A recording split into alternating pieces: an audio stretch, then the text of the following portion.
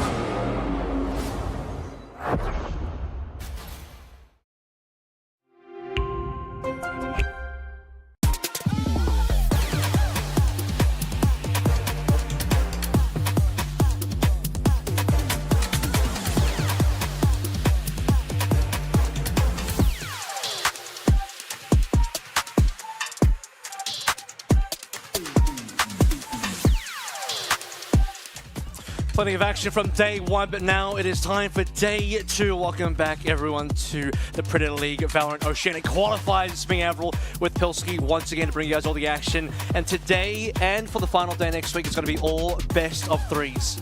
Yeah, I'm looking forward to them. We've gotten the best of ones out of the way. You know, you can get some wacky, weird results in the best of ones. As we did see yesterday, IPGN already out of the tournament. A couple of pretty strong rosters, some mixed teams already out of the tournament. Yeah. But we've still got like so many very strong teams left in the top 6 here. And it's all best of threes to see who's going to go over to Kuala Lumpur next Sunday. At least for today, though, we're just playing all the games down to the last 2. Best of threes to decide who's going to go overseas. Yeah, we're really in towards the business part of the tournament here. It's 3 days of action. And yesterday we went through, you know, the first 5-6 kind of rounds here through our double elimination bracket. It's a 32-team bracket, and we kind of speed ran through the entire thing. Best of ones throughout the entire day. Yeah. 5 of those games made it on towards the mainstream. We started out with Cooper Troopers versus Magi Soul Sealers, 14 and 12. First banger of the day went towards the OT, then 10-13. Cooper Troopers IPGN. A second OT for Focus GG versus Bobo. Kebab Clan unfortunately couldn't get a lot done versus GG House 7-13. And then Hornswogglers really made short work of Yonko with the 13-4. Yeah, Yonko, we had high hopes for them. They did knock IPGN out of the tournament. The Hornswogglers definitely had their number with a weird, wacky split comp. So now a lot of these strong teams still present in the tournament. Bobo, Kebab Clan, and Hornswogglers, who we all saw yesterday, are scrapping it down in the lower bracket. And in that upper bracket, both GG How and I believe Focus will be playing a best of 3 to decide who's going to make an early appearance in the grand final. I believe we're going to be skipping the upper bracket game and focusing on the elimination games. So, you know, keep an eye on, I assume these things will be on VLR. If not, I know that there's match pages and things like that. Keep an eye on the result, and we'll also update you throughout the stream. So stay tuned to the stream as well. We'll be keeping you abreast of all of the results today. So that upper bracket game will be going on simultaneous to this one to decide who's going to go through into the grand final. But we want to focus on these games. There you go, upper round 5. Focus GG How should be the game of the tournament and should be maybe even a prelude to the grand final, unless Arena has something to say about it, having been knocked down in a best of 1, mind you, by Focus earlier in the bracket. Hornswogglers, Kebab Clan, Bobo, and Arena Internet Cafe, all 4 of these teams facing elimination in the lower round 6. Most important thing here to note is that these 6 teams that you're seeing on your screen right now, they are the final 16. These are the top 6 for the entire tournament here. Sure. And it pays to be in the top 3 because that's where the money is at, especially top number 1. If you win this qualifier, you are the sole team representing our region to go to Malaysia to play in the Predator League for, you know, Valorant. And you know what? That international trip is worth a lot in terms of experience, in terms of exposure, and getting the chance to play against these Asian teams, which only an elite group of players can say that they've done inside of Oceania. There it is, first place, 6,000 AUD. But what I will say, at least last year, when I was participating over in the Philippines, it was a best of 1 group stage. All you had to do was win a couple of matches through the group stage to get into the playoffs. I don't know if they're going to follow the same format, but once you make it to top 4 status in the tournament, something like that, the prize money's pretty serious, bro. Like, I think it might have been like 50k USD for first or something like that, and then like even 20 for third, fourth, or 10 third, fourth. So like, we're talking about 6,000 AUD and a trip overseas. That's already a fantastic prize in and of itself. But even just a couple of wins overseas at the international tournament could put you in a pretty serious amount of money. Yeah, it gets you that, you know, experience of playing against the better teams as well, which we already talked about, but then land experience, all that kind of stuff, which, you know, kind of a rare opportunity for a lot of teams out there, especially in this side of the world. So that's going to be really important. But to get there, you have to get through the other 5 teams to be the best so far. You sort of mentioned this already. We teed up which games we're going to be having on broadcast, which games are being played today. The first 2 that we saw on the schedule, they're actually going to be played at the same time. So the upper bracket game, and that is Focus GG versus GG How. That one's not going to be the one on stream. We'll be covering Arena Internet Cafe, which is AIC versus Hornswogglers, which we saw yesterday. AIC is the only team in this top 6 that we didn't get to see on stream just yet. Before we talk about that game that I'm actually going to watch, though, we'll briefly just touch up on a few expectations for these other games, especially the ones that we're not going to end up watching to see, what we think will probably happen, who's going to make it through. So start things out with that upper bracket game, GG Hal versus Focus GG. What are we looking at here? Because these are two teams that we both expected to be in the upper echelon of the teams competing here. Particularly GG Hal is a big favorite for this tournament, but Focus, they're probably within that top 3, maybe top 2.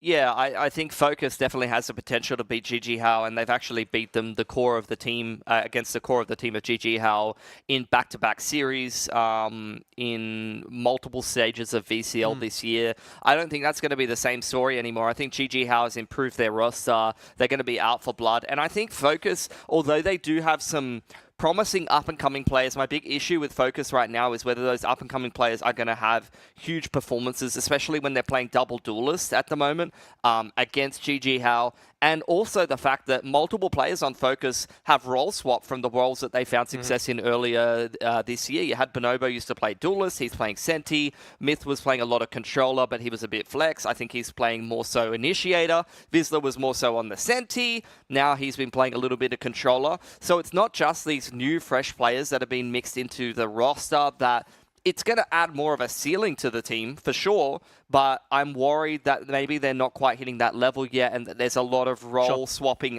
going on at the moment, whereas for GG Hal, I feel like most of them are playing their comfort roles and they're all very experienced players, outside of maybe Dragon, who's had to swap into a Senti role, but that's something he's done in the past anyway. Yeah, and also a little bit of struggle from Focus in the game versus Boba, which we did see on stream. That's true, maybe a little concern over whether Focus is going to be bringing in the full... I think Bobo a little underrated, though, honestly, and I think Punda coming into the roster is pretty huge. Let's move on now to the game that we're actually going to be covering today, though. Obviously, we have Bobo and Kebab Clan down the bottom as well, but we'll be looking at Arena Internet Cafe versus Hornswogglers. This AIC team, now, we spoke about who our expectations were for the top teams in this tournament. The other team that was mentioned quite often was AIC. We didn't get to see them, but we will now.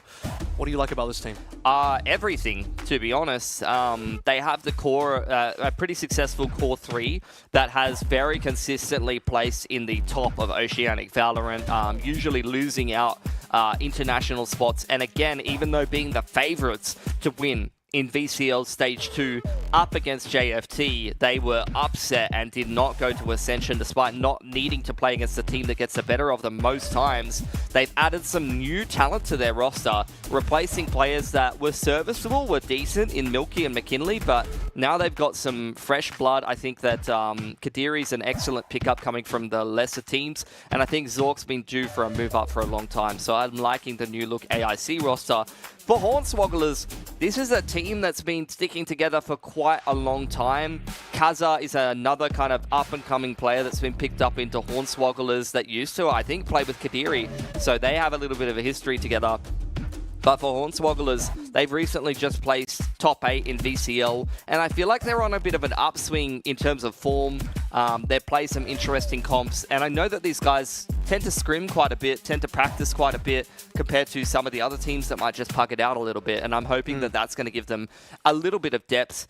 I think they might unfortunately hit their ceiling in this matchup, and that's what tends to happen in Oceania a lot of the time. Once you make it deep into a tournament, into these best of 3s, these are the exact kind of matchups you're going to see. You're going to see teams like Hornswogglers, Bobo play up against AIC, Focus, GG Hal, and those are usually those semi-final, quarter-final matches that always go the way of the favorites, but I'd love to see something different happen today. Yeah, maybe the best of 1s, you'd say that Hornswogglers have certainly got that opportunity, and the best of 3s will be a little bit more difficult as we see the draft come through here. So we're going to end up seeing Pearl, Ascent, and also Split.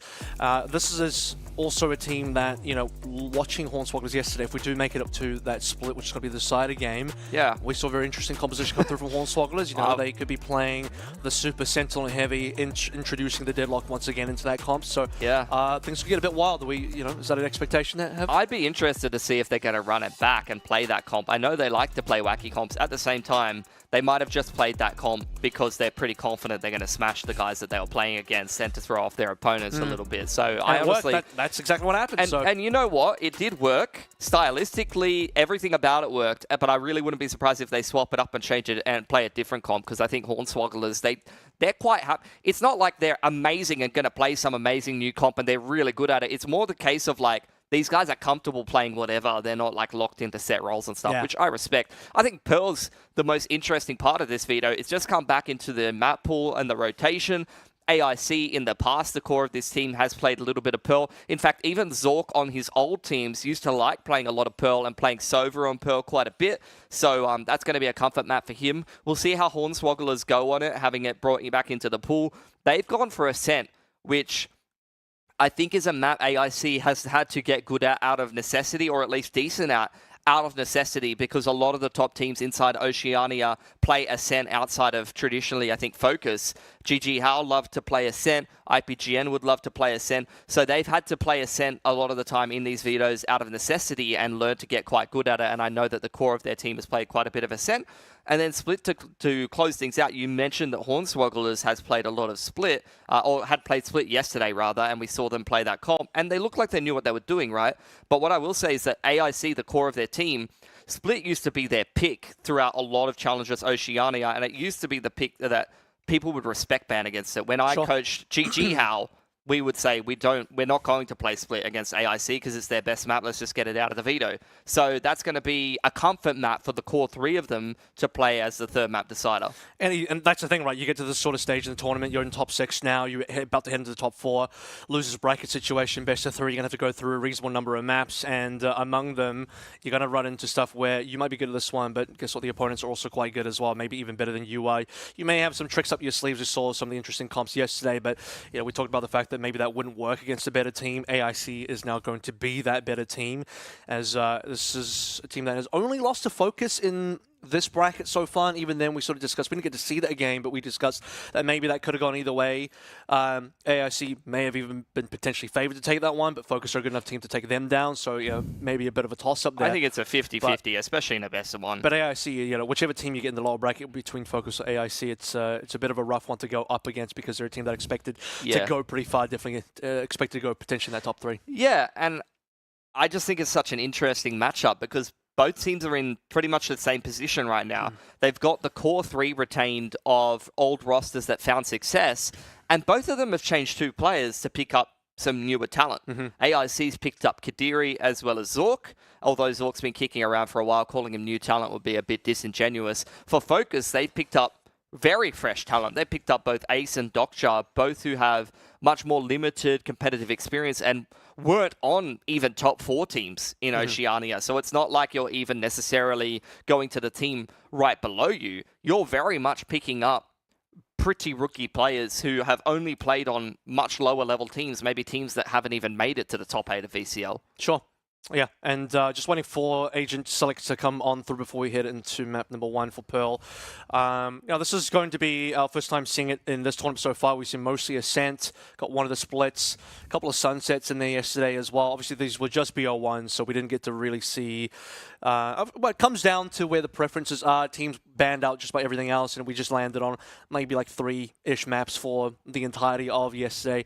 And now we're here to see what Pearl's going to offer, especially as a team, especially as a map rather, that's just re-entered the competitive sort of rotation. Haven't seen Pearl for a while. Wonder if anything's changed in terms of meta since we last saw it. I'll tell you what has changed.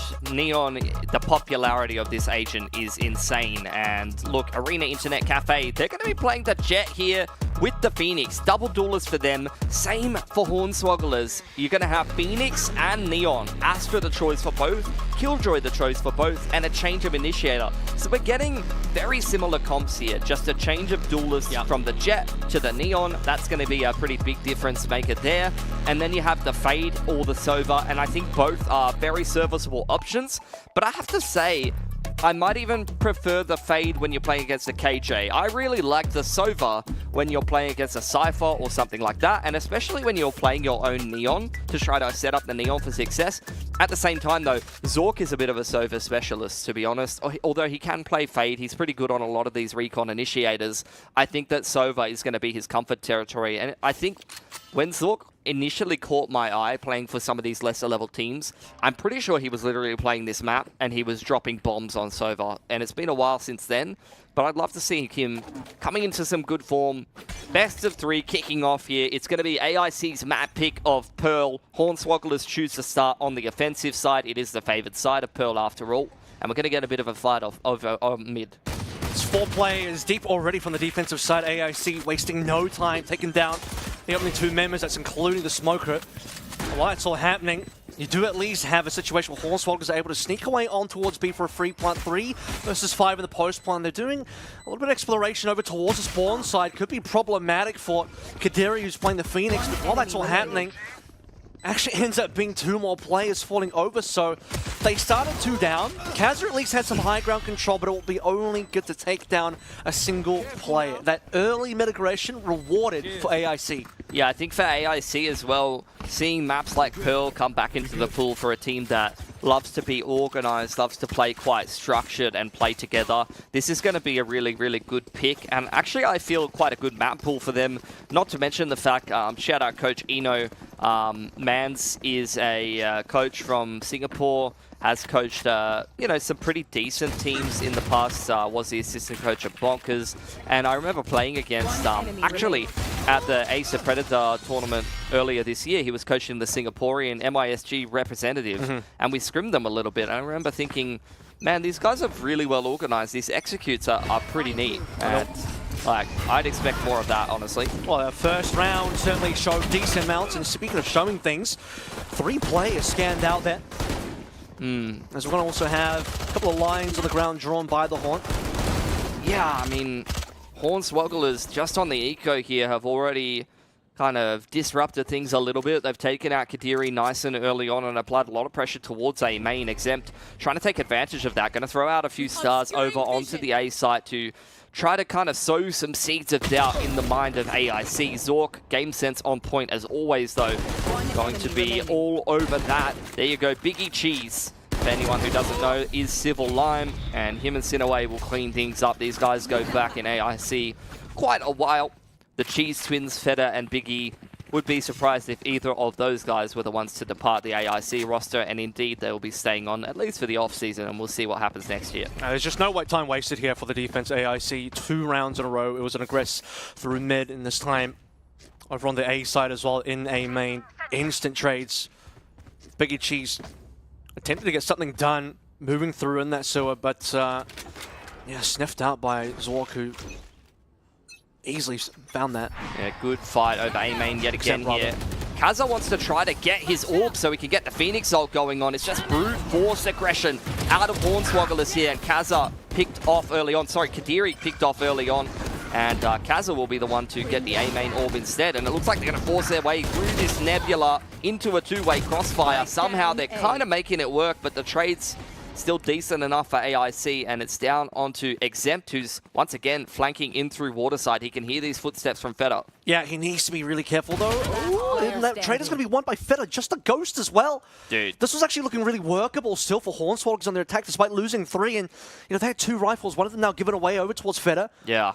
You cannot lose that duel coming in through water against a ghost when you got rifle armor. And Exempt's on 10 HP as well, by the way, so this is now really dangerous. I mean, it already was. And Hornswogglers, they had split up their last 2 members. Yeah. With Exempt coming back over, I believe, from B even. It's looking like AIC is going to win this bonus unless Exempt can find the right timing, but it's very passive. He's not going to know this. Yeah, it's very passive positioning from Zork. There's no way you're ready for that off angle. No, I don't think Exempt is going to realize where the play is exactly going to go through. If we go easy he was already on A, but confidence pretty low in that situation. Like we said already, 10 HP, 1 versus 2. You gave a gun away. That's unfortunate for Hornswogglers, because that A main contest was looking pretty good for them. I think maybe they try to force things too much. I honestly, after you get such a clean opening kill onto the opposing Phoenix there's no reason why you have to speed things up and force things into A, especially with the kind of comp that they're running. Like, you can have multiple lurks in play with both a KJ and an Astra, and Pearl is the kind of map where you do need your active lurks. Well, runner backs available now on both sides. Another aggressive A main take coming through for Hornswogglers. Saw the flash come through. I'll see what they can get done with just some upgraded pistols. Indy also looking at the Stinger. Yeah, it seems like early on Hornswogglers want to really condition AIC to respect the fact that they want to take A main control. And then they'll be going back to a little bit more mid control, but the Killjoy utility in the middle of the map hasn't been tested just yet. Happy to just give Grinch over to collect more orbs as well, moving towards the Nightfall. But as you sort of mentioned, it's a lot of utility they're walking into, and also potential for a crossfire. You see two members from AIC just locking up. That B-Link side. Sinaway. Yeah, he's going to get contacted. Dodges the curveball, but unfortunately gets taken down. Nice shots from Kazza. 1-1 so far. Moving over towards the A-Link side. Prowler destroyed. Biggie Cheese forced off the line, but Zork, once again, heads up play from this man. He's taken all of A main control. Out comes the run it back. Charging through Art right now is Kadiri, and he's just applying so much pressure. Down goes Prince of Egypt, that is Xenox. And Feta has found Kazza in the meanwhile. Grinch hits the deck, exempt on a long flank, and it's been multiple times that this man's been on a very, very long lurk, and you can see AIC, they're looking for him. You know, once you've been lurking in the first 4 rounds, 3 or 3 times in a row, like, it's getting a bit played out at this point. And Feta knows it. Feta just spots it out straight away. And we'll get the defuse here as well.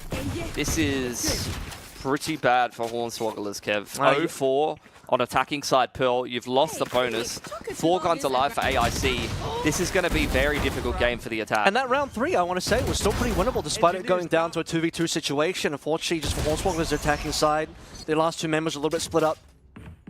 And consistently, we talked about the fact that Exempt's been on this lurk and it's been caught every single time on the lurk, for the most part. But an important gun round now.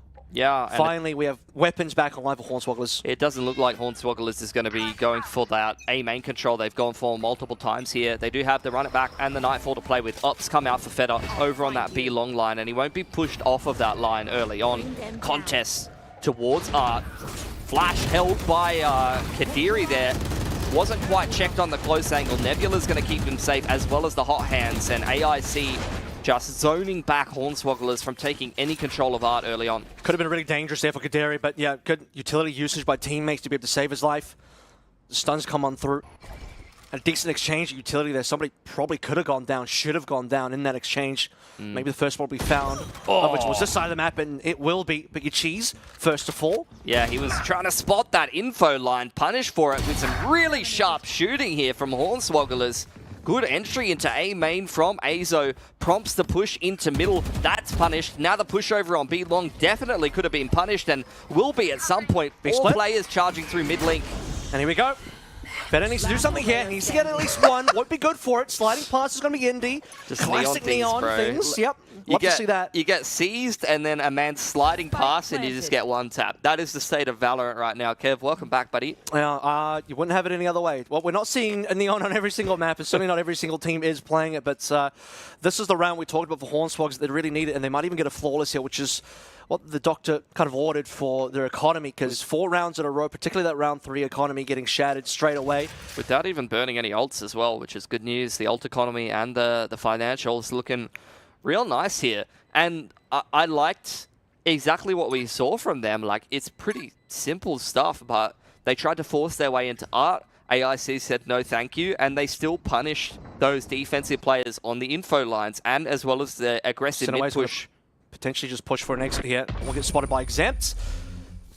Sinaway will take away one of the guns, so not too bad there. You can see that Hornswoggers weren't really trying to chase or anything at the end, but... No, I mean, there's no reason to. The money's fantastic for the defense.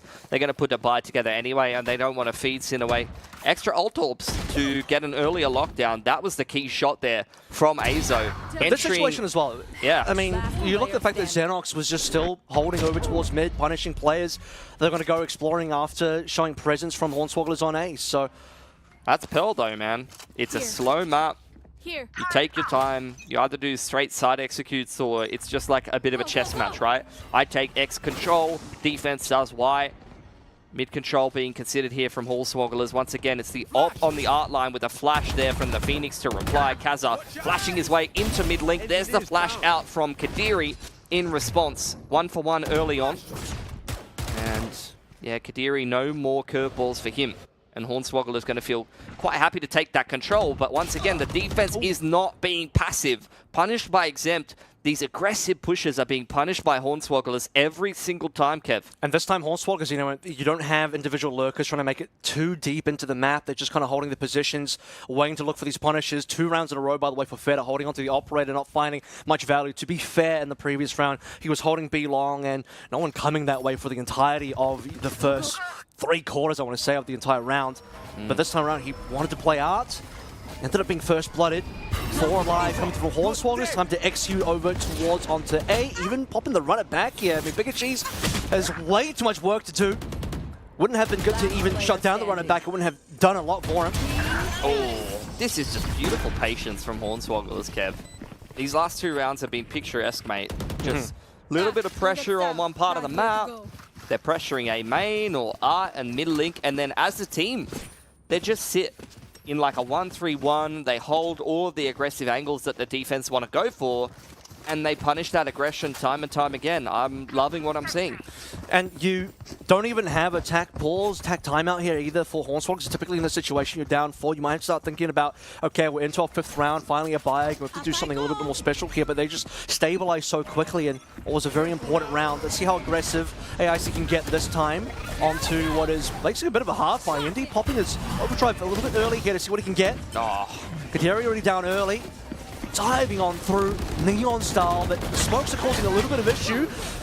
That ultimate's actually been forced out. 2 members alive now. They're at least trying to recover the situation. Down to a 2 versus 2. Sinaway coming through from Link. Zwok's got an angle, and yeah, they've managed to do it. Sinaway with a rifle. And the overdrive being shut down so quick as well. I mean, again, Hornswoggler's like, they isolate that Phoenix and pick him in A main every time. But when they force things into A main after that, it doesn't go well. Like, they need to just take the 5v4, and when the rounds are slowing down and they're able to punish the defense aggression in the mid-round, they're winning every time anyway. It's really where they force things onto the site and they try to kick off the execute that things aren't going well for them. That should have been the first low-buy situation, bad economy for AIC, and they still pulled through a reasonable round. They had, a couple Bulldogs in there, not particularly good weaponry. Feta did pop a Blaze Storm. Again, You expected more out of Hornswogglers, but talk about this A situation, it's more A. 1-for-1. Again, it's going to be Kadiri trying to zone back the defense with the hot hands, the wall, and the curveball. And this time, Hornswogglers with a 1-for-1 will slow things down. Retake over on the B side from AIC. They're quite happy to lean on the lockdown and the Cosmic in any kind of post-plant situation.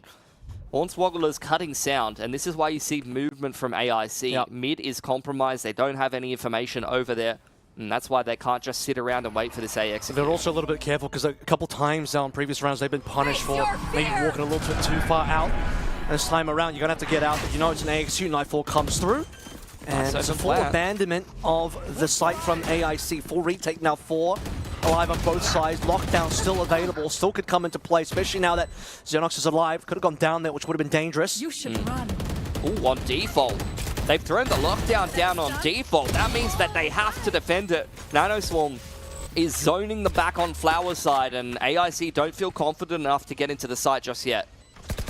Have to wait for the lockdown in a minute, and they get detained as well. Oh, this is not what you want to see for the retake at all. No smokes. Yeah. Kadiri doesn't have an ultimate available. Just gonna say, bro. Gonna have to. I mean, they haven't got a super comfortable economic situation just yet. I mean, Kadiri only sitting on 450. You're 1 off the run it back. You have your other member that could have smoked you in, could have played a Cosmic Divide in the 2v2. Unfortunately, just catching a toe, slightly dipped in towards the lockdown. That's just unfortunate. That's the kind of error, though, you can't really afford to make. No, you can't. I mean, that, kind of diminishes any chance of going for a 2-on-2 there. And a very good 2-on-2 that could have gone their way, I think. Yeah, you needed the Astra smokes or maybe even the Cosmic. The Phoenix was 1 off a run it back as well if he got 1 kill. It was a risky play to throw down the lockdown on default there, but Xenox does a great job defending it. He throws down the Nano on Flower's side and gets that key kill. If he doesn't kill the player scaling on backside of site, then that lockdown is toast, but able to keep it safe. And it was Sinaway as well on the defense that went for it and actually tried to make the play, and that's the defensive lockdown that was taken off the table. This time, B main control being thrown out here by Hornswogglers. The first time that they've really created any pressure over on the B side of the map, but once again, it's a double peak on this A main info line where they punished Biggie Cheese previously. This time it's Feta though, playing the off angles. Curveball is prepped and ready for Kadiri. Flashed out onto the line, spotting just Xenox, so you're anticipating that as a killjoy. Meanwhile, over on the B side of the map, Hornswogglers are applying a lot of pressure. They break the turret, but Sinaway punishes. Yeah, super nice shot. Just sees a pixel of a hit on Indy, but that's all you need. And what otherwise could have been a very clean take. And, you know, smokes come down, but just a little too late. Your players are already down. Should have thought about that a little bit earlier. They're still going to go for this either way because they have control. Yeah, the Cosmic and the lockdown on the defense side of things, as well as the man advantage, means that you cannot play retake here as Hornswogglers. They have to push. Defensive lockdown. So this is a situation that is not comfortable at all for Hornswogglers. And it doesn't look like they'll be able to really do too much about the lockdown either. Cosmic Divide is just going to make things even harder. So yeah, you've unfortunately had to exit the site. And now coming back to the site is going to be a little bit difficult. Double walls down. A couple of flashes making things a little bit tricky for either team. Close quarters for Grinch, otherwise known as Azo. Both run it back to get popped in that situation, but Feder with 2 on the Guardian has made things so difficult. Kaza extremely far away from the site because, well, he had popped his run away, but run it back in that sort of positioning.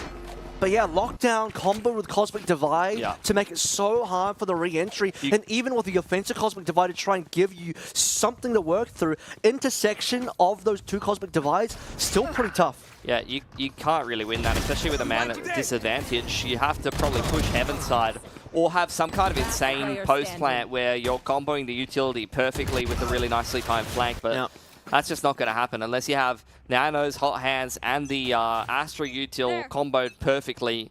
That's going to be a defensive retake every day of the week. So, and losing Indy right at the top as well definitely hurt them, especially in a pretty avoidable situation, I want to say as well. But just a brilliant shot from Heaven that Zepi found by Sinaway. Yeah. Now, let's see what happens over towards the outside of things. Just a little bit of trading of bullets and a tiny bit of util as well. Indy has actually managed to get his way all the way through and catches Kaderi off guard. And he's just out of there, bro. The Neon movement too good. Aggression from Feder in response, though. Able to pick Grinch on the cross. So still a 4-on-4. AIC remaining active on this defense. They've taken A main control. They've aggressed in through middle, so they've got pretty good idea of what Hornswogglers is doing here. Seems like Kaderi is the one that falls early multiple times here. We'll see if that ends up being a factor or not. Feder good for 2 so far this round. He's been the punisher. He's been the one to be able to turn things around. Killjoy on Killjoy action, and Feder finally falls. Looking like a possible good round for Hornswogglers. Let's try and rescue this half. 6 on board for AIC already. And if Hornswogglers want 6 themselves, they need to make sure they lock this up nice and clean. And this 2 versus 3 retake could be problematic. Hunter's Fury is available, as both players from AIC will be looking to come through from main. There's a lot of angles they have to lock it through. Killjoy utility to walk into as well. Exempt first up. Ooh, they get Kaza, it's workable. 2 versus 1, oh my goodness. Picky cheese. What is going on here? Those are brilliant shots. I think it was the correct crossfire to be run by Hornswogglers, but the wrong player taking contact, unfortunately. The Link player, who was low HP, is the first point of contact in that 3-way crossfire, and the 2 players peeking out over on Heaven side and over on default over peak into AIC, who haven't actually been committed out onto the line. And those are the kind of situations where the top level teams don't really get punished for that as much internationally. Even Oceanic teams, though, are going to have a little bit of a tougher time, or even like the tier 2 teams are going to have a tougher time perfecting those kind of crossfires and knowing which player should be taking contact first. And that's a situation where AIC has punished Hornswogglers from unfortunately not playing the 3-on-2 perfectly. Well, they dealt with every single player that peaked from that post plant. And Biggie G's in particular, excellent shot. Speaking of which, Feder, First Blood Operator. This is where the dangerousness of that Operator is finally seen. We waited 3 rounds worth of ops to finally see this action. And now things are tricky for Hornswogglers to try and do much. And we talked about the fact that even previously in that last round, winning it would give them the opportunity to maybe rescue the half. And it's not looking like it's going to be possible anymore, as that's the round. Pretty clean. Not much to buy through if you're looking over towards the Hornswogglers side anyway. But 8-3.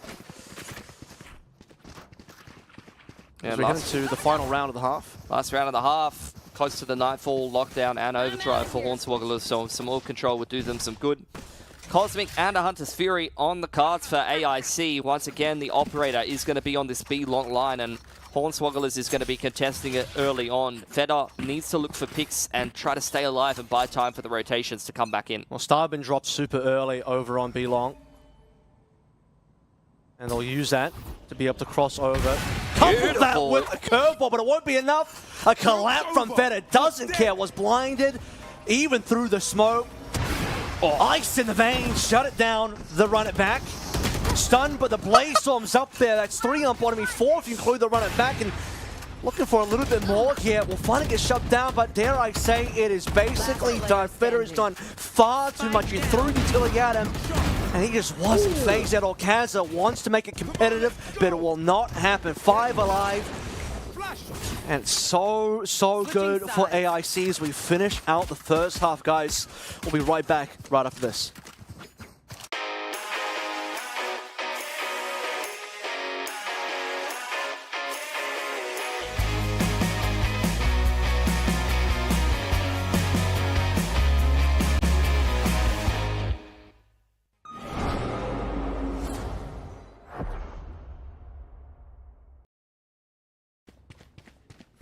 Lightning striking multiple times there for Feta on the operator on that final round, Pilski. Even through all the util coming from Hornswogglers, finds a collat on the opening, shuts the run it back down. And the mayhem continues for AIC 9-3. And they're on the attacking side of Pearl here. This game should be done and dusted most days of the week, unless Hornswogglers can have a fantastic defensive half. It started well outside Kaza flashing himself. Kadiri, on the other hand, is going to find the entry on the B side anchor. So AIC trying to get themselves into a post plant now. It's going to be a tough one. Sent away though. Good for one as he falls. So 3 versus 3 now, and they're just going to rush straight in. This attacking team of AIC wants some extra action. Smokes will block things out. Indy just trying to dash through and jump through the smoke. But they got him to be so quickly after killing the solo anchor there, and just locked out all the defenders in B-Link. Yeah, 10-3 for AIC.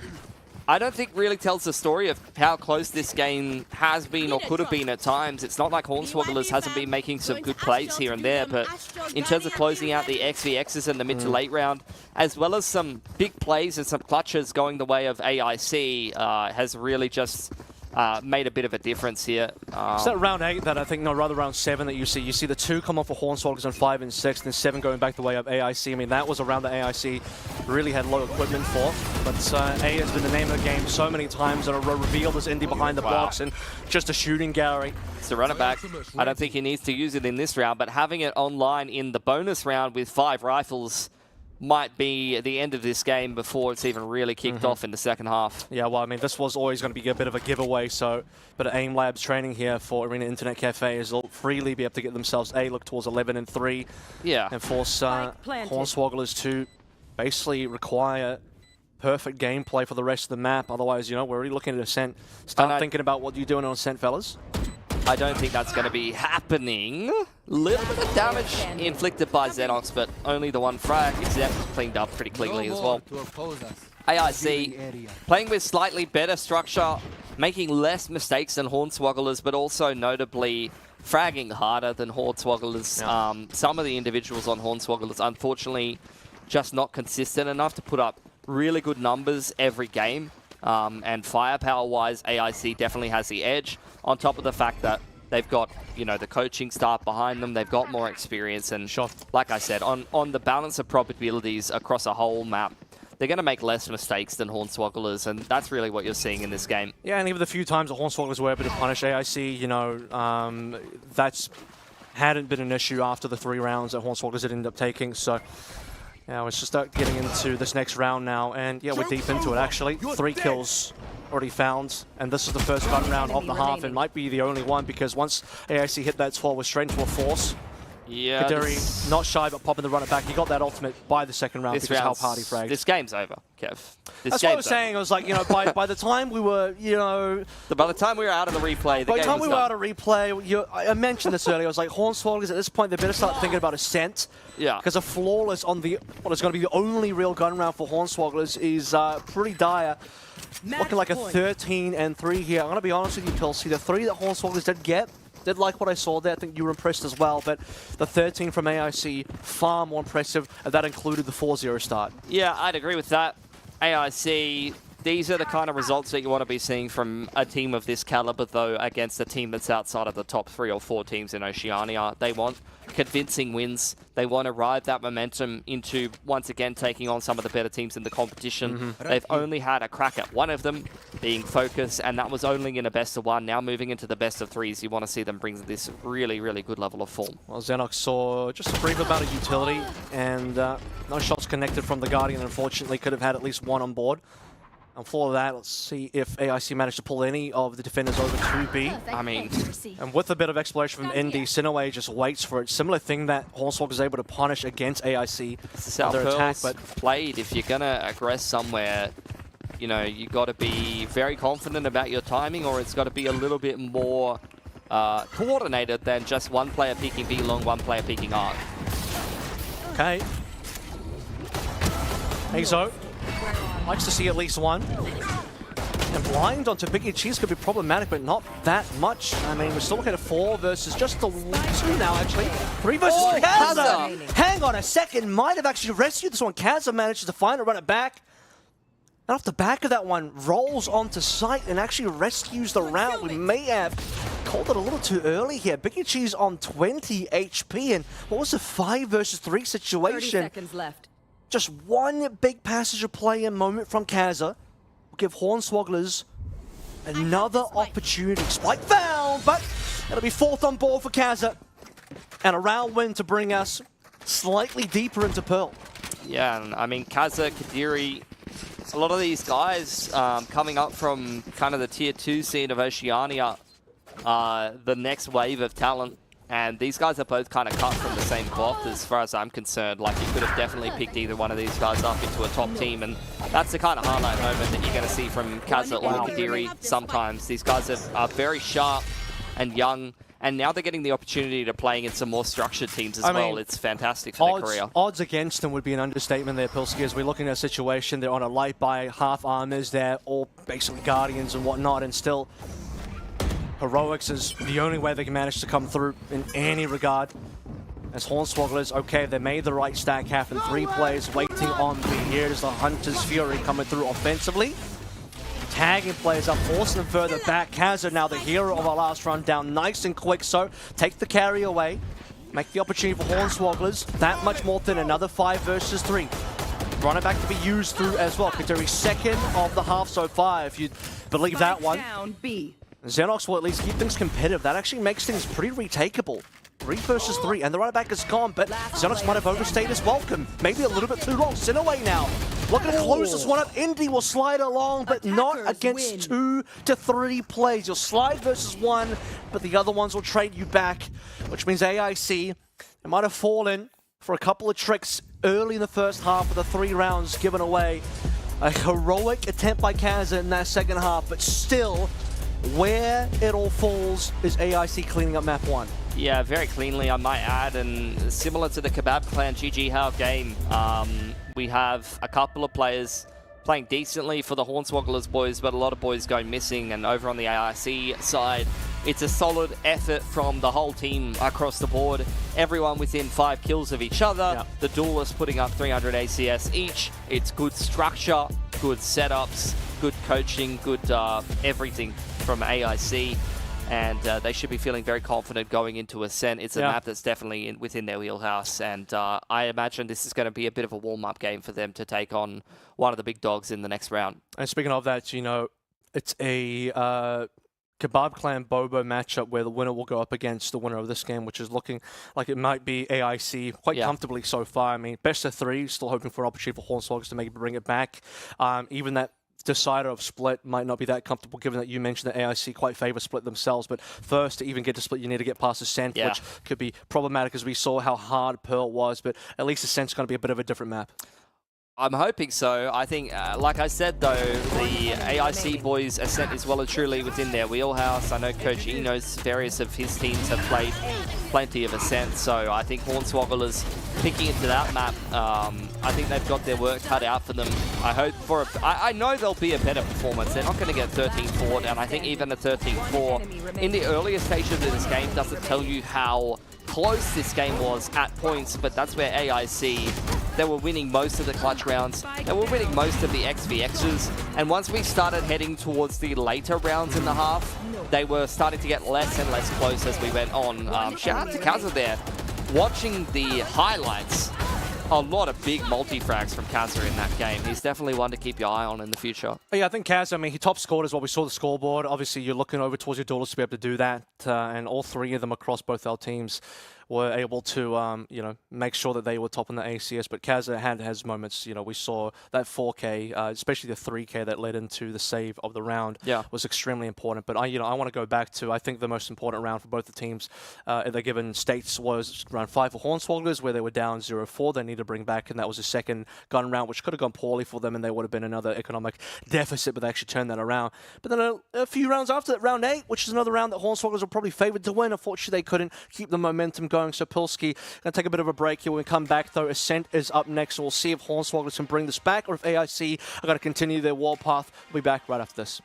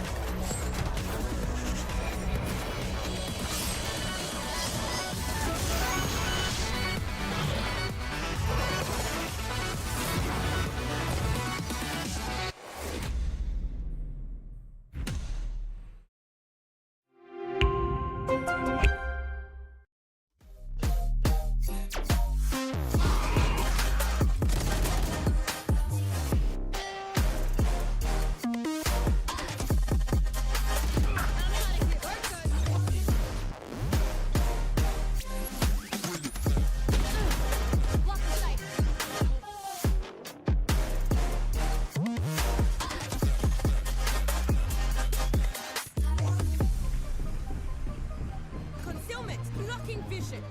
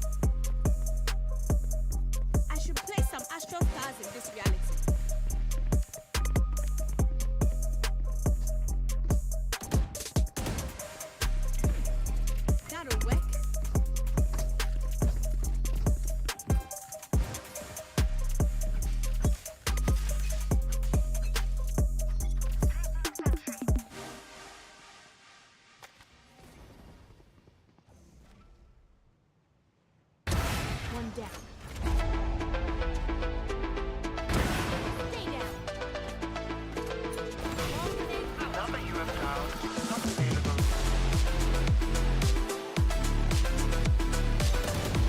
One enemy remaining. Spike down A.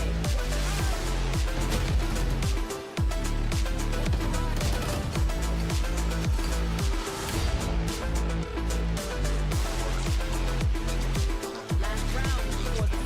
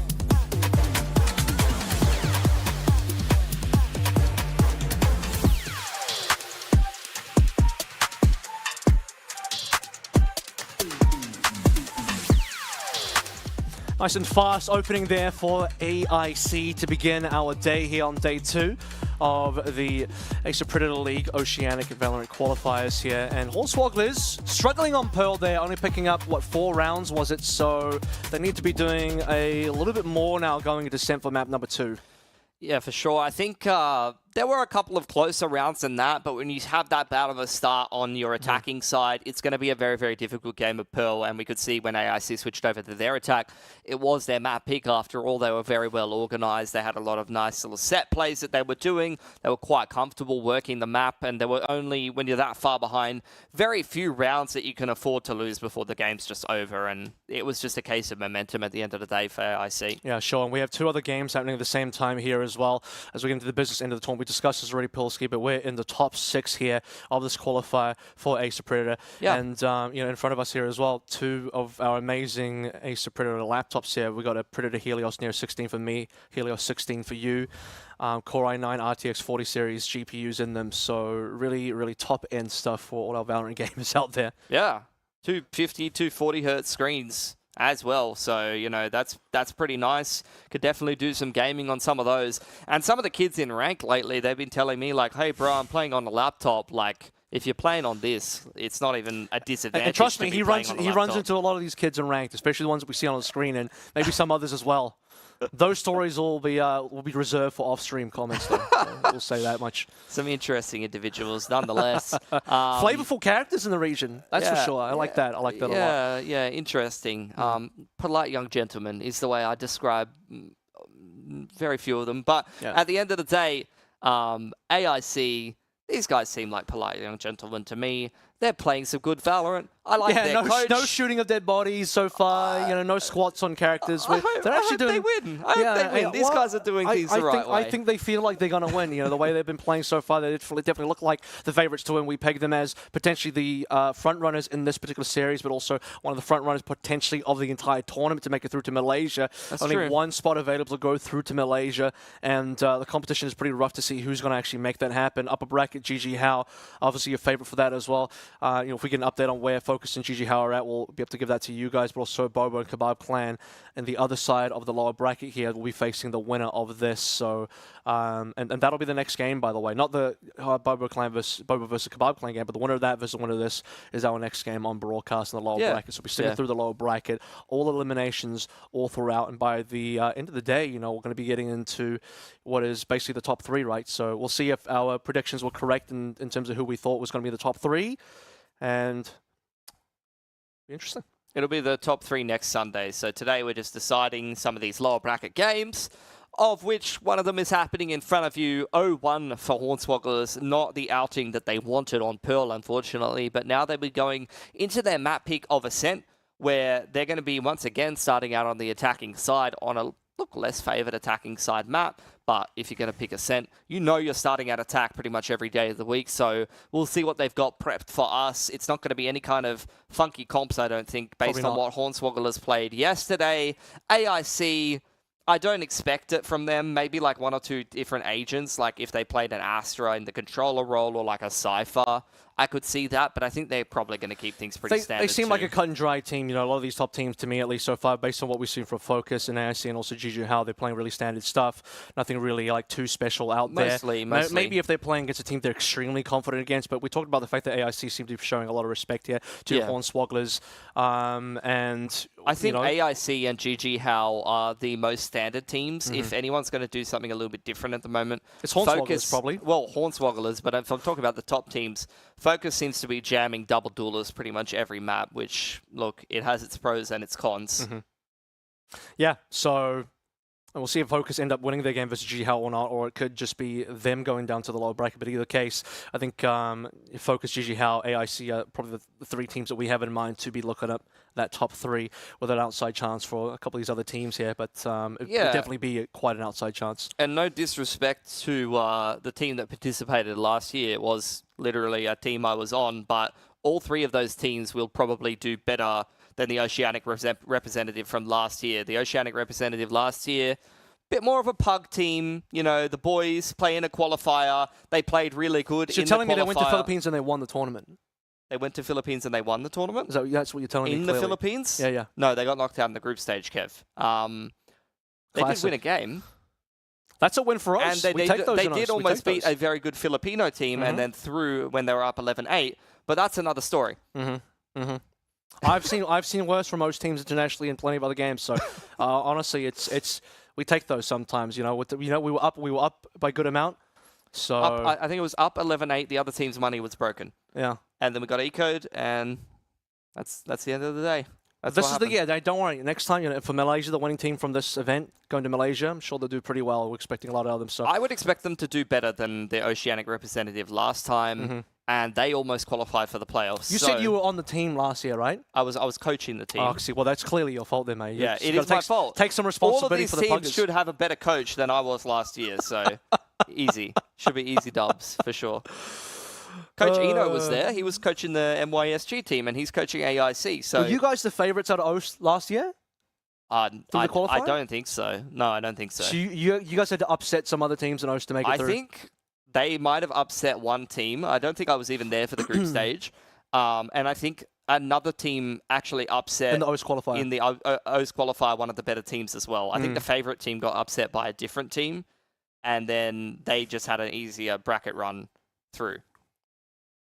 Most teams love getting upset by teams they should be losing to be honest with you. Look, at the end of the day, Kev, when you're playing mostly BO1 formats, even double elim, that being said, though, I think our BO1s, if we looked at the BO1 brackets, you remember how those went down. Actually, very rare upsets. The only one probably would have been the IPGN loss to Yonko. But aside from that, we basically went through the entire bracket as you'd expect. Every one of our quote-unquote top teams won their BO1s. One of the other potential upsets could have been Bobo versus... who was a Focus, but even then, you wouldn't have hated to see Bobo winning that because they're a team that have the capability. So even then, is it technically an upset? It would have been technically an upset, but it's not like one of those crazy upsets. It's like, yeah, you can see a world. And just as an update, by the way, as we're just kind of vamping here, is we have a bit of a HUD issue at the moment we're trying to sort out before we head into Ascent. So while that is... while the technical difficulties are being fixed in the background, we'll sort of work our way through and, look at how we are in the tournament. Yeah. What's your perspective been leaving Oceanic Valorant for a number of years and seeing it at the start and then seeing what it's devolved into? There were a lot more teams at the start. That's for sure. We had like 300 teams at the very beginning. I would have liked to have seen a few more veteran teams, or players rather, stick around. Obviously teams, and that's not going to happen, but players stick around, which is why I was so pleased to see a team like Bobo, because it had a ton of veterans. Also GG Hal as well, a ton of players that I was very familiar with way back in the day. But as far as like the super old day one type of players, I mean, Nolz is one of the only like real day one players that I'm still seeing out there.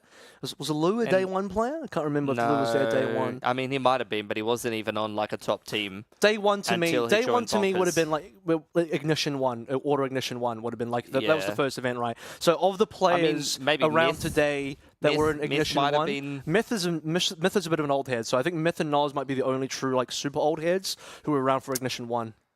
Yeah, let me think if there's anybody else. Yes, Noz. No. I mean, yeah. Noz and I got top 6 for Ignition 1. I was pretty pleased with that. Yeah. So, yep. That's pretty good. Yeah. Yeah. Unfortunately, part of the reason we lost is because we had to play with a sub on our top 6 day. So we could have made top 4, but that match, unfortunately, we had to play with a sub. Excuses from, what is it, like 4 years ago now. Still haunts me in my nightmares. Pulse, he could have made top 4, could have made further in, but let's see who makes it further in here. Talked about the fact that Hornswogglers have struggled so far in this series. They looked pretty good yesterday versus Yonko, but Yonko were a team that maybe, you know, overperformed versus IPG and to get to where they got to. Now, Hornswogglers, they're facing the opposite end of the punishment that they dealt to their opponents as they are now on the receiving end of AIC and all of their rampaging so far in this tournament. Oh, interesting. AIC's... Yeah, AIC is going to start defense. I thought AIC was on attack for a second. Oh, no, they are on attack. The HUD is confusing me a little bit. No, AIC's on... Wait, Kaza? Zork is on attack, so... Zork is on that's AIC, right. Yeah, so Zork yeah, is, they are starting... on attack. That's true. They are starting attack on their opponent's map pick. That's very interesting to me. Yep. A main aggression, dodging the dart. There's the dart cover thrown by the attackers. Flash straight through the smoke. Doesn't get anything at all. 2 picks for AIC. Azo inside of the smoke swing. Slate only goes 1 for 1, and this pistol round has already gone completely by the wayside. Azo might have thought about playing that one a little slower just to wait for teammates, but decided to go for the swing straight through the smoke into 5 players or so. Couldn't quite make that one work. They'll drop off, they being AIC here, will drop off Indy. See what he can get done. Oh, actually, no, Indy is...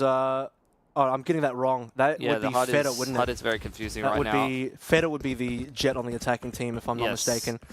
So AFC, not only are the names not correct, but the HUD is not correct. We'll get that sorted out. Our brain is breaking. That will be sorted out in a brief moment, fellas. No worries. In either case, we know AIC is attacking. They've got deep control here.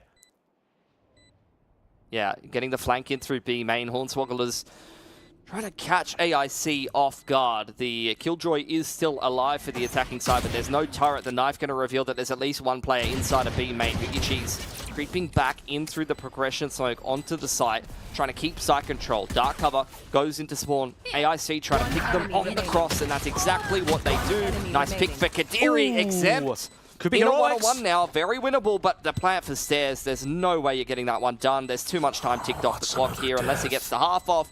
You shouldn't let him get the half off, and Big Cheese isn't going to let him. Close situation, though. Brought it back to a 1 versus 1 from a 3 versus 2. I like the setup from AIC. 3 members. 3 different angles. Hornswogglers at least kept it competitive. I mean, it's a poor start. Don't forget, they were down so many members. That trade over towards A main went so poorly. Right off rip.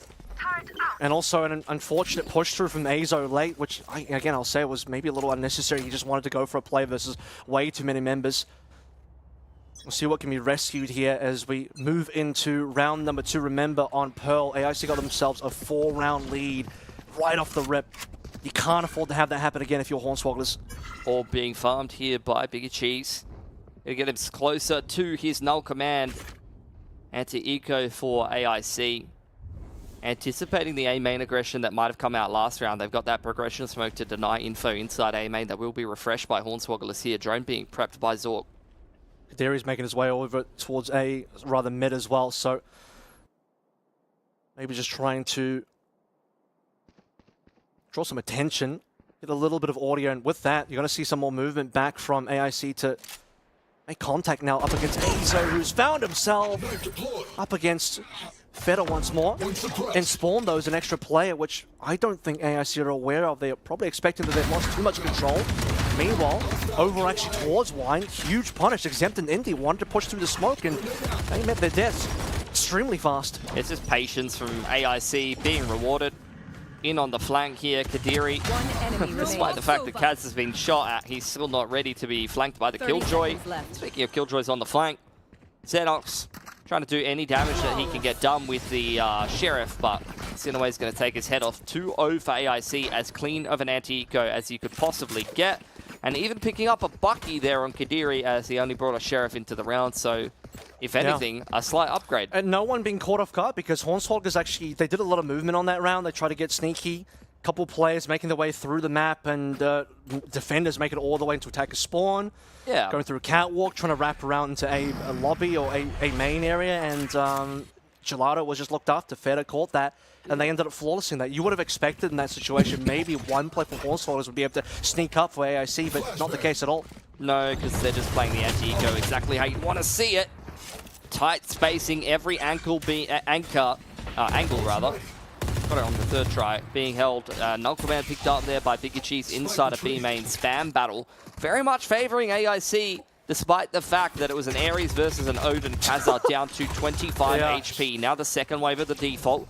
Smoke to Cat, flash over top middle, trying to push Indy off the line. He doesn't fall off the line, but he'll be forced off it by Kadiri. That's no command found as well. Biggie Cheese, third round in. Knife coming through all the way to the back of sight. Sinaway on towards Azo. At least one trade coming back through Exempt, but will it be enough? Kaza on minimal HP. Getting a little bit more from Hornswogglers, trying to make this one a lot more competitive. He's still alive, by the way. Kaza in the back. Might even be able to get another player, but just overwhelmed by AIC, who've only got 2 available now, which is still 1 more than what Hornswogglers have. Exempt got a little bit of work done over towards mid. The plant, by the way, hasn't come on through, so Exempt is just going to chill for a little bit. He doesn't feel like he needs to make anything happen. Oh, I see, waiting for a mistake. As is Exempt, without the plant going down, he's feeling like they might try to aggress somewhere. Finally, the plant being put in by Feta. Progression smoke to the bottom side of stairs, trying to deny info to the 2 players on the site. Exempt, another smoke in 3 seconds. Creeps up on lane side. Shoulder. Yeah, spotted out by Kadiri. Paranoia, rather, going forward, and it's the swing for Kadiri. Not even needed. Feta inside of the back of the site. It's just another 1-tap from Kadiri. A 3K in that round. He opens it up on top middle and closes it out in the post plan as well. Exempt got 140 there as well because Kadiri got left on 10. I actually thought that Feta was going to end up being the problem because Feta was completely unspotted, tucked away in the corner of the site itself, and even if Kadiri goes down, I expected that the trade was going to come through instantly. To be honest with you, though, Hornswogglers did a decent job of trying to hold on to this defense. Kaz is staying alive for a long time on minimal HP after losing the, LMG trade over through in B main. But Pilsky, I brought this up. We had a 4-0 start on Pearl. And now we're looking at a situation where it's probably going to end up being the same thing. The first gun round for Hornswogglers is completely eviscerated, and they'll go for attack timeout here. Yeah, losing the bonus. Worst possible situation for Hornswogglers. We saw this a lot for Cooper Troopers yesterday. A lot of teams have been losing these bonus rounds here in the Oceanic Predator League qualifier. One of the worst rounds that you can lose. MR12. And if you're losing the bonus this early on, especially in convincing and comfortable fashion in the favor of the other team, not only are you falling super far behind economically, but you're giving the other team extra guns to play with heading into round 4 anti-eco, and they're going to just run away with the game economically. It's going to be very, very hard for you to break that economy. And you also have a situation where ults could be factors on. I mean, we saw Biggie Cheese managing to get the null command up on that second round. Was it third round, actually? In either case, far before anyone else on either team actually had anything to play through. Hornswogglers after that tag pause, discussing what they want to do here. Now, typically, we've seen more teams probably play the tag pause after this round for their, second gun round or number 5, but some aggression potentially coming out through mid. I mean, they do have a jet to play through, but after hearing the util coming through on B main, Smoke's going to come down to try and at least slow things down. Not at all going to be perturbed is AIC rolling their way through on B, checking through, nobody in the back of sight, and that will be a free plant for retake with pistols for Hornswogglers. Yeah, they might even just hold for damage here. Dark going to go through onto the backside of tree and try to create opportunities for the spams to come in. Flash in combination with the dart is actually going to get a scan off. No shots connected, unfortunately, outside of Azo, who finds one. I love that util combo being attempted by Hornswogglers, but it's just down to Xenox and Azo to try to find any more damage. Kadiri being isolated like inside of B main. That's going to be a rifle picked up now by Xenox. Azo's found another pick from lane side, but a 1 or 2 with only a sheriff. They know exactly where he is. 80 HP, and it's a nice little high-low from AIC to close things out. 4-0, but it's good not bad damage. Yeah, like they need damage in a round like that on the half-life. To be honest with you, that could have gone a lot worse for Hornswogglers, and it was looking pretty bad for a while, but just a couple of key picks, that one in particular, Xenox onto Kadiri. Respect it. I mean, we're not thinking they're going to win the round. You'd need a gun upgrade at least, I think, coming through for Azo, and a situation where maybe he had a little bit more time, a bit more HP, and not gone up against a high-low setup that AIC already had, but a 4-0 start again coming through for AIC in a full domination, but an important second gun round now. Operator picked up at Indy, but he's on the wrong side of the map. It's going to be a full A-site look coming through from AIC, and they're just going to go straight onto it. Killjoy with all the utility, not going to really slow things down at all. Actually, I like. Sinnoh actually gets caught by Nanoswarm. Yeah, TP'd onto side, straight into the Nanoswarms. A second for Xenox. Great anchoring work for him on the Killjoy. In comes the retake. Paranoia straight through hell. Great shots for Kadiri. Ace. Off for the ace right now, punished by Azo. Drone coming through, cancelled by the fragment, down to 20 HP. 1v1. Zork on the off angle, but can't quite close it. Big play from Xenox and Azo to keep that one alive for Hornswogglers, but holy, what shots for Kadiri. Surely you get the ult in the back of this one as well, but in either case, Hornswogglers, you really need that. Get the ult. What you really need is the defuse, actually. What you actually need is the defuse first, and you have your pick of the guns. It's not good, though, because you lose a lot of members in a situation. I mean, winning the round is important, don't get me wrong. Man, their money situation didn't look good coming into this, and we'll see what it looks like after this, or at least save the operator, which is super important. But that was a tough one after losing, you know, control of site super early on. Kadiri was on for an ace, and after that, actually came down to Azo clutching it through. Operator in hand first and foremost to take down Kadiri, who was on number 4. So and Azo's got to also be able to get null command off that at 2. Round 6. Potential reset here for AIC, prepping themselves for a B set play. They do have the null command or the lockdown to open things up if that's what they want to go for. Nano's being heard on lane side. Shock's going to clear the Nanos nice and early on. Second one on lane is still there. Indy trying to punish anyone who puts a toe out of line through the dark cover before the market smoke comes out, but pushed out by the knife. Spam coming through from the spawn side. Having to go for the retake keg. Oh, good. Yeah, Zwok dying there is pretty unfortunate through the smoke, I believe. I was going to mention, by the way, that we're one off of Hunter's Fury if you're looking at Kaz's side of things, so couldn't right counter the lockdown. Big flank. Coming in for the defense. Indy punishing Feta for that aggression. Only a 1-for-1 here for Biggie Cheese. Sinaway's got to go huge inside of B main to even give them a hope here. One is good, but not enough. And down to Kadiri once again, who will not repeat his heroics on the A site in the previous round.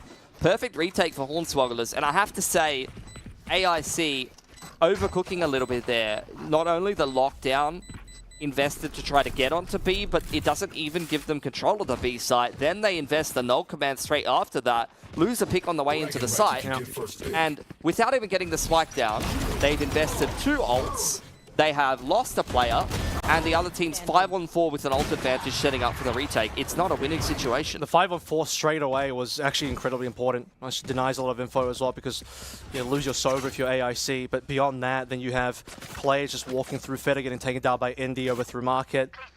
Exempt holding his own pretty comfortably over to B main. A main see what happens now. Well, that would have missed it away. In any case, it's A main, but actually B main is also getting a little bit of action here just early on. Yeah, Also Kadiri out. A main control taken by AIC. We're going to drop off Sinaway over there and wrap back towards middle. Knives popped by Feta. Looks like AIC are fishy, anticipating some kind of mid-aggression, which is not coming out here. Hornswogglers have got a deep info line on B main. Indy posted up on the line over there, which means they're quite happy to lean towards A. A is where all the setup is as well. 3 members plus all the Killjoy utility. About to walk into now the operator of Indy. Drone out though. That is really well played coming through from the attackers here, making sure there's no opportunity for that operator to be able to do some damage. They, I guess, weren't entirely sure where the op was going to be. Knife going to push Indy back onto the line though. I was going to say that with the KO supporting there, you can knife or flash him back onto the line. Fragment to disrupt the scaling from AIC, who do wait out the dark cover on Catwalk. Only 36 seconds left on the clock here. They need to get a wriggle on. Looks like it's going to be a tree split. But look at that massive setup on Jenny. That killed Sinaway for free last time. Yeah, for sure. And you've also got those 2 players looking over towards Garden as well, which could be so dangerous. You need to lock them through. I cannot use that. At least the suppression is there, but you need more. No smokes available. They haven't been able to do that. Feta trying to apply some pressure. They need to plant exceptionally fast. Nanoswarm's going to prevent things, so Flash on top of Silver Lime here as well. Plant finally coming on through, but no confidence. Hunter's Fury is going to stop things. And you don't have a lot of time left. You got to just stick through this one. 4 seconds, or get it just barely. Kadiri falls. So some signs of life here still available on this plant. Indy looking pretty decent. And that is a good retake coming on through for Hornswogglers. There's just the patience, but also the fact that AIC were under time pressure, even further time pressure from the Hunter's Fury. Yeah, and that's honestly like what impresses me sometimes about Hornswogglers. Both of those last 2 rounds, they out-macroed AIC completely.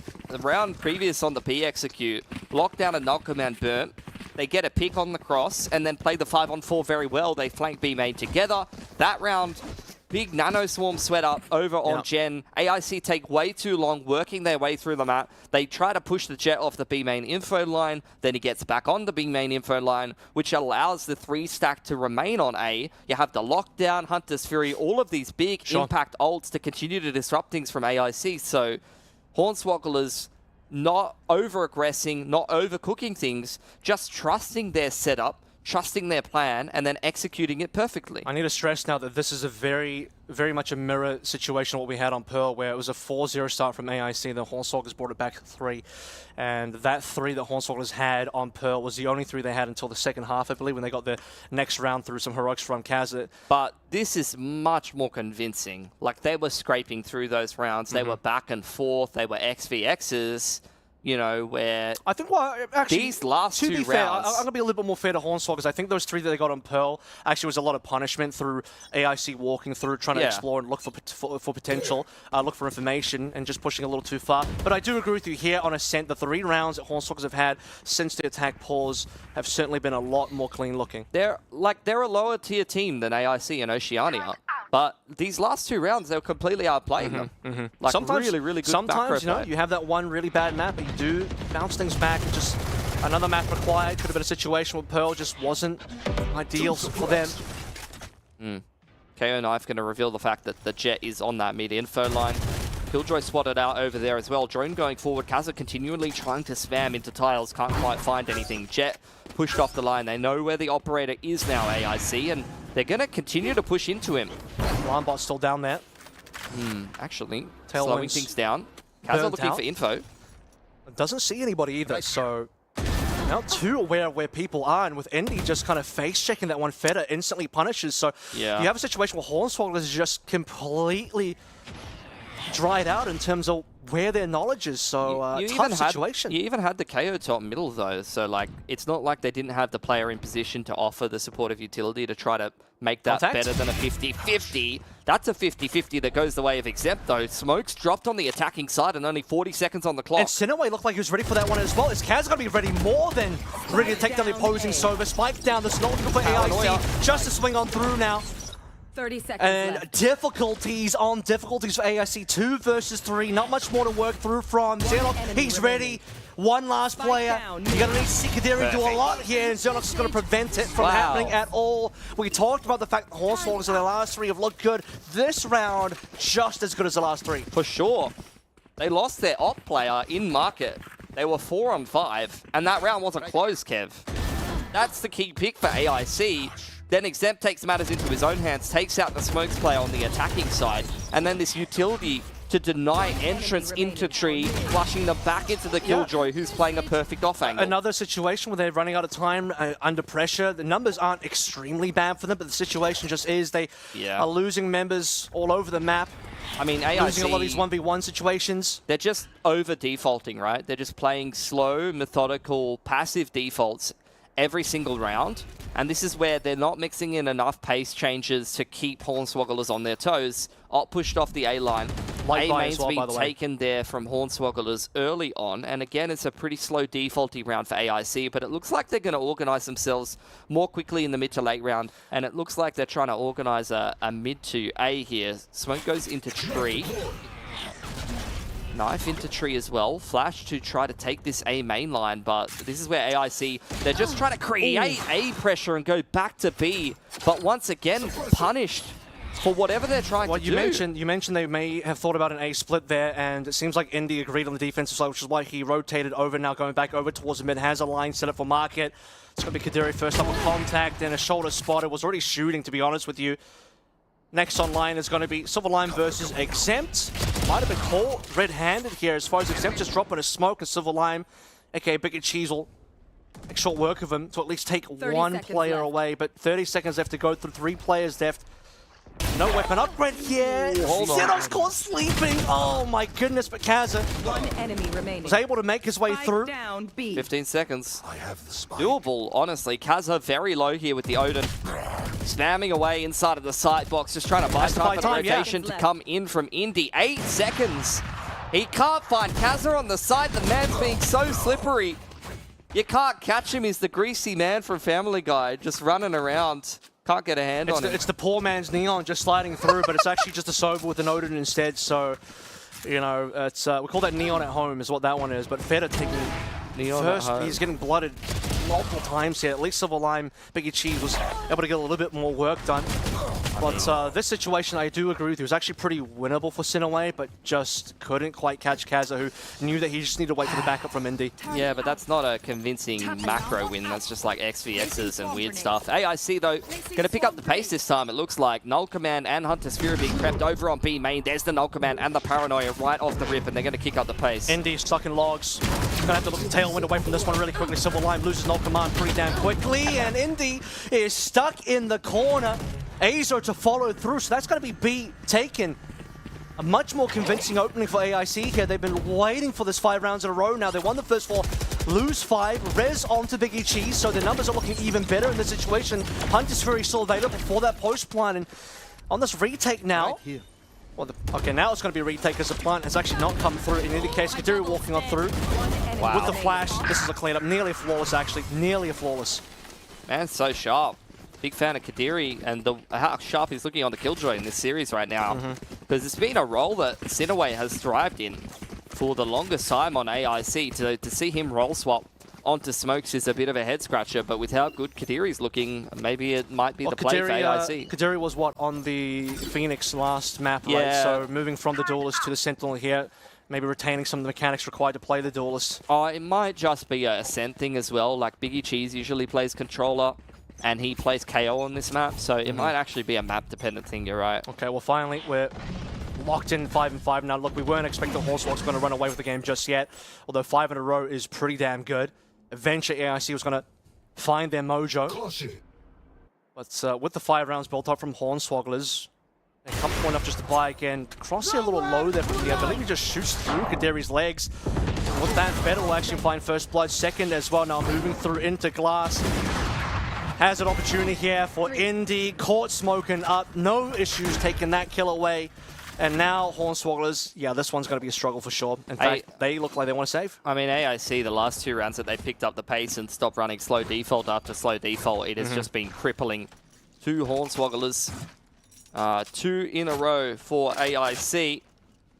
After picking up the pace, a set B play, and then a short split up through Heaven's side is absolute perfection. And Hornswogglers, they just do not have the right answers in those situations. Yeah, as we wait for this round to end, because we're not going to see a retake here, obviously, just a score update from the rest of the matches. Up in the upper bracket, GG Hal takedown in at least the first map, 1-0 versus Focus, but a 15-3, so... 15-13. Ooh, a 15-13, sorry. OT. Well, the 3 was there, but I missed the 10. 15-13, so we actually missed a pretty damn good map in there. 2 OTs and in Kebab both of those Clan series. 1-0 versus Bobo 14-12, so unlucky for us in our first Pearl map. Hey, we might make up for it, because Ascent is looking a lot better now, so we've got a bit of a ruffle stomp on a Pearl. Ascent looking better for us, but all of our 3 games happening simultaneously so far. Those other 2 looking really damn good. This one is AIC developing. winning. This is developing a little. It is, but AIC is winning on attack, Ascent. So they're still probably looking pretty good, especially if they win Pistol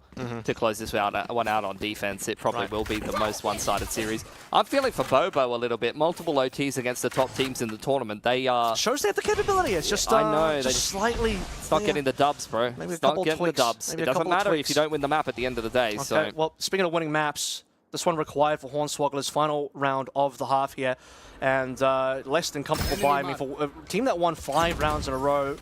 It's that last round that actually really breaks their back in terms of where the money is. Well, very slow, defaulty pace out of AIC. Again, Hornswogglers was winning. You didn't really like that out of them because AIC were kind of losing on the defaults. Yeah, well, we'll see if it happens again. There's not really any opportunities being given by Hornswogglers. They're playing very deep inside the sites. Look at the setup from the Killjoy. It's a deep lane setup with an alarm bot. Turret, I think, is probably watching market, if anything, or he might even just be holding it. It's a full setup to hold B. He's not going to get the opportunity to use it, though. AIC Watch the cross. regrouping Oh. back towards A main. It's going to be a 1-4. Feder going up cat solo, and the rest of the team taking A main with the flash and the shrouded step. Going to force the Omen back. Indy nearly had a shot potentially on Defender there. Wasn't going to be found. should Maybe run. A's will be able to find it on Defender now instead. Oh, would like to have a couple of cleaner shots than that, as Lockdown's going to make things difficult for Hornswogglers. They might just have to back on out. They got nothing to contest at all. Feder's going to make his way through aggressively once again. Needs to be able to find a play. Will eventually finally get that. Looking for 3 and can't find it, but we'll drop the numbers down on the 10 defense seconds. just to 2. At least they have some rifles available. You talk about the time, but don't worry. The plant's going to come on through. No issues there. Only Xenox available. And can Xenox do enough fragging here to keep AIC at bay from 7? Oh, that's unlucky. The turret was offline and just goes back into range for Kadiri, which means they know exactly where Xenox is coming from. Dark cover comes up, a 3-way crossfire from multiple different points of elevation and angles is impossible to break for Xenox here. Getting spammed through the smoke. Time ticking away off of the spike. Slowly but surely, he's out of this round. 7-5 for AIC, and we'll see if they can lock it down after the break. Switching sides.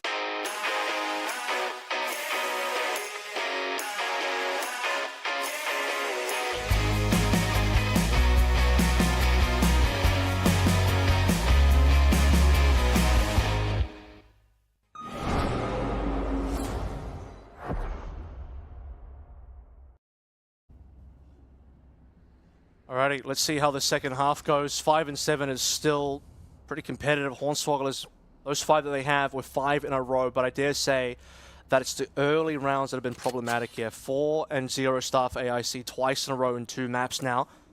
Well, Hornswogglers, this is their map pick. They should be very well drilled on the attacking side of this map, and they're going to have to be to close against AIC. A main control taken, forcing their way through the one-way, not respecting it all. They've seen Biggie Cheese up nice and close, dash forward into the smoke. It's a big entry from Indy, and he's going to double up as well.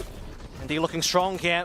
Hornswogglers, they want a good start. They have been winning these pistols. Oh. Feder would like to have some better shots than that. Shots going wild there. Maybe a little bit more practice required in the training range, or aim labs will have to put that one back on the drawing board, and now Indy at least punished by the shock dart coming through from Zork.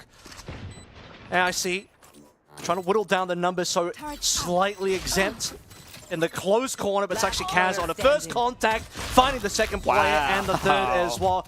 Beautifully done for Hornswogglers, only losing the single play, and they haven't won a single pistol. Have they won a single pistol? Doesn't feel like it.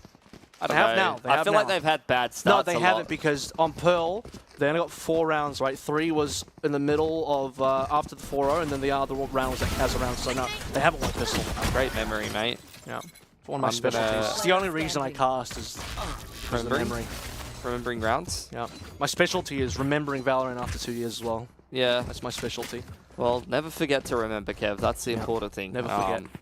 Hornswogglers just going to go back towards A main. It's a 4-stack on the site here. AIC turret up inside of B main, and Kadiri going to get a bit of a push on over there and maintain control of that space. Drone coming forward. Knife going to reveal that there's 2 or 3 players inside A main, so AIC going to be quite comfortable trusting this stack. As I keep my dementia at bay, let's see if AIC with their 4-stack on A can do the same versus Hornswogglers. Paranoia coming on through, dashing in is going to be Feder as well, but it's all looking green for AIC so far. Spike on the floor there. Xenox is going to come up big for 3, so actually this is going to swing back the way of Hornswogglers, because Xenox perfectly picking up 3 kills required. The plant in, Kadiri is the only individual with a shot. Now, you know that Kadiri does have some fragging power in there, and Xenox is low enough that it could be a one-shot on the Sheriff. Door closes problematic. It's going to have to go through glass. Breaking that's going to cause some noise to be heard. Turret's up.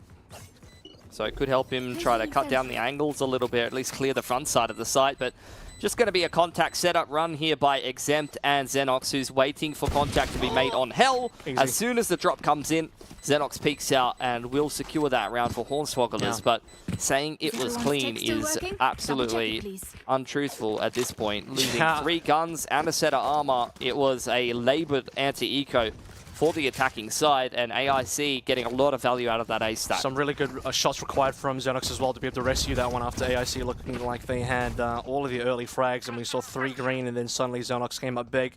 And with that big fragging, the top of the scoreboard, not as close to the lockdown as you'd like for Xenox, but mind you, it's only been a couple rounds. No force buy out of... sorry, a force buy out of Hornswogglers here. They're not playing the bonus, trusting all of the rifles. And again, it's the A bomb site that will be the port of call here. Knife being held by Biggie Cheese. Still holding it, looking to try to cancel the drone perhaps. There you go. Aggression being shown now. Smoke down. Pushes in.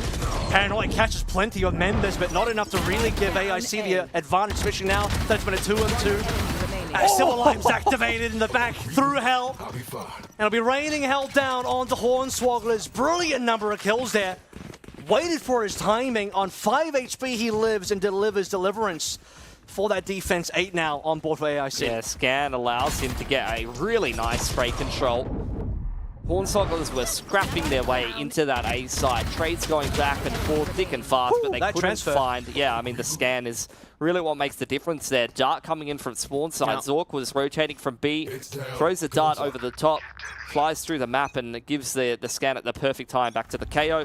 And you mentioned this, but Hornswogglers have lost their bonus now because they really committed hard onto that last round and were 2 down early via Zwok and his Guardian through the wall, I might add. So that was just players in B main getting cut down. This attack is already done. Money was still looking a little shaky for AIC. Hornswogglers, you wanted to see them get some damage done here in this round. It hasn't started well at all. Indy has got a hero rifle because he can get knives next round.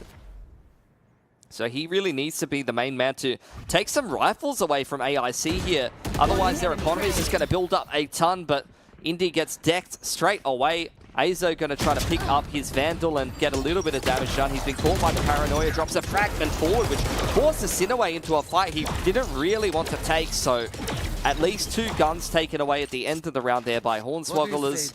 But AIC looking pretty comfortable to close out this game of Ascent on the defense. You said Indy wanted the Blaze Storm here, so good news is that dying will at least allow him to get that Blaze Storm, which means the economy can be at least somewhat salvaged, and this is now an important gun round coming through for Hornswogglers. We talked about the fact that they struggled in these early rounds. They win the pistol, but subsequent rounds still going the way of AIC. Means not quite a mirror of what we've seen in the past, but otherwise the script goes back to where we expected things. And Zwok as well.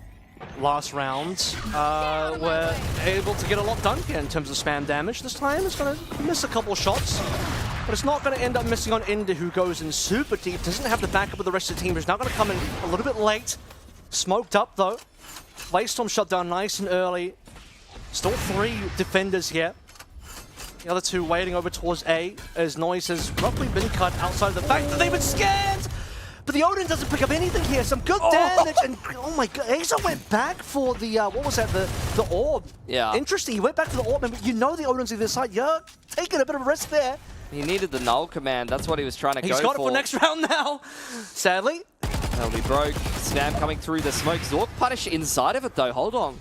This progression smoke has given Hornswogglers maybe a new lease on life. This 3-on-4 super unlikely plant coming in here for Xenox. Exempt trying to go on the front foot and even up the numbers. Punished by Biggie Cheese. Kaza cowering inside B main on nothing but 3 points of HP as AIC take the site. He's going to do a little bit of damage on the way back out, but this is going to be 10 for AIC.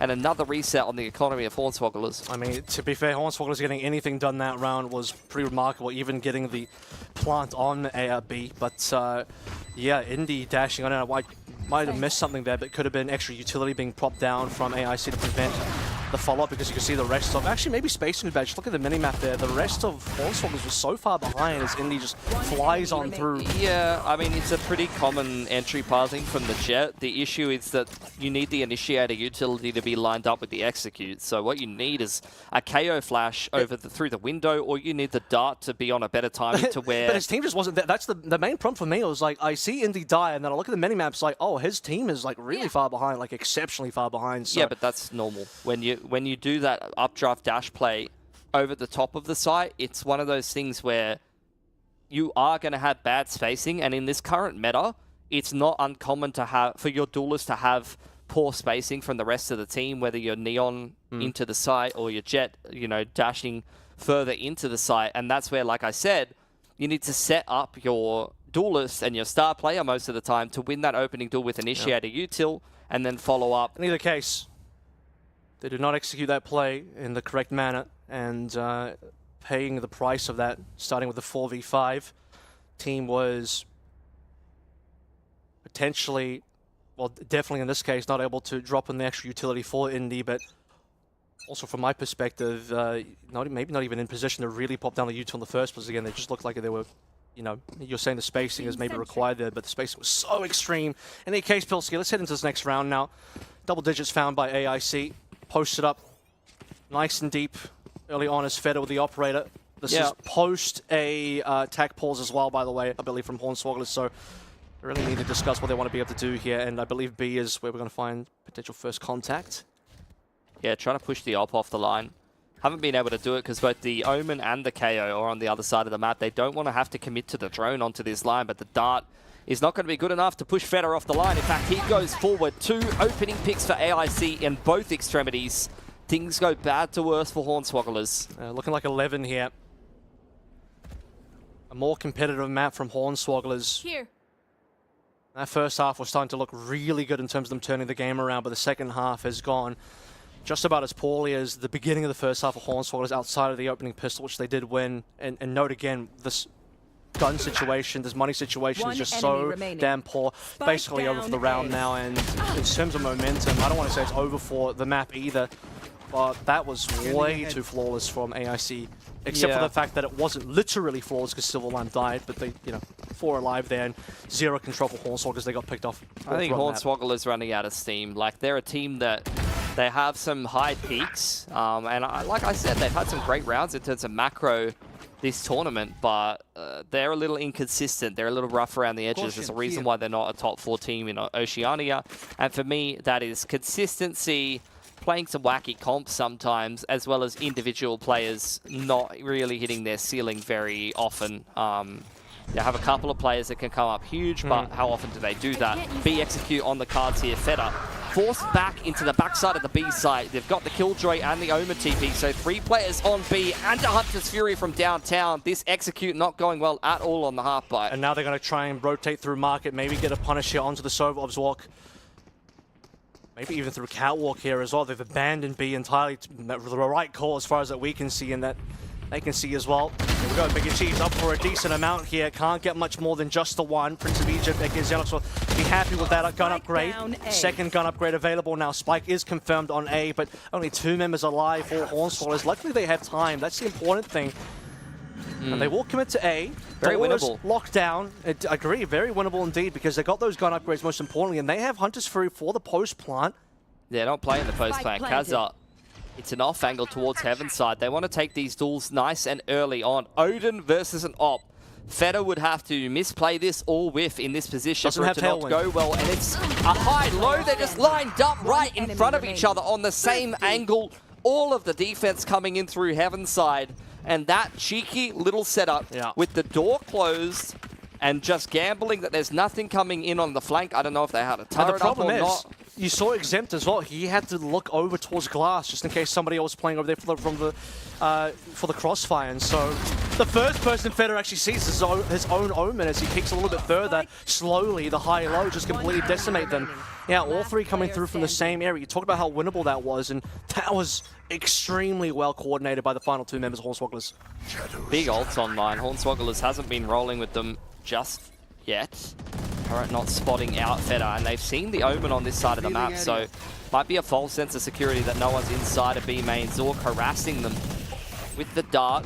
Dash activated for Feder, but it's not really well coordinated between the 2. Feder wanted to go for a pick there, but Zork is the one who flushes the attackers out of B main. There's Tote there as well, which will be gone now. In any case, back over towards the mid, drone out from Hornswogglers to have a bit of a look-see.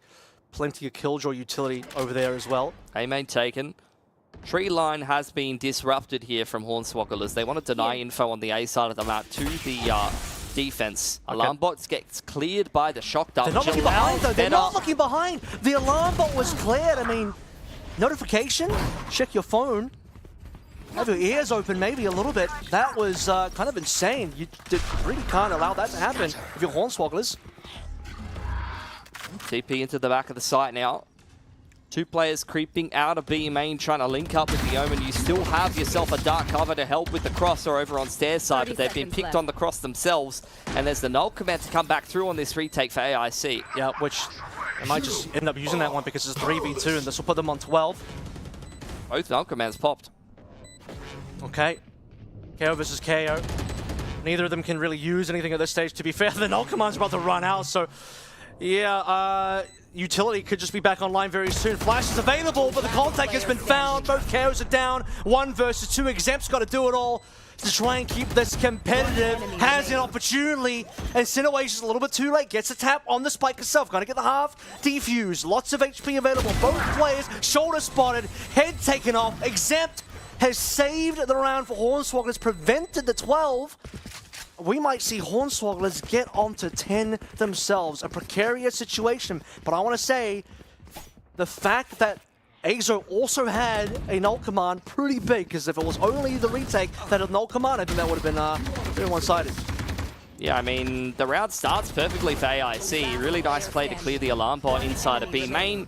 They find the 2 opening picks, but then you saw it in that replay. Indy picks both of those players aggressing on B main side, so a 5-on-3 with full control and information over towards B ends up going back the way of the attackers, because B ends up being a leak after you lose both of those picks. A main control being contested quite heavily here by Biggie Cheese, using the fragment to cancel the drone. He doesn't want to give the attackers any space on this part of the map. Got a 2-way crossfire and Paranoid being prepped over there in towards tree for A main. So it would have been hard to force your way in there for Hornswogglers. I like the approach they've gone for, though.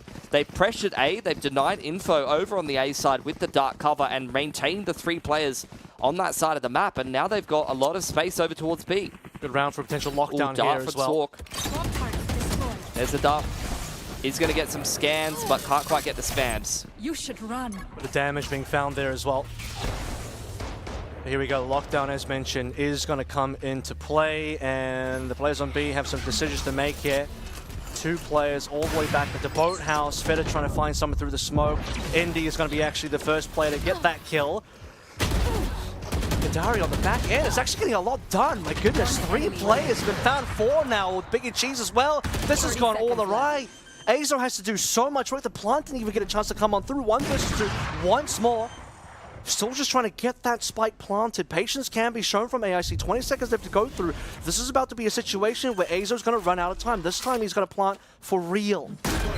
Has a knife in 4 seconds. No other util to play through. Both players now from AIC coming on in, and the trade is there. Grinch will get Feta, but Sinaway will get the trade onto Grinch, and AIC will find their 12. That should have been a lot more convincing for Hornswogglers, I feel like. They got themselves into a good positioning at the beginning and then lost control for not being able to clean out the killjoy at the back of B. Match point. Yeah, difficult when you've got good anchoring player on the killjoy in Kadiri. Bit of supportive utility coming in from Biggie Cheese as well. Man's got 12 assists this game. He's playing a phenomenal game on the KO. In fact, both of the twins really keeping AIC kicking and screaming in this game. Half-bite coming through here for Hornswogglers. It's all or nothing in this round. Kaza with the Hunter's Fury and an Odin. And it looks like early on, they're just looking to contest the extremities before they decide what to do in the mid to late round. So A main and B main pressure. Util being traded early on. One way really could be a little dangerous. Yeah, let's see what happens. They're going to be able to at least push AIC off. Claim the orb, which will give over the Blade Storm. Much required in a round like this. We got very little work through. They spot Feta over towards tree. And now droning over towards mid. Could be a split on towards A. You already have a player left behind, Exempt. Not super deep on A, mind you. Just kind of chilling there. And yeah, now 4 players going to be walking into the op line of sight for Feta. This could be extremely dangerous. Tailwind available, instantly fades away from that play, and the round is all but done here. Only 1 alive now, and Exempt can do nothing. A flawless AIC to clean things up on Ascent. Pilsy, we had a one-sided Pearl, a much more competitive Ascent, but when push comes to shove, Hornswogglers, as you mentioned, they have their peaks. We saw those peaks, but with peaks come the troughs, and we saw quite a bit more troughs from Hornswogglers, which means they will not make it through and they will be eliminated. Yeah, unfortunate. I think, you know, a pretty decent run in this tournament from Hornswogglers, and this is about where it should end for them at the end of the day. They've made the top 8 in VCL, but this is how things go here in this Oceanic region. If you're going to take a swing at one of the best teams, whether it be AIC, Focus, or GG How, you've got to be playing your absolute A game, and I just don't think a Hornswogglers at the end of the day has the consistency in terms of the macro and the strats overall, or the individual players to be able to beat AIC consistently enough. You know, they can look good in some rounds. Maybe they could steal a map if they're playing very good on the day, but an overall series, like despite improvements, despite the fact that they're having some better placements in these tournaments, I just don't think they're there yet. It's an unfortunate ending for Hornswogglers, but they had to take on one of our true favorites here for the tournament here in the Iso Predator League Valorant Oceanic Qualifiers. AIC, we expect them to make it into the top 3. They have now confirmed top 4, which means they're 1 game away now from heading into that lower final. Hornswogglers, as you mentioned, they had a couple of good rounds there, but versus the much better teams who have the better consistency, who have the fragging power as well, and also just situations like this, you know, a couple mistakes here or there. Really, we ended the way things started, just in the middle of the map. A couple of points there that are looking good for Hornswogglers. The fact that they can just string through 4 or 5 rounds is pretty impressive, but the beginning of the maps, the end of the maps, it's just all AIC. Yeah, I think once they kind of figure out the patterns of play and get themselves more comfortable, get the economy more well established, they've usually been coming out ahead. I think there was a lot of rounds for AIC as well that went against them when they were up in numbers. You know, the 5-on-3, Feta finds a double entry into mid after pushing through B main. They throw that away. There was a 3-on-2 up towards Heaven side. There was a lot of favoured rounds for AIC that they didn't close, that they kind of let slip through their fingers, which if you're playing a GG How, if you're playing a Focus, those are the kind of situations you're going to be punished for as well if you're showing, you know, some of these minor mistakes against the lesser teams. Yeah, we also have situations where, you know, some of them you can chalk down to they could have made better decisions there, could have been a macro error, but also AIC just with their fragging power too, you know, rounds that are looking pretty tough for them. Kadari then in the back of sight for B, just coming up big. At various moments we saw Feta come up really huge on the jet as well. So, yeah, plenty of unfortunate moments there for Hornswogglers, but then on the opposite end, plenty of moments that you can really be proud of and happy about to see on the AIC side, because you want somebody that can really challenge GG How in this tournament, and we'll see if they'll be able to do that a little bit later on if they can make it into a game versus GG How. But we're done with that opening match, with that opening best of 3. Got one more best of 3 coming up right after this break. So we don't know which game it is just yet. Well, actually, it should be the next lower bracket game, but we'll have to see exactly which teams are playing which after this. So stick around.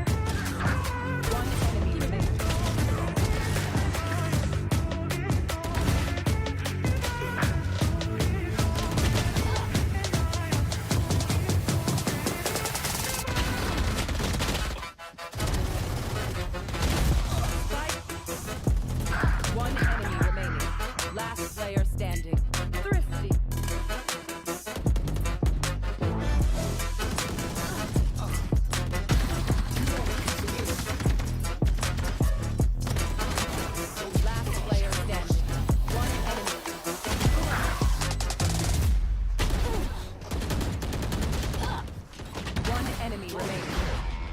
30 seconds left. One enemy remaining. One enemy remaining. One enemy remaining.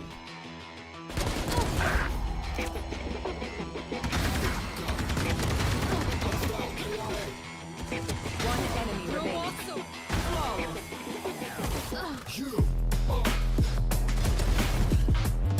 One enemy. One enemy remaining.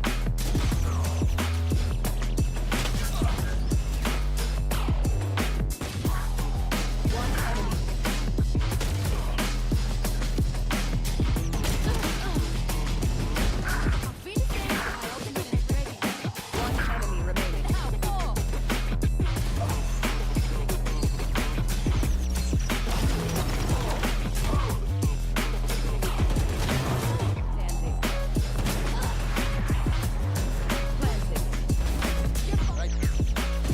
Planted. One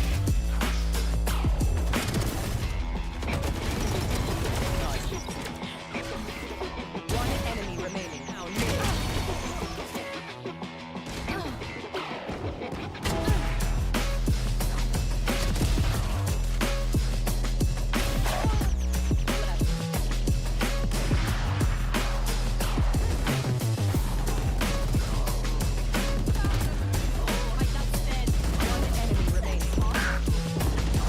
One enemy remaining.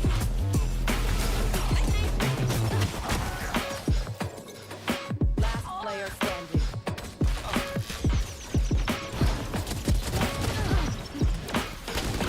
Strike down. Last player standing. Strike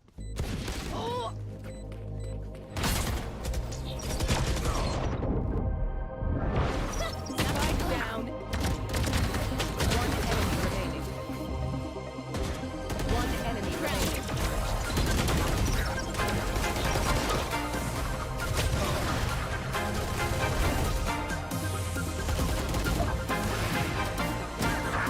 One enemy remaining.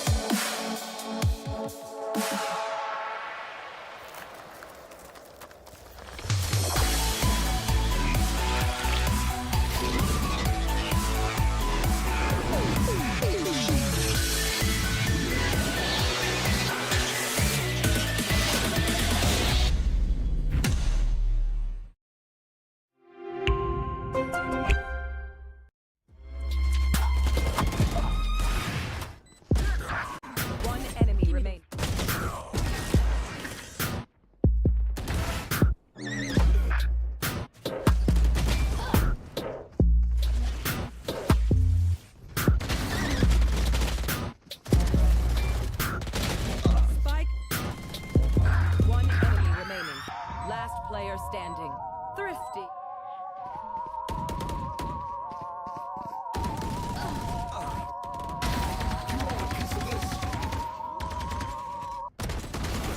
Last player standing.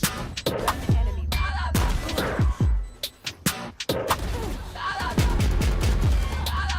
One enemy remaining. 30 seconds left. One enemy remaining. One enemy remaining.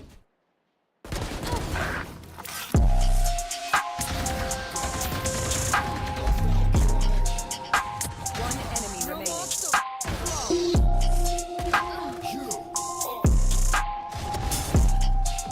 One enemy remaining.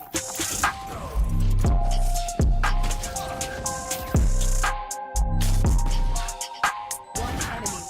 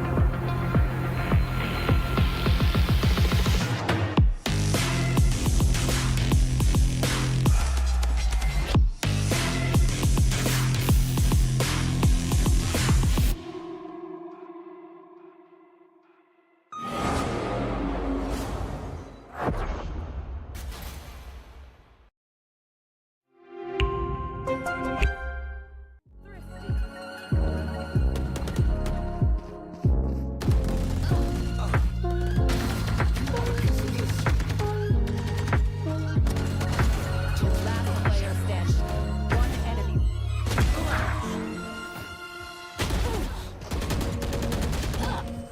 One enemy remaining.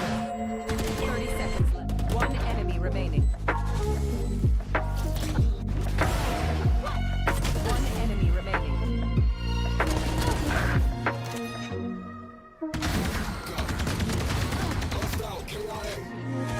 One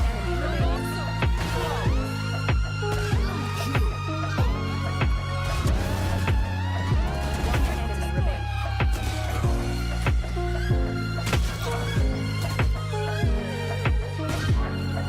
One enemy.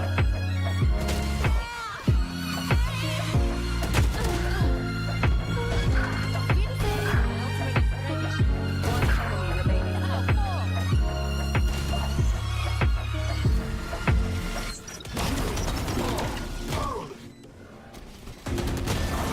Standing. Planted. Right here.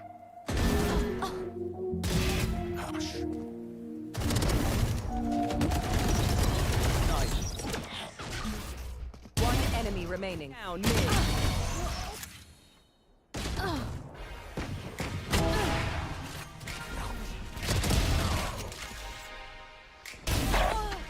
Left.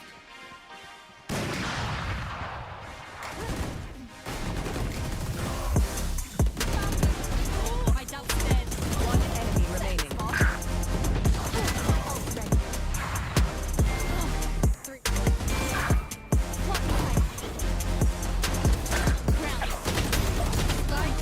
One enemy remaining.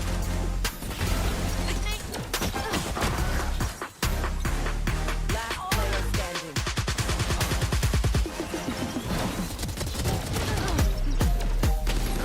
Spike down. Last player standing.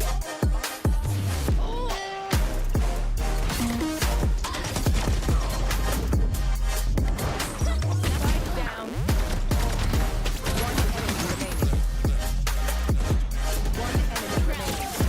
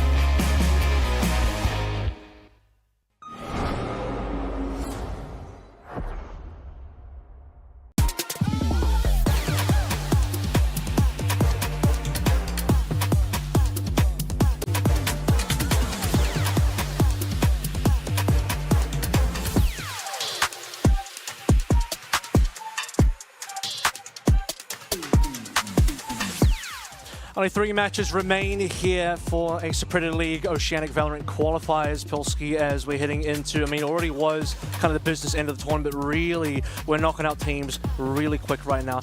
One last BO3 for the day here, and we're about to, you know, head into what could be a really fun one. Bobo actually ended up coming out on top of Kebab Clan. We thought Bobo would actually down one. Turns out they were up 1 map instead. So the map score that we gave you guys, 14-12, that was actually Bobo winning in the OT, and then they won 15-13. No, so they won 13-11 in the following map. So 2 close maps there.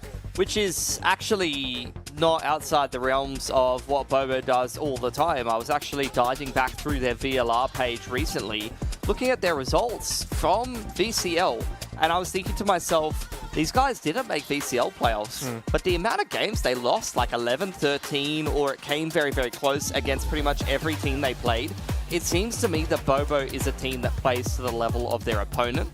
They have the potential to beat some of the better teams in Oceania, but they also play very close games against teams that, you know, aren't even on the top level, and they lost to both Hornswogglers as well as Cooper Troopers to get knocked out in close series. So, you know, Bobo at the end of the day, maybe they might have a chance to do something here. In this lower bracket round of 7, though, it's going to be very tough against an Arena Internet Cafe that just dominated Hornswogglers. Which is the game that we just saw, and before we get into that match really quickly, Focus GG Howard in a 1-1 tie at the moment going into their 3rd map. So that is looking like a very close one, and we talked about the fact that Focus had the opportunity, the capability of taking GG Howard potentially to the distance or even beating them, and that is looking like a possibility now.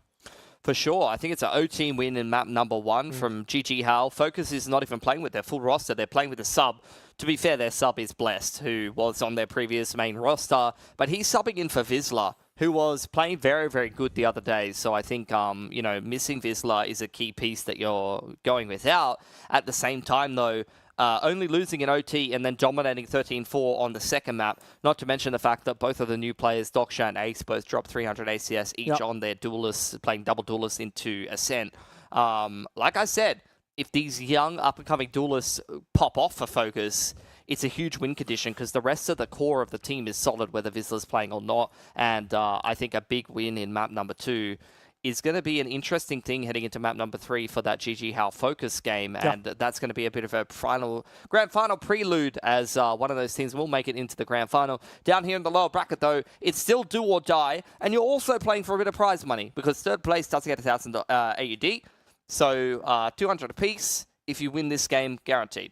Especially important for a team like Bobo, who did not qualify to top 8 of VCL, as previously mentioned. So them making it deep into this tournament really proves that they still have the capability. Look, we knew they had the capability, but they're proving it now. They're proving that not making VCL was a mistake, it was a fluke, a negative one, unfortunately, for the team. They're trying to correct that wrong now by trying to get as deep of a placement in a Super League qualifier as possible, and a top 3 finish minimum would be fantastic, especially if they can take down one of the top teams in AIC. And here's Bobo now in front of you. And again, I've said it a couple of times already, but Punda coming in for Loopbird is huge. Punda, one of the better players in the Oceanic region, also restores the fact that, as I mentioned a couple of times, is now a core 3 of the roster that did qualify for Asia Pacific Acer Predator last year in Noz, Punda, as well as, who am I forgetting, Mike.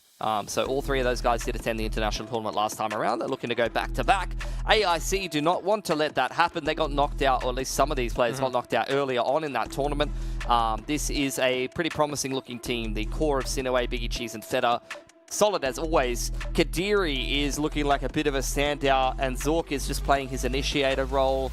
He's a bit up and down. I haven't seen any of those outstanding performances like I've seen from him in the past when he was kind of coming up in the scene. I'm not sure he's necessarily on the same level as he was when he was playing on some of those lesser teams, but still has the potential to do so and plays that initiator role very well in the structure of AIC.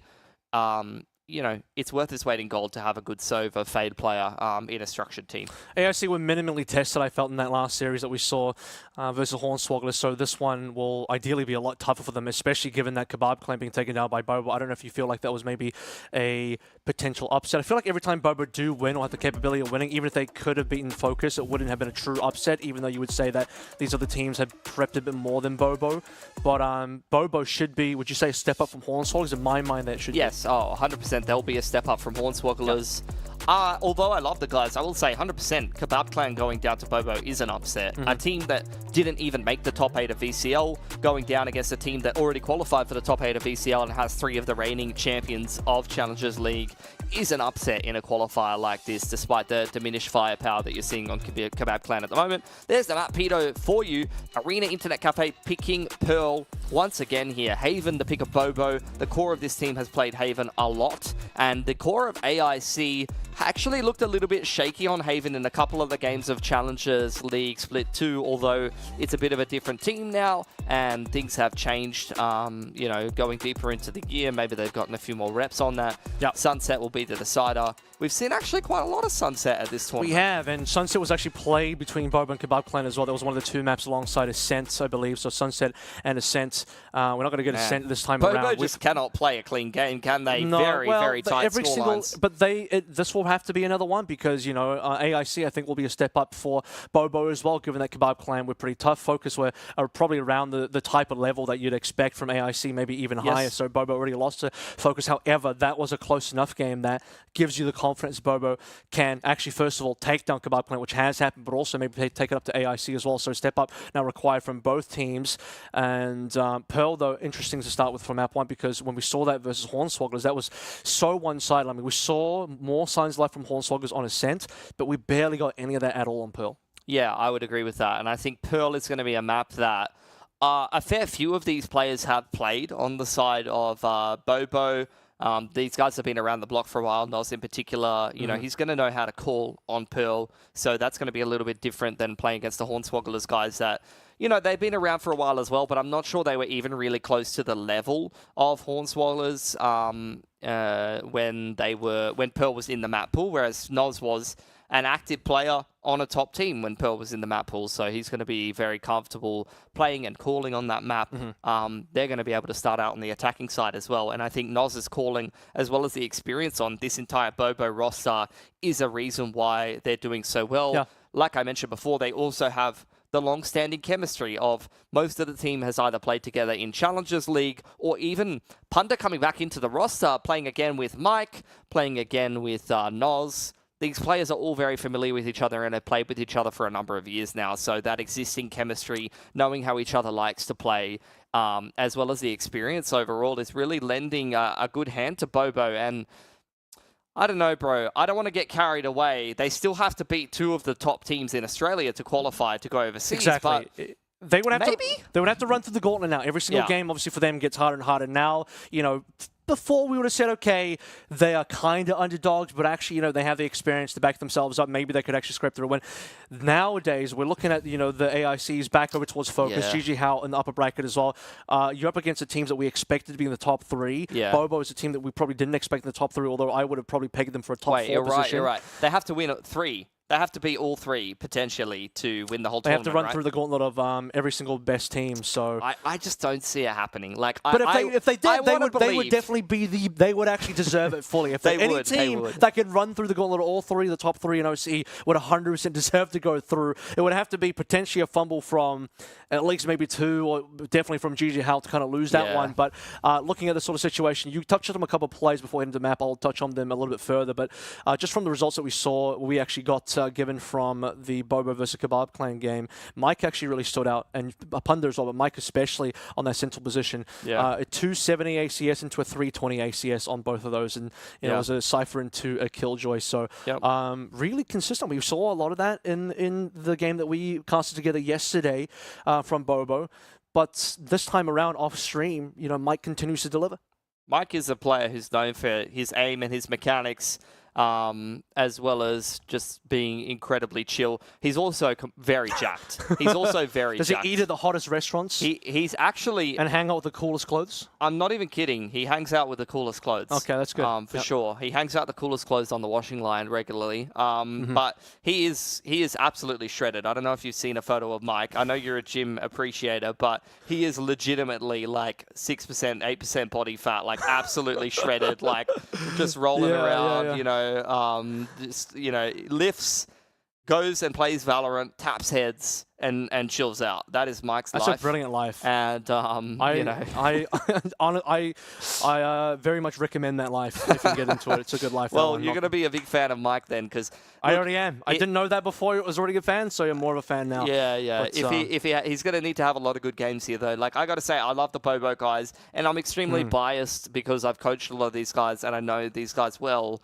But I got to say, to reel myself in a little bit, there's no world where Bobo beats AIC, Focus, and GG Hal in a row to qualify for an international event.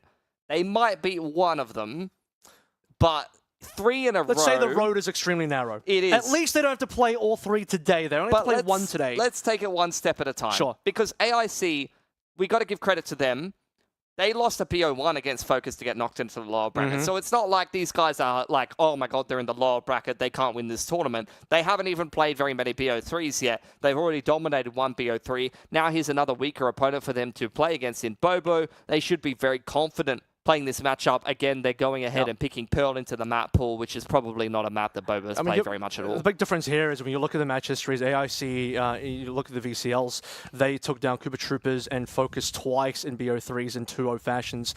The only team they lost to in any sort of recent history, and that was back in July, was the JFT. That's Oh, no, you're right. Wow, why did they play Focus twice? That doesn't make any sense. 2 different events. Was they? No. Yeah. That's what I was thinking. Yeah. That's a checking our intel here on our Acer Predator laptops here, the Helioses. But what I wanted to really, compare that with is Bobo's results from their recent history, and they lost to Cooper Trooper 0-2. They lost to Hornswogglers, actually, funnily enough, but they also lost to Focus GG a while back. But click those series, like, tell me who I mean, they're not going to be playing statistically amazing overall, right? But, like, who is hard anchoring the team that's not playing anymore? And who's playing today? Well, Punda is in the server, my friend. Let's bring it up. You talked about it a couple times. Lubert, he's not on the roster, so unfortunately he's going to cop a bit of flack from Pilskid today, and whatever. It is what it is. He's not here to defend himself, and not in the server, and not maybe in the chat. But let's take a look at our compositions here. Same thing we saw from AIC. Phoenix back online for Theory, which was one of the key picks. I believe it was a round 2 run it back that we saw on one of the either attacking or defending side of Pearl versus Hornswogglers. But aside from that... Well, I mean, this is the same comp except Sky for Phoenix. Double in net for Bobo. Yeah, is what we're looking at. Yeah, and this is what they've been playing quite a lot. They play double in net on Sunset as well, and it's going to help them play this flexible attacking side. Like I said on Sunset, they're starting out attack on Pearl here, I would imagine. Oh, no, wow, okay. They're going to choose to play defense, I believe, here first on Pearl against AIC on their map pick. That's an interesting choice. We'll see how it works out for them. Noz going to be on that controller role. Muzz is on Sky, and Punda on the Sova. So the only difference between these two comps is going to be the Flash Initiator. Got a little bit of intel there that Bobo has in fact chosen defense on every single map so far. Let's see if that pays off for them. As first all will be taken away by AIC. They're on board, trying to get that fast run back through again. Execute on towards A. Bobo will relinquish control, play for the retake, and take away Sinaway as well. Mike's still in some great form. Dog dealt with over on the backside of Pit. You're seeing the dart being lined up by Punda. Dealt with, and a guiding light to continue pushing these attackers back, but Muzz is peeking by himself, and he's being punished by multiple players on AIC who are zoning with the shock darts and looking to continue pushing the issue forward into Flower. Those A-Link plays need to come through and activate as well. In fact, they have now finally, I think, one more play through to A main. That's going to be Civil Line. One of the last 2 plays, opposite sides of the map as well. Zor, low HP. It's not going to last through much longer. Bobo coming through with Exerce onto 2. Very important kill though, mid-map. I think that was what's going to set them up. They lose control of the site quickly, but they instantly get the 5v4. Yeah, good pick from Mike in the middle of the map, picking those rotations, keeping his head on a swivel. Punda comes up with a critical 2k as well, just zoning with the shock darts. And Exerce closing things down with the Jet Sheriff. So good stuff from Bobo to win that initial pistol, especially on the defense. That's the start that they wanted to get off onto. Disrupt AIC as much as they can on this attacking side, especially playing double in it, because once they head back over onto that offensive side, they're going to feel very comfortable, especially with a strong calling presence. Exerce coming through with Outlaw this round as well. Just in case it could have been. I don't think the AIC would have actually forced anything through, but a deep movement onto B for Boba for what it's worth, as AIC going to come through on the art end. Contact will be found from Mike first of all. Unfortunate shots. One actually does land on the head of Sinaway through the wall. He's being isolated though by the hot hands. Zork gonna finally pick up Mike, but they've lost two in transition. No armor here for AIC. This is just a tried and true eco where they're just trying to get in with the upgraded pistols. Good hold in the pit side from Noz though. 4K puts him very close to his cosmic divide and keeps the money nice and strong for Bobo. And all he needed to do was survive that situation as well. I didn't expect that out of Noz. You know, he's not particularly a huge fragger, but in that moment, Noz is capable of holding his own. The thing is, I feel like he's had... I feel like back in the day, he wasn't a very good fragger, and I think he still has that kind of reputation. But I think Noz is underrated for his fragging. He's not really that bad. I think, especially in his role, he a lot of the time will get good numbers. IGL stereotype coming through. Dude, even in the game against Focus, he was the top-rated player in the server, and he was just, even on the Gecko, going forward and taking duels, but... We got to address the round at hand. Buy round here for AIC. Nice shot connected by Exerst, but on the Outlaw against a player with full armor. Might I add, that's very intentional from Feta there. They know the Outlaw's in the hand of Exerst, and he's opted for the Guardian full armor rather than going for Vandal Light. Yeah, cool. Well, they'll be able to stay alive, but only on 10 HP. The player advantage is significant here. Yeah, run it back there for Kadiri as well is really going to help AIC kick off this A execute after putting a lot of pressure on B. Trailblazer gathering a lot of the information on B long there. So Bobo needs to get a wriggle on and rotate back to the A side. Let's take a look at what the running back can handle here. Kadiri running on through, only Noz on the site. We saw what Noz was able to do previously. This time he's hiding all the way into Secret. Dugout's going to be cleared through. Okay, running back is going to just be there for the information. Maybe they assumed that Boba just respected it. Now Noz has been spotted. Back over towards Dugout. That's where he was strong before. Yeah, big retake coming in through spawn side here for Bobo. Mike flanking in through Art. Gonna start to apply some pressure with the Sheriff. Regression smoke from Noz, but there's a gap in it, and that's a big punish from Biggie Cheese. They're trying to throw in some nanos. They're trying to flush him out of the smoke. Kadiri's found one in the meanwhile. Good pick from Mike. Mud's gonna tap that spike.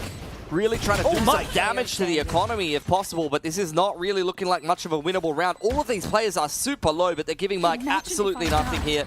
And although he's going to make it expensive, there is no time. But look at how much damage to the economy. This could even be an ace from Mike. He's going to take almost every gun away from AIC. The spike actually takes Zork out. That is a very expensive anti-bonus from AIC there, Kev. I mean, it might as well be an ace coming through. He gets the kill via the spike at the end of the day, so Mike stepping up big time. We talked about Mike in the pre-show here, how much he was able to bring to the table in the game versus Kebab Clan. Was it 270 into 320 ACS, and the fragment power instantly found here. That Vandal was an upgrade, by the way. He started the round only on a Sheriff, 2 away from that Killjoy Ultimate of the Lockdown in, what, 3 rounds. It's a lot of work that Mike has done. Yeah. So despite, I mean, that's aside from winning that 3rd round bonus, that's probably the best alternative outcome to winning it. It is. A main control taken by AIC, though. Continually farming those orbs, I was going to say for Kadiri, but they want to try to get the Hunter's Fury online sooner rather than later.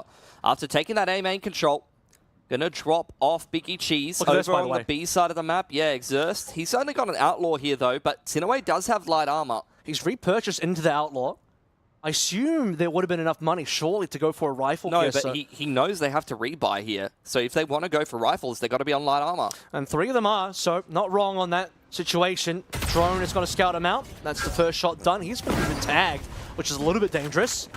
Pushed off the line well. By the way, look over towards B. Biggie Cheese is still lurking over towards it, so it's not necessarily a B finish. And yeah, that's going to be the call. AIC is going to force the rotations over and now move over to A themselves. This is what you have to do on Pearl. You need your active lurks to be able to maintain map control and give you these contingency plans in towards the mid to late round. But you can see Exerst, he's re-cleared B long. And look at the big rotation coming back across the map here for Bobo. Well, they haven't really sold any sort of fakes yet because AIC didn't leave any players behind to try and throw some extra util to cause some problems for Exerst or anyone else. Last 30 seconds here, Plant's going to have to come on through 3 defenders. Fedder's going to take down Noz.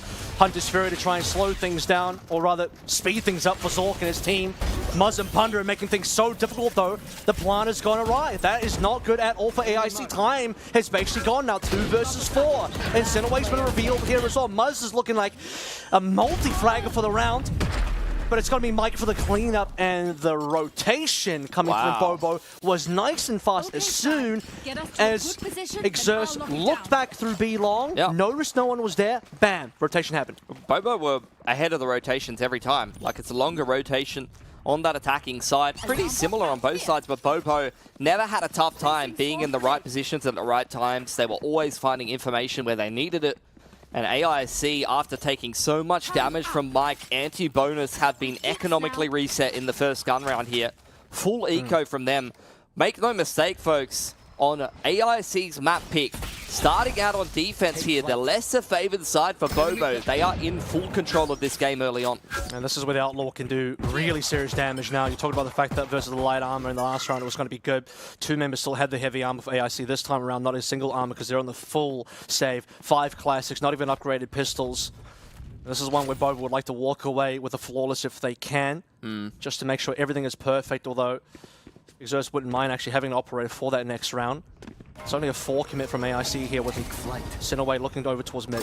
Oh, good information from Punda. Instant drone reveals all of these positions. Outlaw looking for an opening pick. Flash through the smoke, pushing him off the line. Punda trying to buy time for the rotations inside the backside of the site, but he's going to drop the Vandal. Still, big numbers advantage and a gun advantage for Bobo. Unless Kathiri can go huge with the Vandal, this should be a round secured for Bobo. Yeah, he spotted though. That's the unfortunate thing. Trailblazer got him, and Exerce even with a headshot. So, bam, drop the Outlaw, pick up the gun. And like I said, you know, losing one of those guns is not necessarily the worst thing, because probably looking over to upgrade to an operator at some point, possibly this round. Drops his rifle right back over towards Punda. Lots of money on board. Is there going to be a drop or not? I would think about it. He's got it up. He's got it up in his hands. So, just the HUD a little bit far behind. That's fine. Two years later, my macro's still kind of there. Pilsky, I'm just, you know, I'm getting back in there. Let me tell you a little bit of thing about macro, though, in this round. Bobo, look at those ultimates, Kev. Going to be very, very hard, even after attack pause for AIC. As the coach of AIC right now, you know, he's sitting there and he's thinking to himself, we're down 1-4 on the attacking side of Pearl. They have enough money to buy at least 2 rounds in a row if they're saving, maybe 3.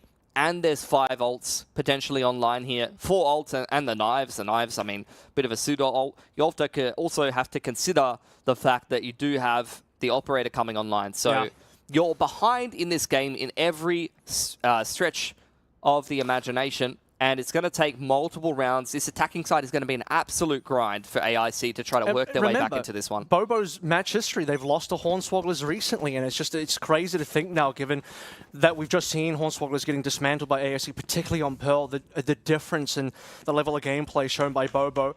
And you know... Punda. They had Punda, Kev. He won this tournament last time.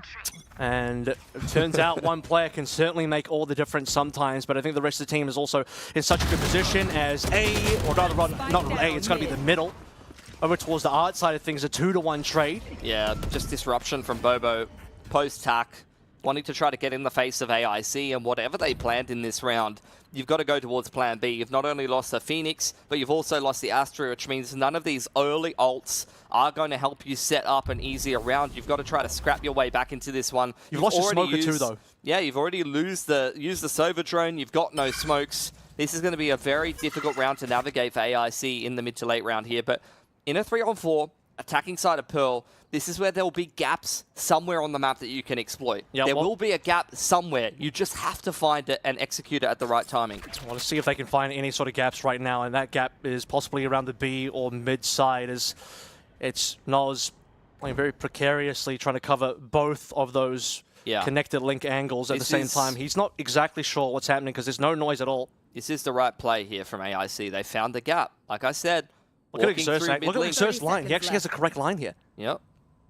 He has to watch 2 angles. It's even in a 4-on-3. He had the correct line. So the players coming out onto the site, though. Despite getting spammed by the dart, he's still going to take one with him.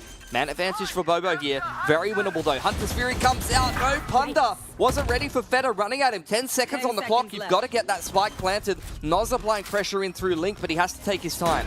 And they play the lockdown here. They have tools available. It's a 2-versus-2 situation, but both players are kind of split between different parts of the map. Noz in a 1v1, he'll win it, actually. Noz has come up so big. The IGL that also frags That's when you know you're in trouble if you're on the opposite team, because the fragging power here is so big. This is a comeback arc for the Bobo team. Like, the core of this team, like I said, they won this tournament last time around. As you mentioned, losing out in VCL to 2 Tier 2 teams in Oceania, with the core 4 of these players, it doesn't really make much sense that they're playing this well in this tournament, but there's just a level of belief and a level of form that these players are coming into this game with. Certainly making me believe. Yeah. Might be making a believer out of both of us, believer out of you at the end of this half and 6 rounds deep. Yeah. But it's one half. The start of one half in a potential 3 series back-to-back that they have to win. Get out of my way. So, look, I'm loving what I'm seeing already from Bobo, but it's far from done just yet. Drone going to go through onto the line from AIC in combination with the Consume. They are setting themselves up for a B split here. Xerxes is still just hanging on there, but yeah, after getting tagged by the drone, is forced to respect it. See what Feder can do at the same time. Here's the Cosmic Divide. Offensively, that was a rare miss. Xerxes would like to take that shot back if possible. Let's see what Kadiri can do. Now onto the back of the site. Does he have any angles to work through? He's going to have his run it back, taken down by Muzz. Plant comes through, and now a 5 versus... Still 5, no, one play did go down. Yeah, hard. That's right. Having some issues keeping up. There's the offensive lockdown from AIC, trying to buy time in this post plan. Cosmic coming in from the defense. Muzz applying pressure from heaven, is going to peg a frag back and try to Trailblazer through the backside of Halls. Trailblazer instantly gone, so Halls is definitely compromised, they know that. At least they get one player down. Biggie Cheese is taken care of though. Feder has to be next. He is, but he does damage. 2 players still remaining from AIC in the post plant in B main. Exert. No time. Oh, just no time. You're right. They have to back out. Sad. Very sad situation. Well done from AIC. They at least get to recover the operator, but AIC sneak it through. Yeah, good half by. Ults invested, run it back, Cosmic lockdown, and multiple post-plant utilities really dragging that one out for as long as AIC needed to get it across the line. Not to mention a few players just digging their heels into Halls and close on the Halls site crossfire. There's a lot of those post-plants in Valorant where you have a few players that will play close on the site and a few players playing post-plant. And if you find success on the site, there's just going to be too much time ticked off the spike. I'm trying to remember if Mike was actually starting on A there, because his ultimate was available. A defensive lockdown could have brought themselves back into B, given that offensive lockdown was used by Sinaway. Well, bygones be bygones in any case. It's going to be a main control here from AIC. They've burned a lot of ults in the previous round, so although it wasn't a big economic investment, ultimate economy is heavily depleted from both teams. Okay. There's a tag onto Muzz. Hunter's Fury committed. Can he dodge it?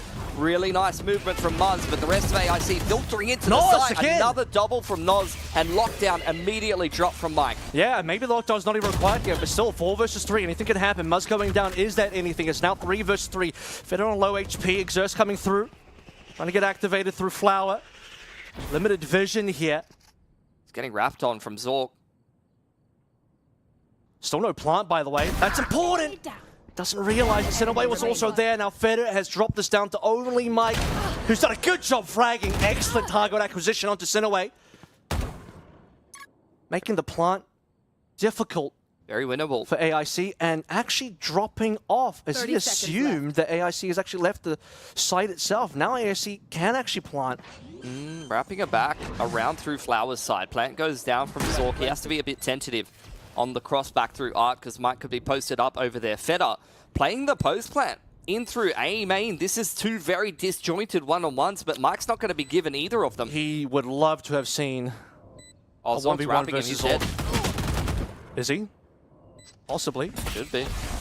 Barely dodges the shock dart. Needs this 1v1 now. Needs it right now. Very slow moves from Feder. Feder is currently just chilling me. They're both just playing the time on this one. And Mike, he has no idea where Feder is. Somebody's going to swing at some point. He needs to win that 1v1. He's got it. Oh, he didn't get the half. Yes, he needs to run to Zork right now. He needs to run to Zork right now. Zork's not giving it to him. Zork runs to him instead and just couldn't get it. It's a 50-50 in the sense that are you going to go Flower or Secret or what? And Zork went Secret, Mike went Flowers, didn't see each other. AIC really did a good job cutting sound in the mid-round there. After the initial exchange where Muzz gets punished inside of spawn, that's a critical kill for AIC, but what they do even better there, that they just dodge the lockdown inside of pit side, and what that does to Bobo is it really confuses them just through the act of cutting sound about whether AIC is going back to B, has forfeited the A site through A main. And just cutting sound there forces out a few mistakes out of Bobo, who are now going on the offensive. Okay. 1-for-1 for Exerst. Takes out the opposing duelist. As things settle in the 4-on-4 here, it's just punted to defend this B site. Rotations are coming in sooner rather than later, as a Nebula keeping control of B long safe for now, but AIC are not in a rush either. They still have an A main lurk over on the other side of the map. Just was maybe hoping to get away with the tail when there, but Ooh, the Astras. unfortunately no. On the A side of the map. That duel between those two Astras on the wing could be critical here.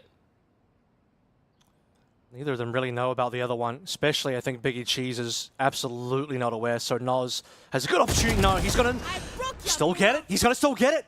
Biggie Cheese actually had the first shot, but misses it. Punda is going to also make sure he doesn't miss his shot either.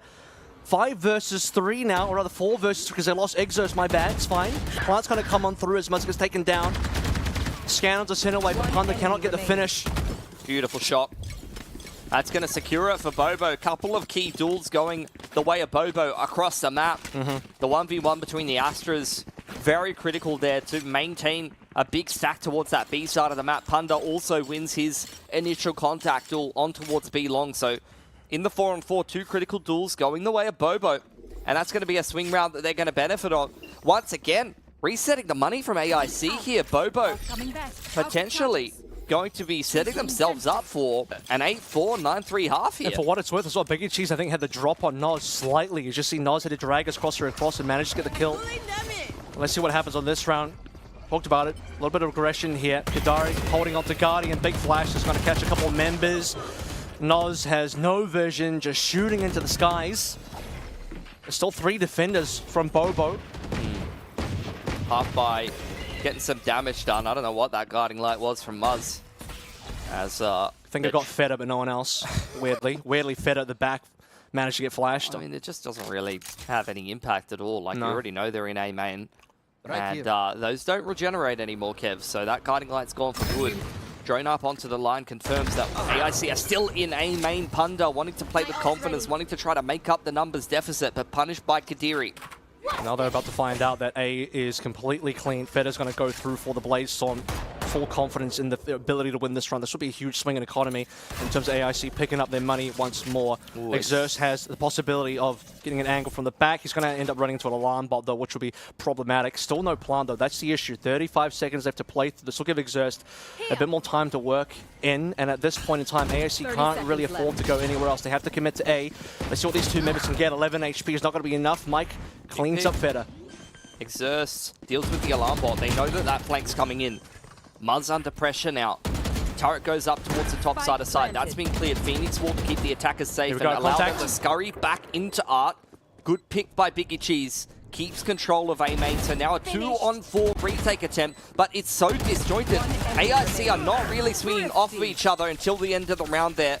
Big 3K from Kadiri. Yep. Opens up the round and sets up AIC into a position where not only can they recover a couple of rifles, he juggled the Guardian back to his teammate and picked up the Vandal on the player that he picked inside of A main, but also just closing things out in the post plant. Really, really well worked. And AIC... That kill, I think, was important. Losing Exerst at that crucial time makes it so much more difficult for the other 2 members coming through from both Secret and Flowers, and the fact that the wall from Kadari also slowing things down significantly. So pressure was on for AIC to get the plan down, but they managed to do so with minimal economy. And as I mentioned, huge opportunity for them to swing back the economy in their own favor. Oh, for sure, because Bobo is now very broke. Like, this goes from what could have been an 8-4, 9-3 into now a reset situation for AIC that they're taking full advantage of, despite the fact that the runner back was dealt with early. Noz is going to go down and pit, courtesy of a great dart from Zork. Only a consolation prize, unfortunately. You'd prefer to still have Noz alive, who's done a much better job of holding his own. This time around, though, will go down pretty quickly, but the cavalry has arrived. Bobo, 3 members all walking together through Secret. Fedder has been spotted. He'll get taken down nice and swiftly. Double flank through Art, though, from AIC. Drone trying to stall here. Zork, one off of his Hunter's Fury if he can get a singular kill. Here's the double flank coming in from Sinaway as well as Biggie Cheese, despite the fact that Kadiri's spawned down his spawn side. Oh, Mike's seen the second flanker as well. Stick coming through from Exerst here. He's still on it. Punda holding valiantly, and he's done enough for the defuse to come through for Bobo. Sinaway going to take every gun away from them, but it's still around for the defense. They knew Sinaway was there. Like you said, that spot was in, but they just couldn't quite clean up the second member from Art. It was looking like a slow activation as well because they took a long while to get that rotation in there. Bobo struggling to clear things out. And the final member, Sinaway had, what, 3 to end the round out with. So what was looking like a pretty unfortunate first half on Pearl for AIC. Again, their map choice here. Now looking like they might be able to rescue this one. A 5-7 will not be a bad way to end, considering how one-sided it was when we were, what, 6 rounds deep. It was a 5-1. Yeah. Could be a good recovery from them. And still not particularly great buys on Bobo for the final round either. One off the Cosmic, one off of the Lockdown. Which one are they going to prioritize? There's a Hunter's Fury off the back of the Orb tap, but Punda not really connecting on too much. One. Finds Feta! Ooh. Beautiful preempt, despite the updraft. And that is years and years of Sova gameplay benefiting Punda. Even an updrafting Jet is a target that he can hit with the ult. That's a rare target to hit as well, because typically the Jets are the ones that get away from the Hunter's Furies quite cleanly, but hitting an updrafting Jet, it's exactly what you like. To be fair with you as well, I think maybe Feta jumped a little early because he was scanned mid-jump. Ooh, Lockdown flushes the defense out of the A side, but AIC have wrapped back in through Art. They thought that the Lockdown was going to flush the defense into middle. Look at this retake now. Lockdown plus Cosmic Divide. It's actually looking pretty strong for them. I would expect the Lockdown to really be difficult for AIC to deal with, especially with limited membership here. One big flank from Biggie Cheese through the sewer could be pretty damn big. Exerst not spotted. He had his eyes looking there, but unfortunately just wasn't ready to take the 1v1. Cosmic Divide is still going to come on through. And Muzz is going to take care of Zork here. Opportunity for Bobo to get this one done. They have control. Seekers flying on through, pushing away. The final couple of members here who now have to make their way through Art. Muzz will take down Sinaway, who was the hero of one of the previous rounds. Can Biggie Cheese be their hero now to do it from the smoke flare? He would love to have won that deal, but he cannot do so. We talk about the potential of a 5-7 recovery for AIC, and that's not going to be the case. As we reach halftime, Pilski, we're going to take a bit of a break, and we'll come back right after this.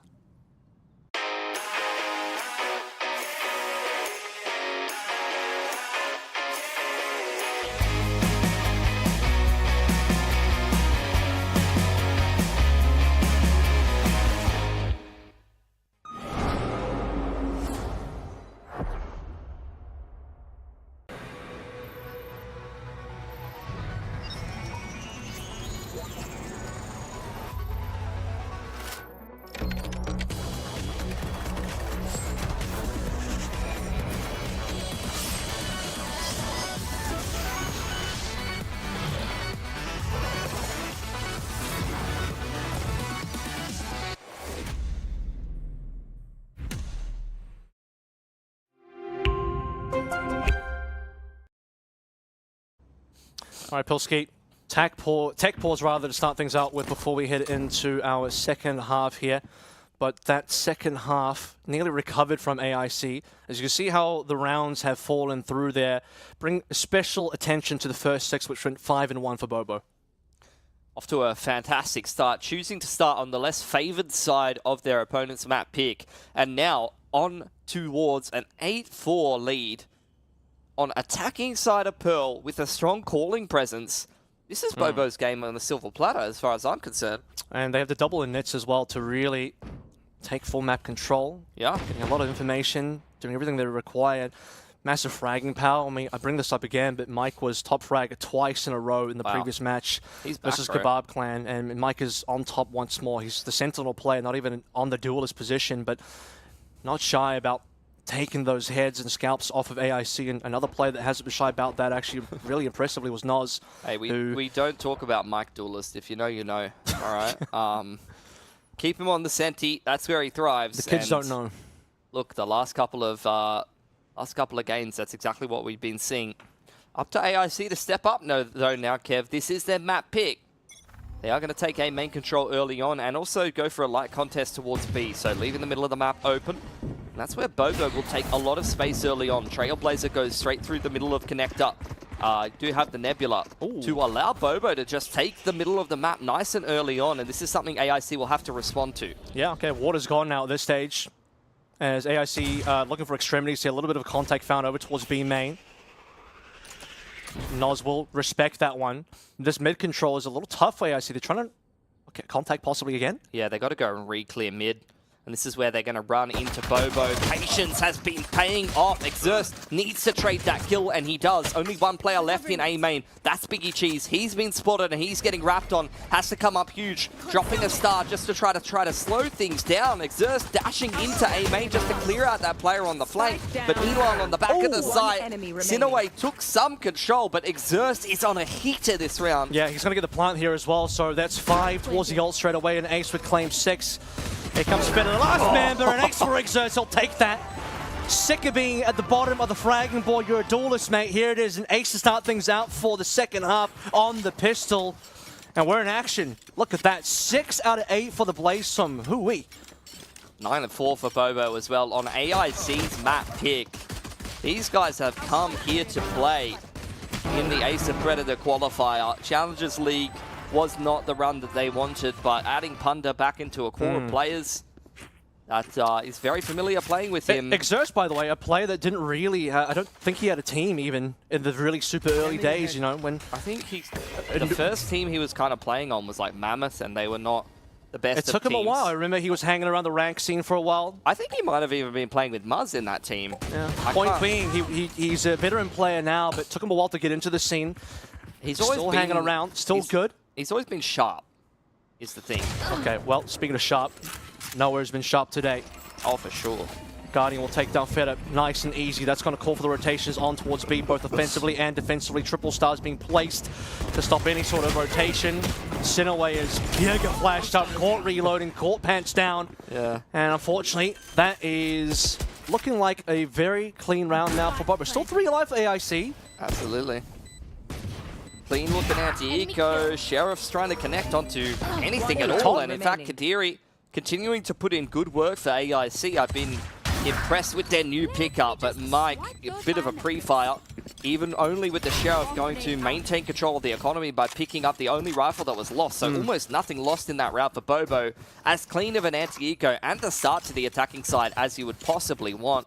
And yeah, I mean, Noz, good opener. I think it's so funny because the community sentiment with Noz is like, you know, that he's not a strong fragger. This might be like the most Noz biased cast that you'll ever get, to be honest. And it's not even like, it's not even inaccurate because he actually is fragging. Look, I want to bring attention to Exerst again because he actually found it Blazesome off that. I believe he got 1 kill and died. So he didn't get 2 kills, but I mean, that doesn't matter because you got the extra ult point required. Speaking of ult points required, Kadiri managed to find one as well. Exerst, okay, he'll at least get the 1 kill, but that's not ideal. As Sinaway will get the trade. To be fair, they have the worst buy, so in that trade, maybe you're okay with that. It's fine, and they've put it into a 4-on-4. Run it back to me, picked up by Kadiri. Bit of a gun advantage, but not really a huge gun advantage because there's still 4 rifles here for the offense who are stuck inside mid link. Guiding Light can help them break out, but the off angle from Feta is better. Yep, and has a tailwind to get out as well, so controlling Hall is going to slow things down, causing problems for Muzz. Looking for that swing and actually wins it with the Bulldog. Upgrade on hand now. Difficulty potentially for AIC 3 versus 3. The plant is in. No matter what happens now, Bobo are probably happy with how this round is going, but they want to be able to win it, and they have the capability to do so. No util left on Muzz here, but double nanos onto the spike as well as stars. Going to be very difficult for AIC to win this post plant here. Will the run it back come out? Indeed it does. Kadiri looking for Muzz inside of the back of the site. Down goes the Nebula to be able to keep Muzz alive, and he's even going to take one with him. Traded by Sinaway, but these nanos are slowing down the post plant. 2 players still in B main. 2 players now on the defensive side trying to make their way through. There's a grab well. Wall causes some problems. Sinaway down range, takes down Mike. Mike has been winning a lot of these duels now. He's going to come up to Noz, and he's got them both because Kadiri tried to stick it through to no avail. The Clown comes back out. Noz doesn't even want to punch the wall and punch the Clown this time. The Bobo, whoo, what a round to come on through. It's just perfect. Honestly, every single part of that post plant was right, in this half, yeah. Just, no, but like, look at this post plant, right? Kadiri diving into back halls to find Muzz. A Nebula goes down on back halls to keep him alive. He gets 1 kill out of it. Then both of the nanos are already on the spike and a star. They sync up the nanos perfectly and then grab well the next defuse. And by the time all of that's elapsed, puts Noz in a position where he just needs to win that one duel against a low HP player. And they've won the post plant and the bonus. Now, as AIC are struggling a little bit here, 4-11, they have called for the TAC timeout. Remember, this is their map choice as well. Haven, Sunset to follow through. And if AIC are looking this poor on Pearl, it's kind of shocking at this point because, you know, Bobo, if you look at their performance so far in this tournament, it's been like OT every single map. Dude, but even in challenges, this one's not heading to OT, my friend. They haven't had a cut and dry game ever, really, except if they've been getting smashed.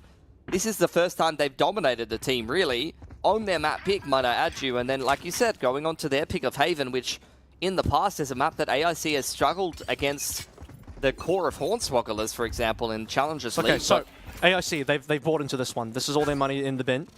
They really want this round. Yeah, you're right. Outside of Biggie Cheese, everyone kind of forcing into this one. AIC, this is a bit of a Hail Mary round.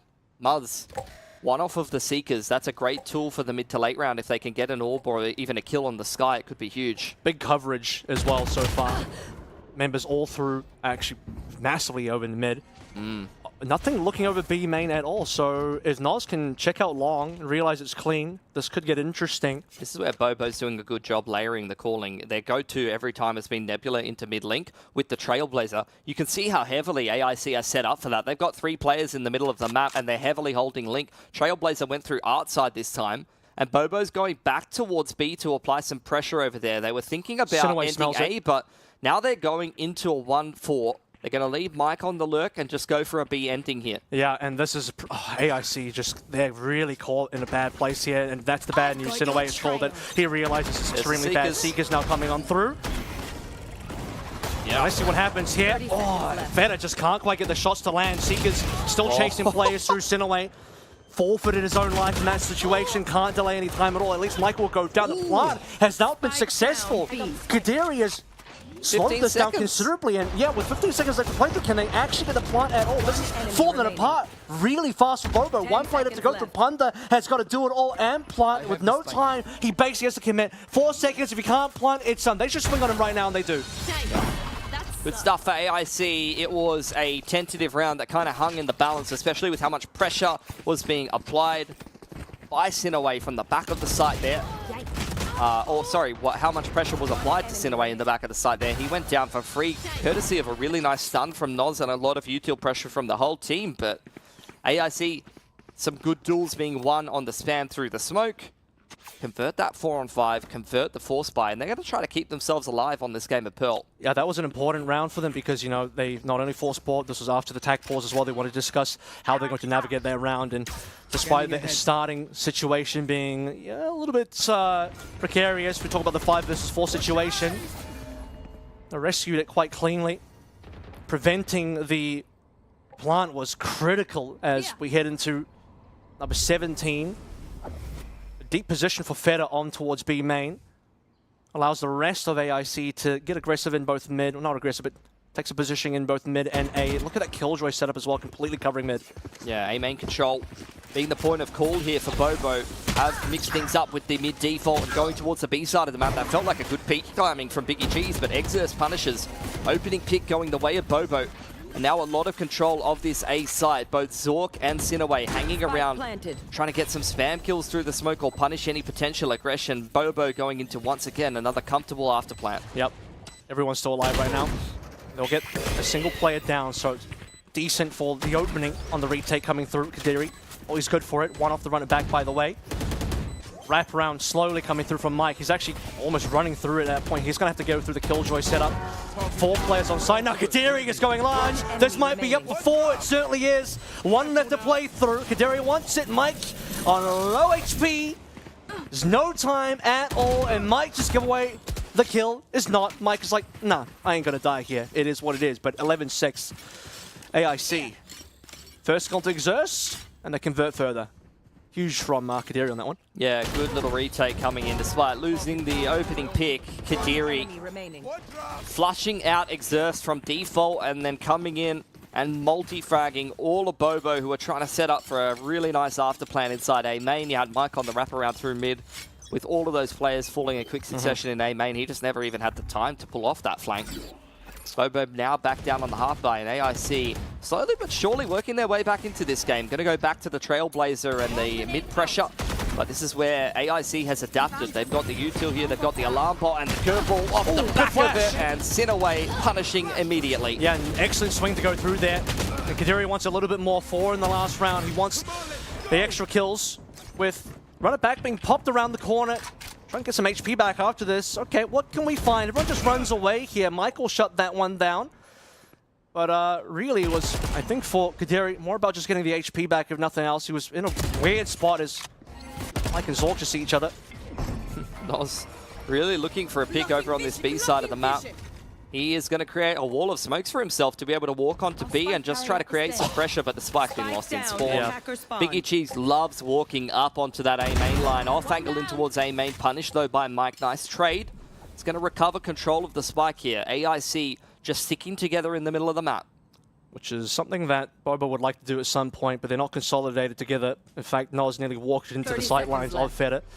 Still an opportunity to plant here as the Stars come back online, but once that tap is in, it'll be go time as AIC are so close. There's a lot of post-plant util here for Bobo, but they don't have a good after-plant in terms of where things are positioned. One off of both ults, but it's a little bit too late to get those ults involved. Mike revealed by the dart from Zork. There's the Gravwell in response from Nos. Fedor has updrafted in towards heaven, so a little bit of a different point of elevation. He's going to wrap in through spawn side, so they know there's no one on spawn. It's got to be long and back haul. And they did some damage. Nos would have preferred a kill, and he's got that now. He's converted that damage. Mike's got the secondary, and now it's Kadiri to do it all. He just doesn't have anything to work through. He's got nothing at all. 2 versus 3, and they navigate that so well. You talk about the fact that the retake still had a lot of legs in it, and not, you know, one off both ultimates for Mike and Nos, but they had just barely enough util to play through. Yeah. Nos uses 2 stars to cross into backhaul, but he still had 2 in the back pocket, and Mike had nanos for days. AIC caught on the cross and cannot get that defuse off despite a pretty nice post-plant position that they could have stuck through. They never cleared out Nos in backhaul, and that was a big problem. Now onto another force bite. We're hoping Nos might walk into them. It's a force bite because it'll probably be the last round here. Bobo want to lock it in 13 and 6. Lockdown out of Cosmic for them. Start to get scary because, you know, if AIC starts stringing some rounds together, we talk about the fact that Bobo seem to always go deep in these maps. This is the one map where they would really, really not like that to happen, given that AIC is specialized on Pearl somewhat. It's a big B stack from AIC. Right here. That's a bit of a misread in this round. Bobo walking their way through the middle of the map. Mike's going to find Biggie Cheese pushing A main yet again, and that's a huge opening pick. Cosmic across the backside of the A site, and Bobo have got it for free. And speaking of Cosmic, Civil's not going to have it now. Biggie Cheese, that is. Defensive lockdown, but the plant will come on through. Guess what, though? Offensive lockdown is also there. You also notice that Punda's held on to his ultimate here. Could have destroyed the lockdown, but they'll just give it away. Might actually be a mistake as Fedek and Zork are just going to run on through, catching Muzz and Punda, so they're going to have a lot less to work through now. Still, the lockdown from Mike is going to come on through. Nos needs to win this one. Mike has got one as well. Mike and Nos up again. These two at the top of the scoreboard are going to confirm it, even though they only had 2 alive. It's the smoke player, IGL, the Sentinel of Mike, that will lock in Pearl and lock in map number 1 versus AIC. Dreams can come true here as they win the first map versus AIC. You talk about the fact, Philly, that Bobo are definitely now the underdogs here in the top 4. But it's one map at a time, one opponent at a time. It didn't look like it. 300 ACS again from Mike. The majority of the team outperforming AIC in almost every position. Kadiri, the only one who's really standing head and shoulders above the rest of AIC, but that was very clearly a Bobo win right there. Their defense, which they chose to start on the weaker side, they had a phenomenal start and won 8-4 overall. And like I said, good calling presence and double E-Nit was going to be very favorable for them on the attacking side, but what really impressed me was just the chemistry that these players have together in the post plants. Nos and Mike winning a 2-on-3 and then a 2-on-4 back-to-back to lock the game in. I mean, if this is only 2v2 Valorant, that was looking, you know, like some really dynamic duo type of stuff coming on through. Kobe and Shaq type style right there. But we had some big moments early on. Noz certainly anchoring extremely well. You talked about the fact that Kadiri did have some moments as well. One of those moments was that 4K to rescue a round that was looking pretty lost for them. That was a huge round for AIC to win, but if it wasn't for that 4K, then probably would have lost it. But beyond that, the only reason I think Kadiri is really even competitive on the scoreboard is due to that one play. Yeah. And Exerst, that's a huge ace for him to open things up, but seems like, again, Muzz and Noz, Noz and Mike, the standouts, really. Everyone was pretty good from Bobo, but Noz and Mike in particular, like I said, winning those XVXs, Yep. This one in particular was very impressive. Noz countering that Hunter's Fury, just the last pulse of it, not enough to take out the lockdown, which means that AIC has to run at Mike in A main. Yep. And Mike is a bloody turret right now. If you're running at Mike into the site on defense, he's going to be laser beaming you. He's going to be bursting those heads. That's if scary. you're running at him in the post plant, yeah, no chance, buddy. Really quickly as well, as we finish up that game, do want to bring attention to one other thing before we head over to break. I want to get your thoughts on the fact that Focus did actually take down GG Hell 2 and 1 in the upper side of the bracket. So Focus now have locked themselves into top 2 and into the grand finals. That's playing with a substitute player, by the way. Yeah. Not a random substitute player, a former member of their core roster who is still a active and very, very strong Valorant player, Yep. Blessed. You know, I think Blessed is a very serviceable player to be filling in for Focus and a player that they're familiar with. Yeah. But the more impressive thing really for me, Kev, is the fact that they lost the first map in OT. That was a winnable map for Focus, right? The next two maps, they win very convincingly. And not only do they win convincingly, it's the younger players who are locked into the duelist roles that are performing consistently.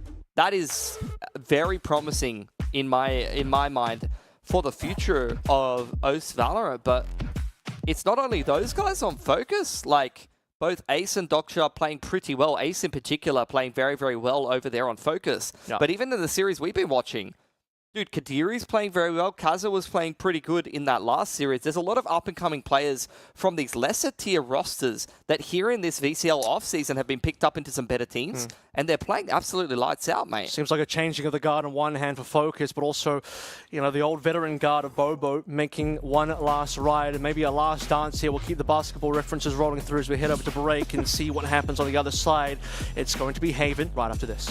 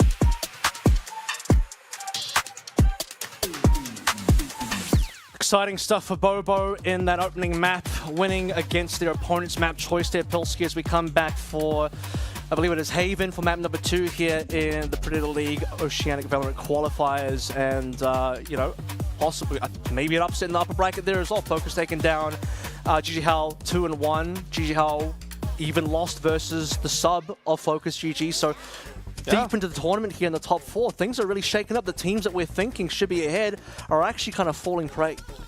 I agree with that. At the same time, though, like, seeing that loss, especially an OT win for GG Hal, and then 2 pretty clean one-sided wins for Focus, it's kind of making me think, like, should I check my bias? Should I say, like, all of these players with international experience should be the clear favorites, right? You've got Nakana over from JFT, backing the veterans, backing the players with experience. That's the 3rd time in a row that the Focus score has beaten GG Hal in series. So at some point, you know, maybe I do have to check my bias and think like, okay, well, Focus just keeps winning in this matchup in multiple different circumstances, on season, off season, different results, different rosters. Something to think about, but that is not the match that we're covering here. Bobo are going to be taking on AIC. They're up 1-0. They just blasted AIC on their own map pick, and now they're going into Haven. I'm going to make one comment really quickly about Focus before we move into this matchup. Just want to touch upon one thing as well. We talked about the fact that Bobo, and this does link to the Bobo conversation, they almost beat Focus. Bobo are going to need to be able to run through the gauntlet of all those other 3 top teams. Guess what? Focus has now officially done that, because Focus's journey through to the grand finals, which they qualified for now, they beat Bobo, then they beat AIC, and then they beat GG House. So they've actually already beaten the other 3 teams in that top 4, which is very exciting stuff. Okay, given they are BO1s, I'll give that to them. That's true. They are BO1s. But W is a W, green check mark is a green check mark, and a grand finals qualification is certainly grand finals qualification. You can only play the games that are in front of you. That's true. The end of the game. Okay, so let's focus on the game in front of us now, because Haven is on board. This is going to be, first of all, our first Haven on this stream so far. I'm sure there probably was a Haven or 2 played elsewhere, potentially even by Bobo. We hadn't actually, looking at Bobo's recent history, they didn't get a chance to get a Haven in there. It wasn't in their Kebab Clan game. Certainly wasn't in the game that we casted between them and Focus either. But now they get to finally pick this map. You said this was going to be one of their favorite maps. They already won against their opponent's map choice. They have their own now, looking pretty dangerous for AIC. This is a map that this core is very comfortable on, and even the core that did qualify for the last Predator League, Haven was a map that they really like to play. So I think that this is going to be comfort zone territory for Bobo. Over on the side of AIC, it's a map that they haven't been as active on. In the core of their team did lose it against the old Hornswogglers roster, which I think might have even had Kaza or Kadiri on it at the time. And that was a bit of an upset in VCL as far as a lot of people were concerned. Since then, they have won at Haven 3 times in a row, but it was all against some weaker teams, and some of those results were kind of closer than you would like. So I don't really feel like the perceived strength here for AIC is very strong over for Haven, but as we head into Agent Select here, we are going to get Feta on the Neon, mirror comms outside of the duelists here. For Bobo, though, what I will say is Haven compositionally will be a very comfortable map for them. The Arena Internet Cafe, you've got Kadiri on the Sentinel, Sinaway has to pick up the Smokes role, and then you've got Biggie Cheese that's going to be playing the Breach. These are kind of off-ish roles for some of these players, but for Bobo, these aren't off roles. Noz is very comfortable on Flash or Recon or Info Initiator a lot of the time, but he really prefers the Flash in it. And Breach will be a good one for him. Punda's going to be very comfortable on his Sova. Mike's on the Cypher. And then Exerce doesn't have to play an off role on Duelist. Jet is his most comfortable Duelist, so... It's a very standard composition, both sides, I believe, coming through here. But importantly, as you mentioned, 3 members from AIC have swapped roles compared to where they were on Pearl. But you know, we have seen that before. Especially Kadiri was pretty flexible in that Hornswogglers game. Also, when we went towards Ascent and he picked up the Killjoy. AIC once again on the attacking side. Bobo, as mentioned, has so far been defending every single time. They like to choose defense.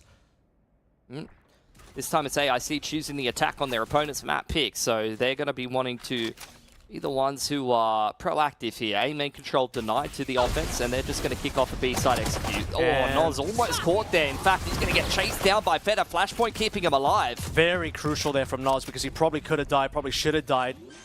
Gets away with barely an HP available, 1/3 HP, about 30 something there.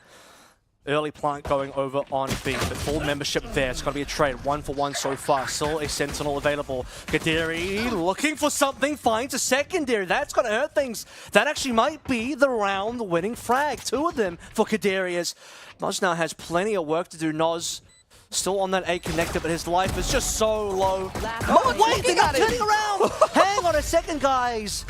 What's happening? Put your headsets on. Turn the volume up. How are they all having their backs facing Muzz? That was an opportunity and a half. I need a drop. Muzz could have actually turned that one around. Yeah, genuinely. Wasn't converted.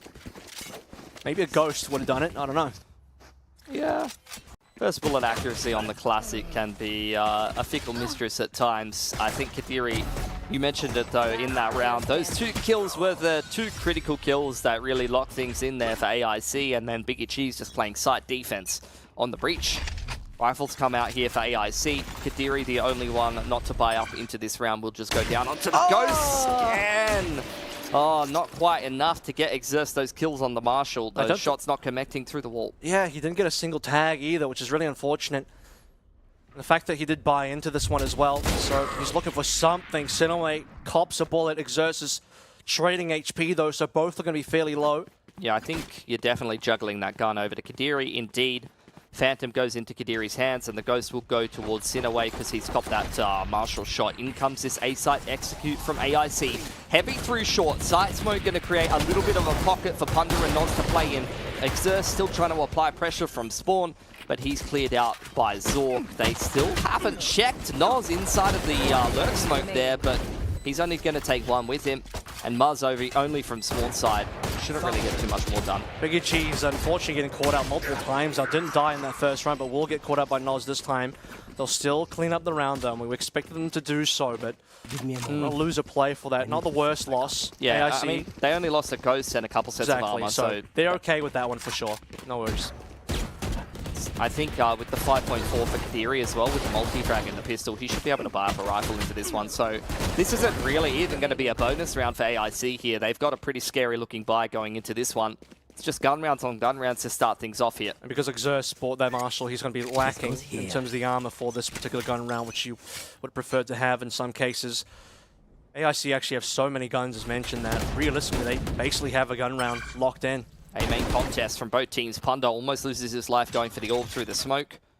Exerce playing from long will be able to re-clear that A info line as AIC have put a little bit of pressure on A, but are working their way back in towards grass. Spotted out by Mike. He's going to drop the cage to try to slow things down, but AIC not dissuaded by that. They're going to go straight into C. That fault line coming through a little bit late from Noz. Actually might have caught a couple of plays that locks him in. That locks them in. Really good for Mike and Muzz.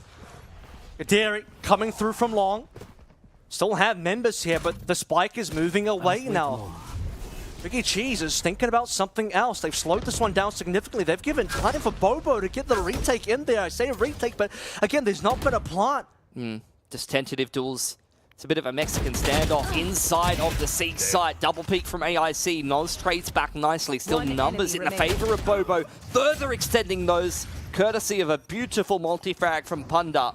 Bobo securing the first gun round with 3 alive. And I thought Noz was late on the fault line through into Garage, but actually he managed to hit way more players than I thought, so the slowdown there was significant. Look how many players that Mike and Muzz were able to beam down that were not able to get onto site, and then the further slowdown where Biggie Cheese was a little unsure. He went back to Garage, but his team was still on C, then he went back to C. They never had a plant. That was, I don't know, it was just a little confusion there in the calling. Here's the second buy from AIC. Swing round for both teams. Fault line over onto this A main line. Fedder going to go out, and it is a scan onto Exerce. He still takes one with him regardless. Almost getting out with the tailwind. A little greedy to stick around for 2 there. Yeah. So AIC do get a trade. You actually heard the tailwind activation after he missed a shot, but unfortunately, the opposition shot connected first. He went for 2 bursts, right? Like, he activated tailwind, and then he took that first shot. A lot of really good Jet players would just take that first shot and tailwind instantly when they're going back for the second kill. But, a re-aggression punished by Fedder. Noz at least able to trade Zork, but this is where AIC, cutting sound on a 3-way map, forces Bobo to look for some information somewhere. Neural Theft comes out there. He can see exactly where all of these players are. But Not good enough from Mike. Only 1 for 1. Muzz throwing himself a progression smoke, but walking through the dark cover is not going to be good enough against Sinaway. He's got that one locked down, and AIC, good recovery. Yeah, might give it an opportunity over to Muzz, potentially for a 1 versus 2, but 2 plays a deal through. This was the moment, right? Punda going down, but even before that, Exerts, we're talking about them being a little bit greedy. You have at least some trades coming through, both Mike and Noz, the heroes of the previous map on Pearl, able to deliver a piece each. But in the 1v2, Muzz just couldn't really do too much versus Sinaway after popping through that smoke. So AIC still holding on to this lead. Here's the half buy from AIC. Oh, sorry, from Bobo. Overdrives there from Feta, and he intends to use it to try to min-max the economy from AIC here. There's the Hunter's Fury from Punda. Okay, that's worthwhile. He has got the Stinger too. Winnable round from Bobo, but they're going to forfeit control of this A site, and AIC slowly but surely working their way through the map. Okay, Bucky on hand for Muzz. He's going to lock himself into that cubby, just in case somebody wants to walk on through. That's also going to give them advanced information for C. Might give an opportunity for Mike to walk off that site as well. So far, it is only Punda looking over towards A after collecting his orb and collecting his Hunter's Fury. He's going to play full retake. We'll see if he's going to commit the ult here or just buy time for the retake to come in. I think they're just going to let AIC burn all of this util and then try to attempt some kind of a retake with coordinated util. Yep, Muzz on the long flank there as well. He's TP'd past the first trip. He'll probably TP out past the second one as well, which means he won't be spotted. Punda Overdrive, tries to hold on. His timing could be critical. He's going to get contacted. He doesn't have the range. He only had a pistol. The Bucky wasn't going to help either. So, secret weapon for Bobo on the retake is taken care of, and not expecting much more. Marshall, 2 pistols, limited util available. It's not going to really happen, is it? No. It's never had quite the right approach. Wanting to try to go for damage as AIC try to filter out of the site. Not too bad, honestly. 2 for 2. Feta, after his overdrive runs out, picks up the Vandal. Good shot from Noz. So 3 guns taken away at the end from Bobo when they were completely out of position is actually pretty decent. They've also broke Zork's armor. So as far as a half bite goes, not too bad. Technically 2 guns because Feta didn't actually buy into that one. So they started with 4 and lost 2. In either case, it's good damage. It's reasonable damage considering that 2 pistols and a Marshall or a retake. Really, I expected even less than that. The fact that they delivered anything at all is decent, but 4 and 1, okay, it's the opposite of what we saw on Pearl, but in some cases it's what we expected on Pearl if you really favored AIC for that map, and that's what they delivered versus Hornswogglers. A 4-1 start on Haven now is not very comfortable at all for Bobo. Smoke into Sewer. Gonna deny Exerts this chance at an opening pick. Hunter's Fury burned dry, but dodged well by Sinaway, who Shrouded steps out. Flashpoint does catch the breach, full white in the corner, but Exerts punished by diving through that smoke by Zork. And that's going to give a 5-on-4 advantage to AIC here. And you know what they do in these situations. We've already seen it. They just cut sound, hold angles, and wait for Bobo to make a mistake. And there's options here. You know, they could rotate back over towards C. Kadiri's not too deep, but he's moved up. There's also a situation where Kadiri can force rotations over. Speaking of rotations, it's going to be Bobo exploring in mid. Camera is still there. Could spot a few plays. They're just going to deliver Muzz through. Trip? No, not at all.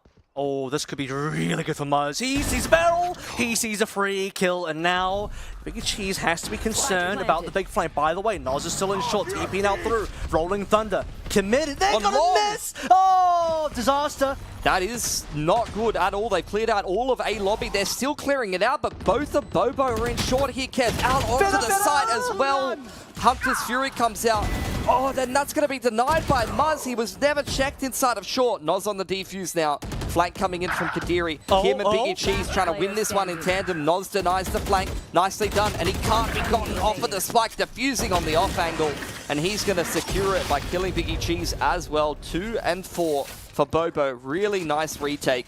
And AIC with a bit of a misread there in the mid-round. Like in the post-plant, they thought that there was some kind of big flank coming in through long. And just 1 member, actually. Well, technically 2, because Noz was also in short, but Noz was just chilling, bro. I know, he was here the whole time. The fact that they forced that much extra util in the ultimate out of AIC, by the way, leaving Feta by himself on the site, and Feta was like, yo, where's everyone at? Where's my team? Had to try and run back and gets caught running through long. Yeah. So huge fumble by AIC. Gigantic. Yeah, I mean, the 5-on-4. The lack of a trip on that A side of the map was killer as well, has to be said. I think Muzz would have TP'd past it anyway, but yeah, I mean... They would have at least heard that. Regardless, though, Rolling Thunder's there for Noz. That's a big retake tool. Pressure into Garage. Shock and Flashpoint will give control to AIC. And a lot of sound cues to prompt the rotation in from Bobo. But AIC are not in a rush. Another slower default round where they just work the map. Trip in the middle of the map from AIC as well. They don't want the grass push to come through once again from Bobo. That was killer in the last round. And Mike's got camera looking through into Garage as well, so knows it's fine. Noz didn't push up too far. He would have had Fault Line ready to stun them all up inside Garage. And now you're going to start seeing the movement coming through on the A side instead. Bobo just playing for the retake. Honda playing from Heaven wants to try to get that shock dart, also that recon bolt in and maybe try to play for a kill or try to shock the planter. And then it's going to be a big rotate from Bobo with a Rolling Thunder. Big flank coming in from Kadiri, already mansing Garage, making So moves. line. Actually getting big tag. This is a decent tag twice in a row. Doesn't get the kill. Sees the bow out. As Big and Cheese might have the kill there. Doesn't quite get it. Rolling Thunder is going to allow Punda to take down one player. First and foremost, long flank, by the way, coming to Kadiri late. We'll see if that ends up coming in. Might not be required because Zork and Feder are doing big work so far. Seen away, still on site itself. Noz is going to get flanked. He has no clue. Surely a freebie. Surely a freebie. Nearly dropped that. Nearly Kadiri was not able to pick it up. If Noz was able to get that kill, oh my god, that would have been humongous, but it wasn't.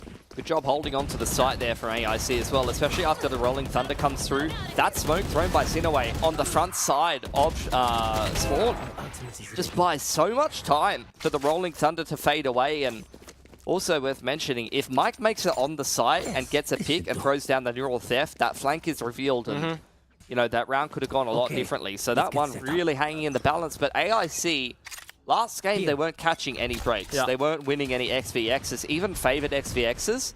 In this game at Haven, they've been winning almost every post plan, every clutch has been going their way. Noz probably won that one on Pearl. You get wind back to Pearl. Noz wins that specific duel. It's fine though. Expect a lot out of him, well, maybe too much to expect out of him in that situation. Noz though, he delivers for the Sheriff. Flankers, well rather Flash is going to cause him to not be able to do too much further than that. There's a neural theft. I believe on the offensive side. Oh no, that was that was on the offensive side. Yep. And they know where all of the defense is now. Muzz on grass with naught but a classic. Mike with a Sheriff. Nice open plant here for AIC, and they've got most angles covered. Just going to play from Garage and over towards long side as well. In fact, all of the boys just going to play from Garage and keep things nice and safe and simple. Stacked together there. I don't think I have to be worried about is Util coming through from Muzz. Rifles picked up. And that's actually playable. That's playable, especially given that there is Util. But are they going to check this properly? Yeah, Muzz is just going to get eliminated straight away. Cheeky angle coming through from Kadiri. And Mike not expecting much anymore. I think that was playable when Muzz was still alive, but now best he can do is collect a couple guns, you think? Bettis is going to run him down. 6-2. AIC slowly but surely working their way through this attacking side of Haven. Both stylistically, they're just running these slow defaults, taking their time working through the map. But also, it's been a laboured couple of rounds. Every round has been some input from Bobo, has been some clapback from Bobo. It's just every time at the end of the round, AIC are getting these things across the line. The scoreline simply does not tell the full story, but unfortunately the scoreline will dictate the end of the snap and potentially sending us to a third. Okay, where are we going to go with this one? All the way into the back. He's going to commit it as well into Heaven. My goodness, that's going to cause some problems for Bobo for sure. Bobo who are on site, they get a freebie. Fed caught lacking. And Civil Lime as well. Biggie Cheese, not good for anything from that short position. Zork's at least going to trade over the exerts, and Muzz just walks into fire from Zork for 2. That is, okay, Muzz might want to redo that one a little bit. Unlucky, Avoidable. honestly. Just crab spray on the fadeaway from Zork. Trying to catch a player crossing back into short, which is exactly what he does. And this is where AIC, they've been doing this all day long, Kev. They are just cutting sound and sowing some seeds of doubt in the mind of Bobo about what their intentions are. Bobo's sticking around, though.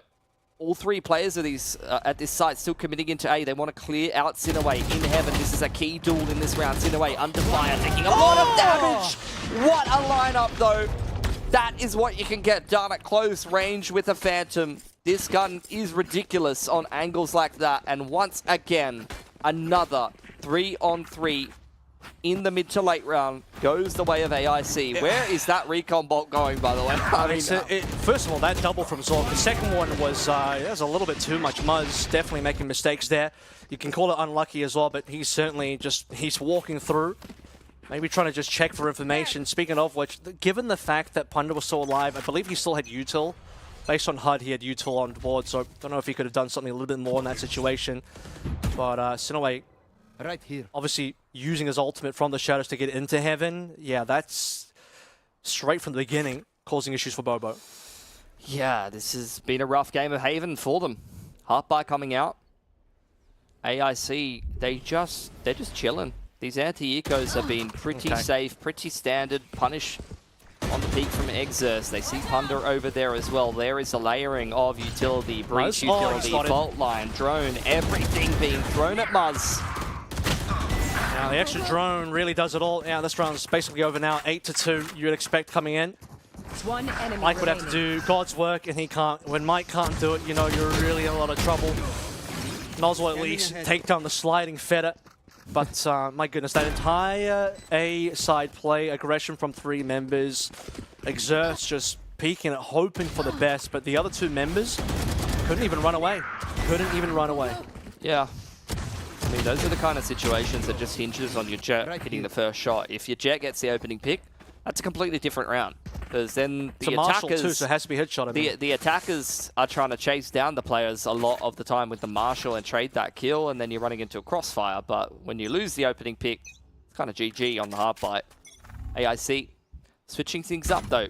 Finally going to be a chance for Mike to get involved. I feel like they have barely ran into his sight so far this game, and it's going to be a straight-up C execute for him to defend. Yeah, Mike's having to do a lot of retakes so far in this defense, not a lot of anything else. There's going to be a team kill coming through from Zork, but 1-to-1 happens. Rolling Thunder, I believe. What was that? That was the offensive Rolling Thunder. Okay, It's yeah, just that the is HUD gone. I was going to say. a little delayed. There's the Hunter's Fury from Punda to delay the plant coming in. Nice connection. Trying to predict the movement of Big Cheese and flanked by Kadiri. Yeah, didn't see that one coming. The flanks have been so good for AIC so far on this map, and Bobo are the ones that have been caught out multiple times. This is looking like 10-2, at least 9-3 minimum. Muzz coming through in the back, loses the duel to Sinaway, and it's falling apart quick. This is such an important round for Bobo, and Exerce has to do way too much work. Too much work, 9-2. Best Bobo can hope for now is a 3. Yeah, this pick of Haven Last has completely round in the backfired half. for them. This slow, just creeping, methodical style from AIC is doing them a lot of favors on this attacking side of Haven. They're just working the map in the mid-round, slowing things down every time things get dicey and punishing They Bobo. got gifted Feta as well, by the way. Feta probably could have lived there. The fact they got gifted Feta is a real tragedy that Bobo couldn't really do anything with that. I think it was the spam from Mike, and Zork's trying to break the trip that that Feta literally just ran into, and then just killed it with the shocky, so unlucky. AIC going to pick up the pace once again. Goodness. Shock towards front B. It's the Opening same pick one by 1v1. Sinaway. Yeah, and in comes the overdrive. It's a quick B execute this time from AIC. And they're just going to pick up the pace in towards A-Link.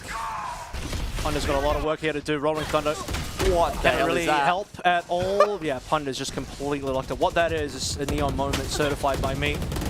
You have a player pretty deep on the defensive side, Exerce, looking through on A. He's not going to find anybody. Another look from Sinaway as well. Feta doesn't care. He's playing this one like it's ranked, flying through the map, beaming down any single play he sees. Yep.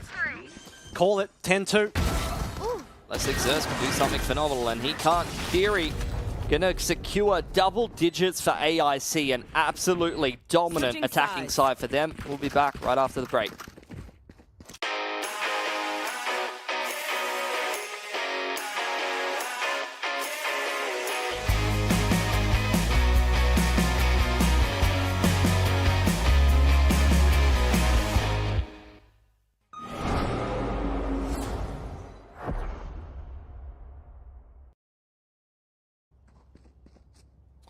In Australia, we do things backwards. It's upside down land as Bobo dominates Pearl, AIC's map choice, and AIC is returning the favor now on Haven. Something Bobo would love to have been able to pick up themselves to secure this one 2-0, but we talked about the fact that Bobo are getting nothing easy here in this tournament so far, whether it's super long maps going all the way to OT, or a situation like this where they thought they had a good game on their hands, suddenly AIC say no. Push into garage here. Bobo need to turn their fortunes around. Relay Bolt connects, as does the Paranoia. They got through the shock. They got through the trip, rather, with the shock dart, but that's about all that's gone right for them. Inside of garage, second wave of util here from AIC. Flashpoint trying to create an opportunity to find another pick. But Kadiri's the one who's going to strike over on that C side, catches the Omen lurk, and now Bobo turning their attention to the B side. Yeah, but here's the attention from AIC as well, and they're just losing all of these jewels outside of Mike picking up that one kill onto Biggie Cheese. It's not looking that much better. Mike has done everything, really, that he can. And the pistol going sideways. At this point, you either force right now for Bobo to try and keep AIC away from 12, or you give the 12 over to AIC, which is probably worse. So we saw this against Focus earlier, right? They were in the same position. A little bit better. I think it was 10-3 instead of 11-2. Yeah. At this point, you're thinking about Sunset, I believe. Unfortunately, you probably are thinking about Sunset a little bit more. Hey, come on, bro. They forced at 10-3, and we went to OT. Where's the belief? Where's the Nos bias on the cast? Come on, Kev. Yeah, this is a good cop, bad cop we're doing here. Well played, well played. It's exactly how we planned it. Yeah. Easy little bit of luring AIC into a false sense of security, thinking they're good on this map and stuff, and then we come in on the force play. We creep up behind the cage. Up short A now. Punda's lurking in towards A long. Drone's going to go on through. Doesn't see anybody. Isn't going to go deep enough to spot Exerce. They don't know anyone's in I don't think it did. I don't think it saw anybody. There's yeah, three that's players critical. on the site here, though. Jiggle from Zork secures it. Oh, he's caught off guard. There's the entry from Exerce. It's happening, Kev. Aftershock gonna force Biggie Cheese out of position. Flashpoint to follow through. That's when they run through the crossfire into Feta. You cursed him, mate. You've absolutely cursed him. 4K on the neon. I mean, what can I say, bro? Well, Feta just had the angle. The bias was being attempted. To be fair, they started that about as well as they could. They dodged out the drone completely unspotted. You could smell that something was happening. Zork certainly felt that way, but they were just not ready for Feta at all, who lined them up and knocked them down. Not quite the strike for the ace, because one was taken away, I believe, by Sinaway. And yeah, at this point, a speed run from AIC. On their opponent's map pick, yeah, they're here to play, man. There. Forced by Volume 3 from Bobo. Feta's just out in the open, double peak. It's a high-low from Sinaway and Feta that still goes the way of AIC, as does everything on Haven, apparently. Gotta go. Yeah. Hate to say it, it does feel quite locked in. Can the flash be enough? Absolutely not. Two members left to play through, and I mean, they're locked in at this point. Zork even on the long flank here to just really make sure that absolutely nothing will be done from this round. Contact will happen right now on that grass area. At least Mike wins it, but will sacrifice Noz for it. Catches a Paranoia, and here we go. Fly on through, son. Fly into map number 3. Neon slipping on through. Mike's hit those before, but not in this round. And even if he does, the rest of the players will be right there. 13-2. Ooh. That one hurts, mate. Yeah, that is a clapback if I've ever seen one from Arena Internet Cafe. Letting their own map pick a pearl slip through their fingers. A very underwhelming performance from all of the boys. But damn, what a way to reply. 13-2 on their opponent's map pick here on Haven, and the scoreboard says it all. Look, Noz was there. The rest of the boys really weren't. All of AIC. 16 kills, 3 deaths. 14 kills, 4 deaths. Does anyone on AIC lose a singular duel in this one? Like, look at those first bloods. There was 3 from Exerce, fair enough, but for the rest of the team, like, this is clearly a dominant game from AIC. You had a situation where for a lot of that, not even second half, but the second half of the first half, so what is that, the second quarter, I guess, technically speaking, you just have a situation where every single time a 1v1 happens, someone on a bit of a flank happens. Yeah. Especially after unfortunately highlight the Sinaway versus Moz situation, which Sinaway I think won every single one of those nearly. At least Sinaway's got 2 first blood and Moz had 0. Look, there wasn't much to talk about in that game, honestly, so I just want to dive into what you were saying before. If it's the second half of the first half, is it really the second quarter if the game ends 13-2? Yeah, by number of rounds, there was only 15. That's true, but you know, I guess second, third. Then second, third just doesn't sound right. The problem is, who said no one says second, third in this sort of sport. So I was like, no, it's got to be quarter. We got to talk about quarters here because quarters is typically how a lot of sports actually work. So just third just didn't sound right to me. It might be mathematically correct, but it just sounded gross to say. You know, esports sports, Kev. That's what we really need to consider at this point. Really, if you're playing Valorant, no, because usually Valorant plays in neats. But for other games, maybe. You know what? Maybe. Feta was looking pretty athletic, and so will we be, because we're going to be doing some push-ups in the break, and we'll be back with map 3 in just a second. Not quite, actually. Oh, I've been done dirty. You're going to have to do the push-ups right now. So, go on, son. Is this good form? Is this good form, Kev? No, because you're not even flat on the ground. Don't worry about that. Speaking of pushing up, we're going to need to see how now going to map number 3 for Sunset, if Bobo can bring it back and push their score line up in the series. Let's go to break to see if Sunset is going to be the map for Bobo. Catch you after this.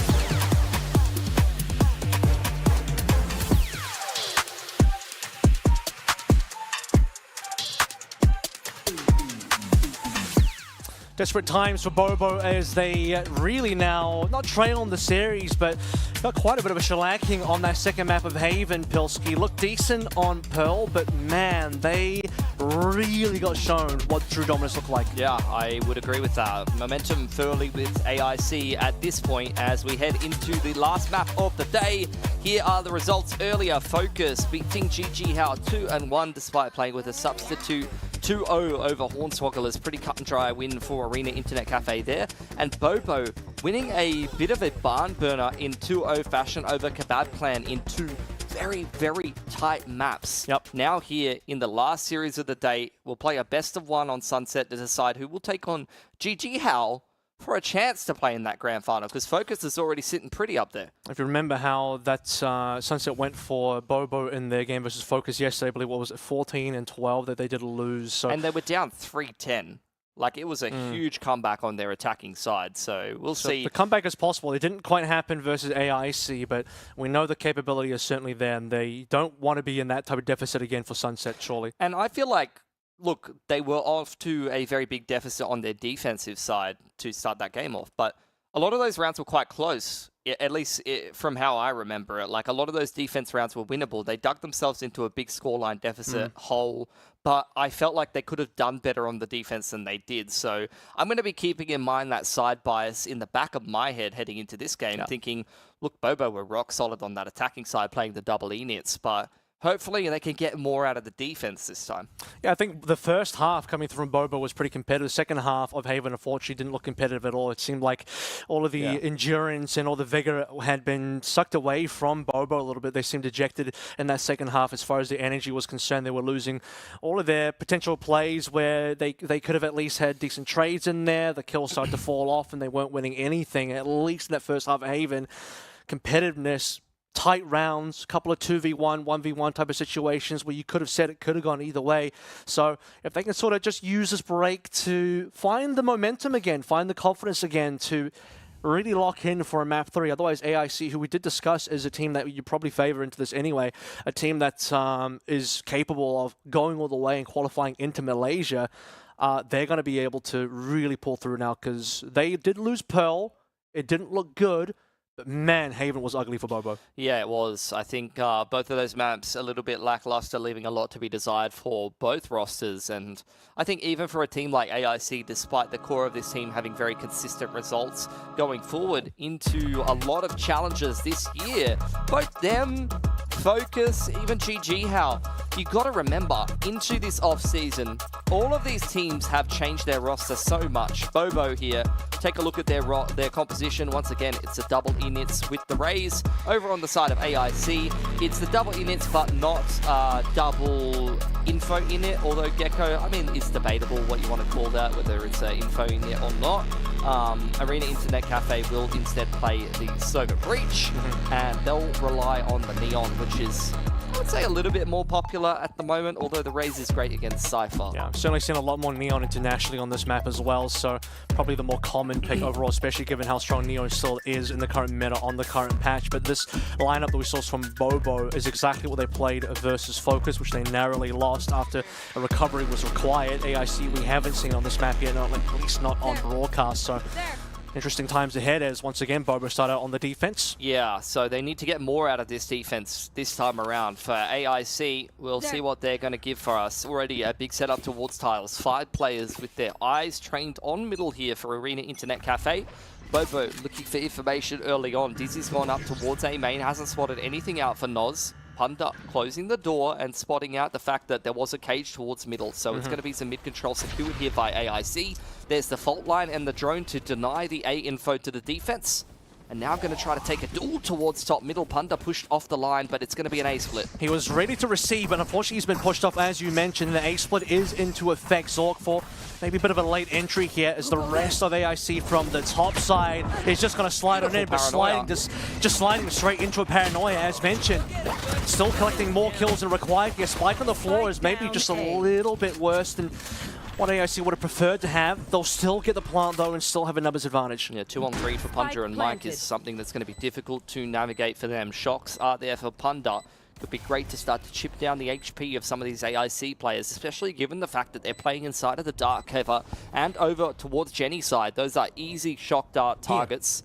Looks like both Mike and Punda are going to dive into the dark cover. Mike was not ready for two players to be on the other side of that smoke. Punda slipped through, but not slipped away with the round. AIC up 1-0 with a really nice A split through top middle. Bobo, despite the fact that they threw out some pretty nice reactive utility, both the Paranoia and the Dizzy, they just really couldn't do enough to break apart that AIC push. Not enough time to check everything as well. They hadn't really had a clue whether something was going to be into elbow. They were hoping that they could just walk through into the smoke, get a drop on a singular player, or maybe no players.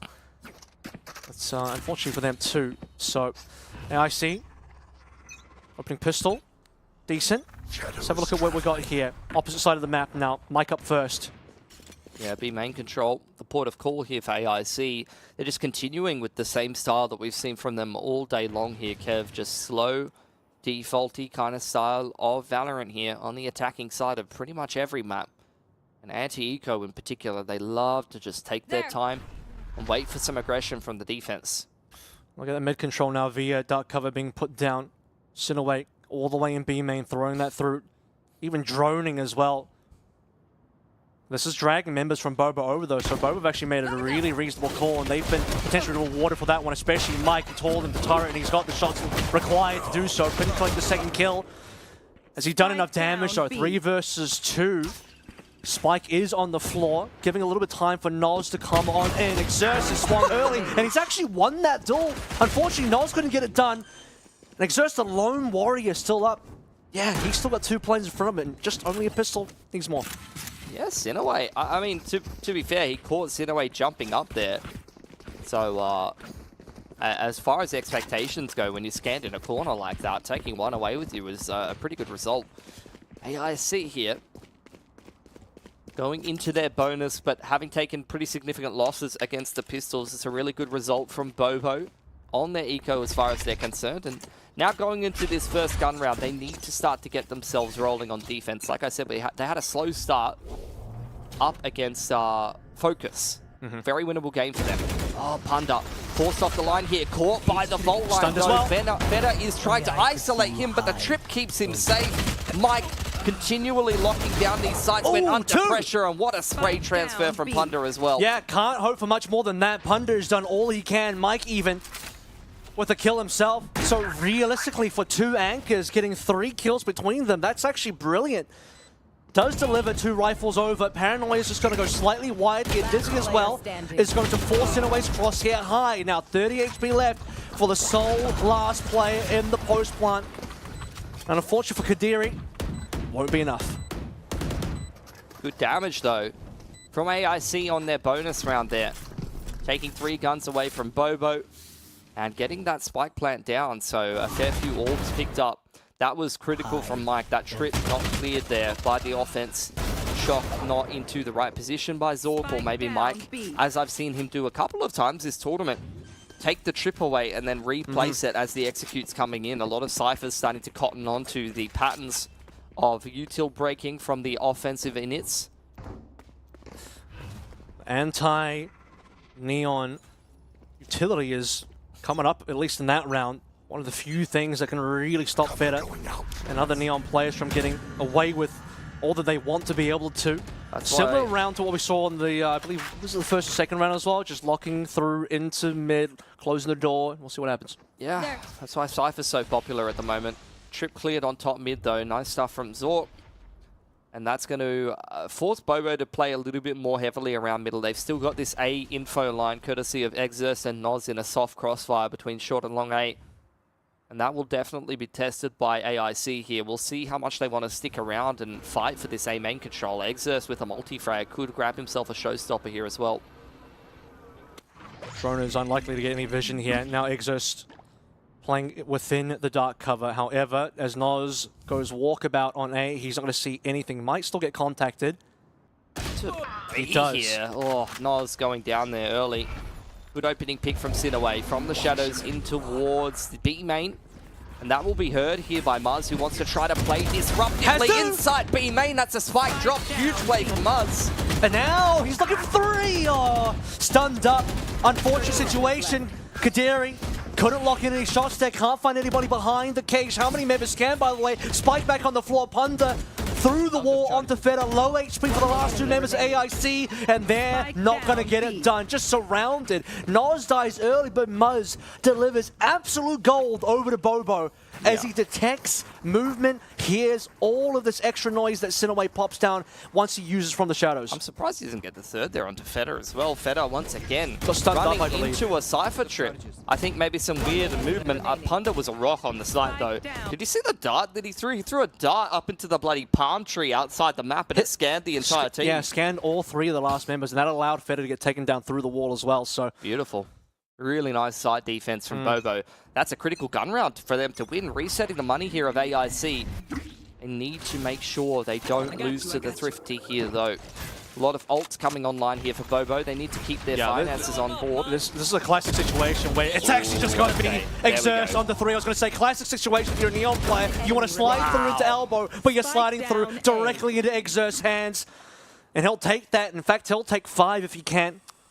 And I'm like, I don't want to hype up the anti-eco too much, but I can't understate, guys, how many bonuses, how many Thrifty rounds have been won in this tournament.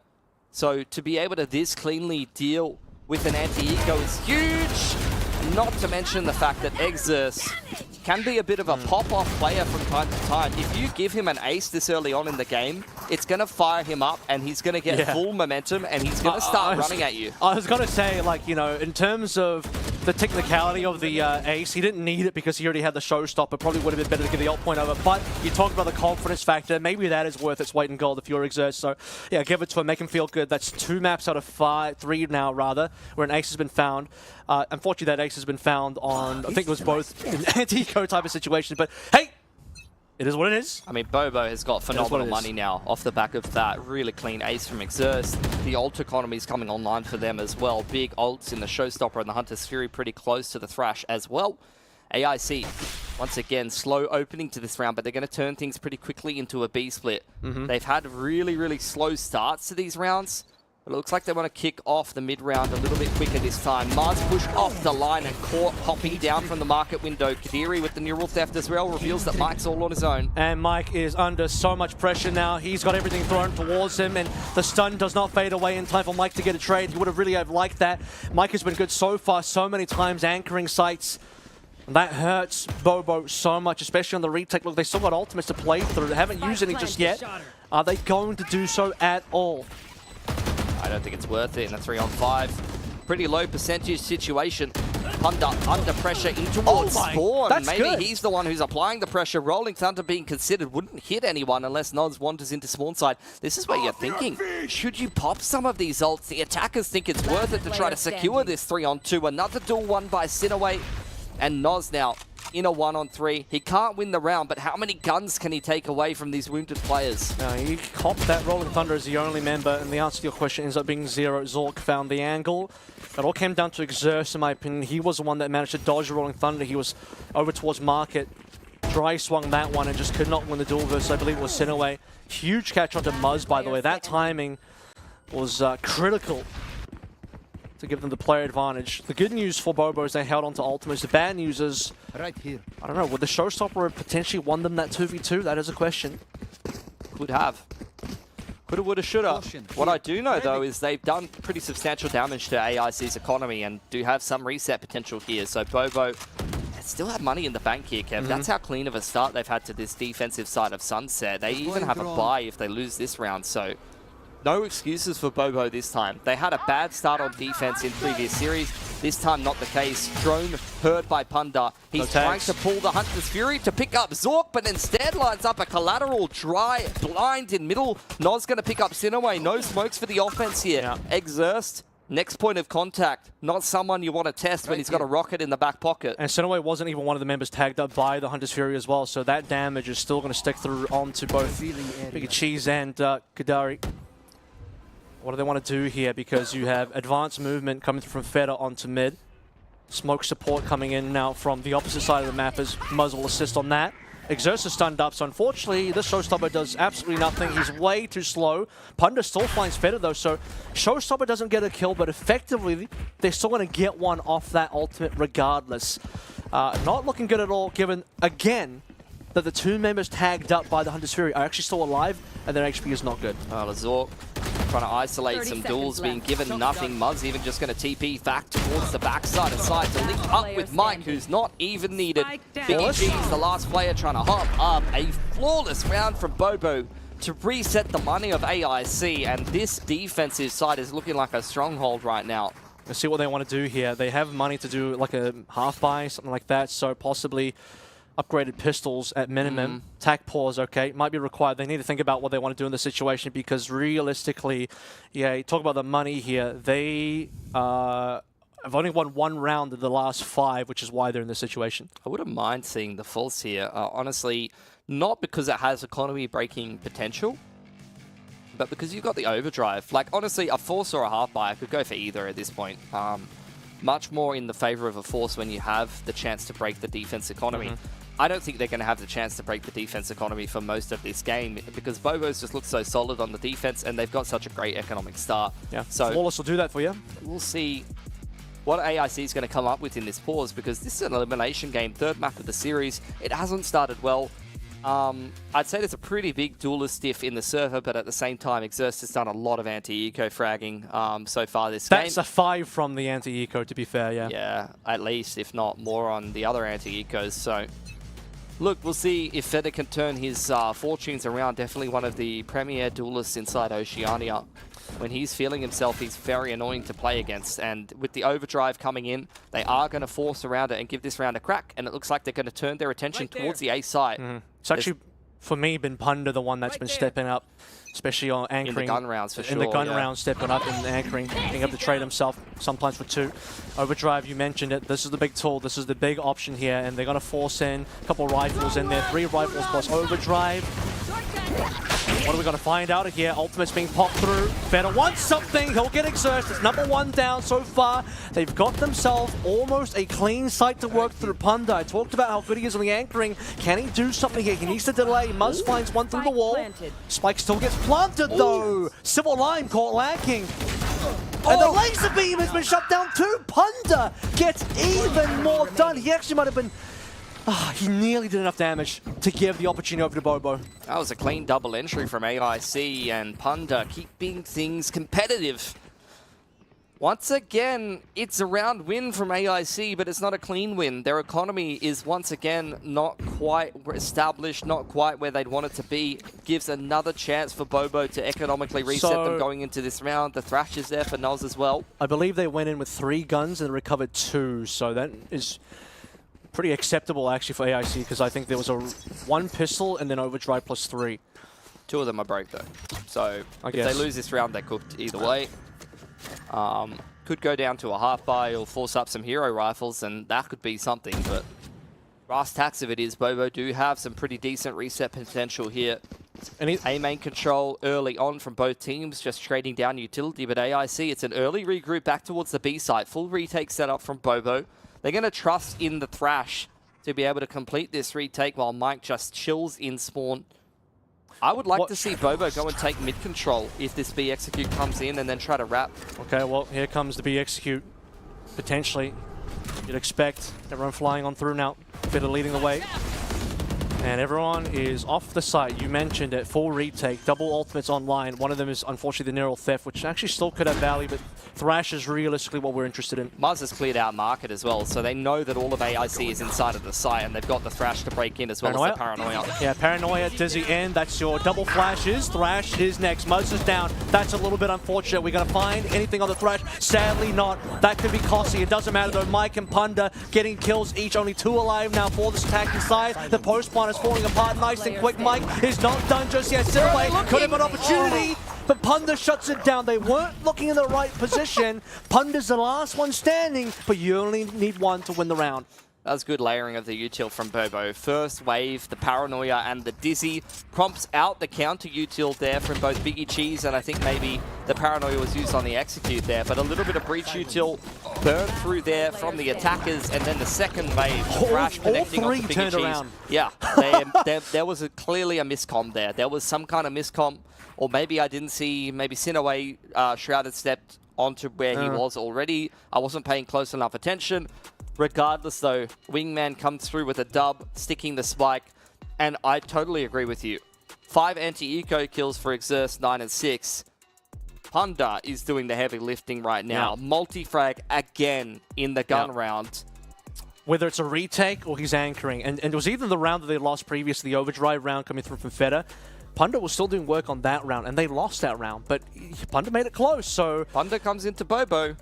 Bobo goes from a team that can't make top 8 of VCL to a team that could maybe win the tournament. But the thing is, you know, we didn't see the fragging power to Punda on the previous maps, and even score-wise on the maps that happened off-stream as well. It was realistically Mike, Muzz, and Noz that we saw today in that first map.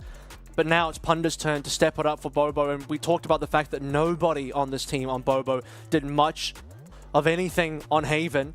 And you require that fragging power, the mojo, the confidence to come back in. Exerce got a little bit of that off the ace, but Punda is saying, I'm the one that's going to take control of the game now. Tech pause again.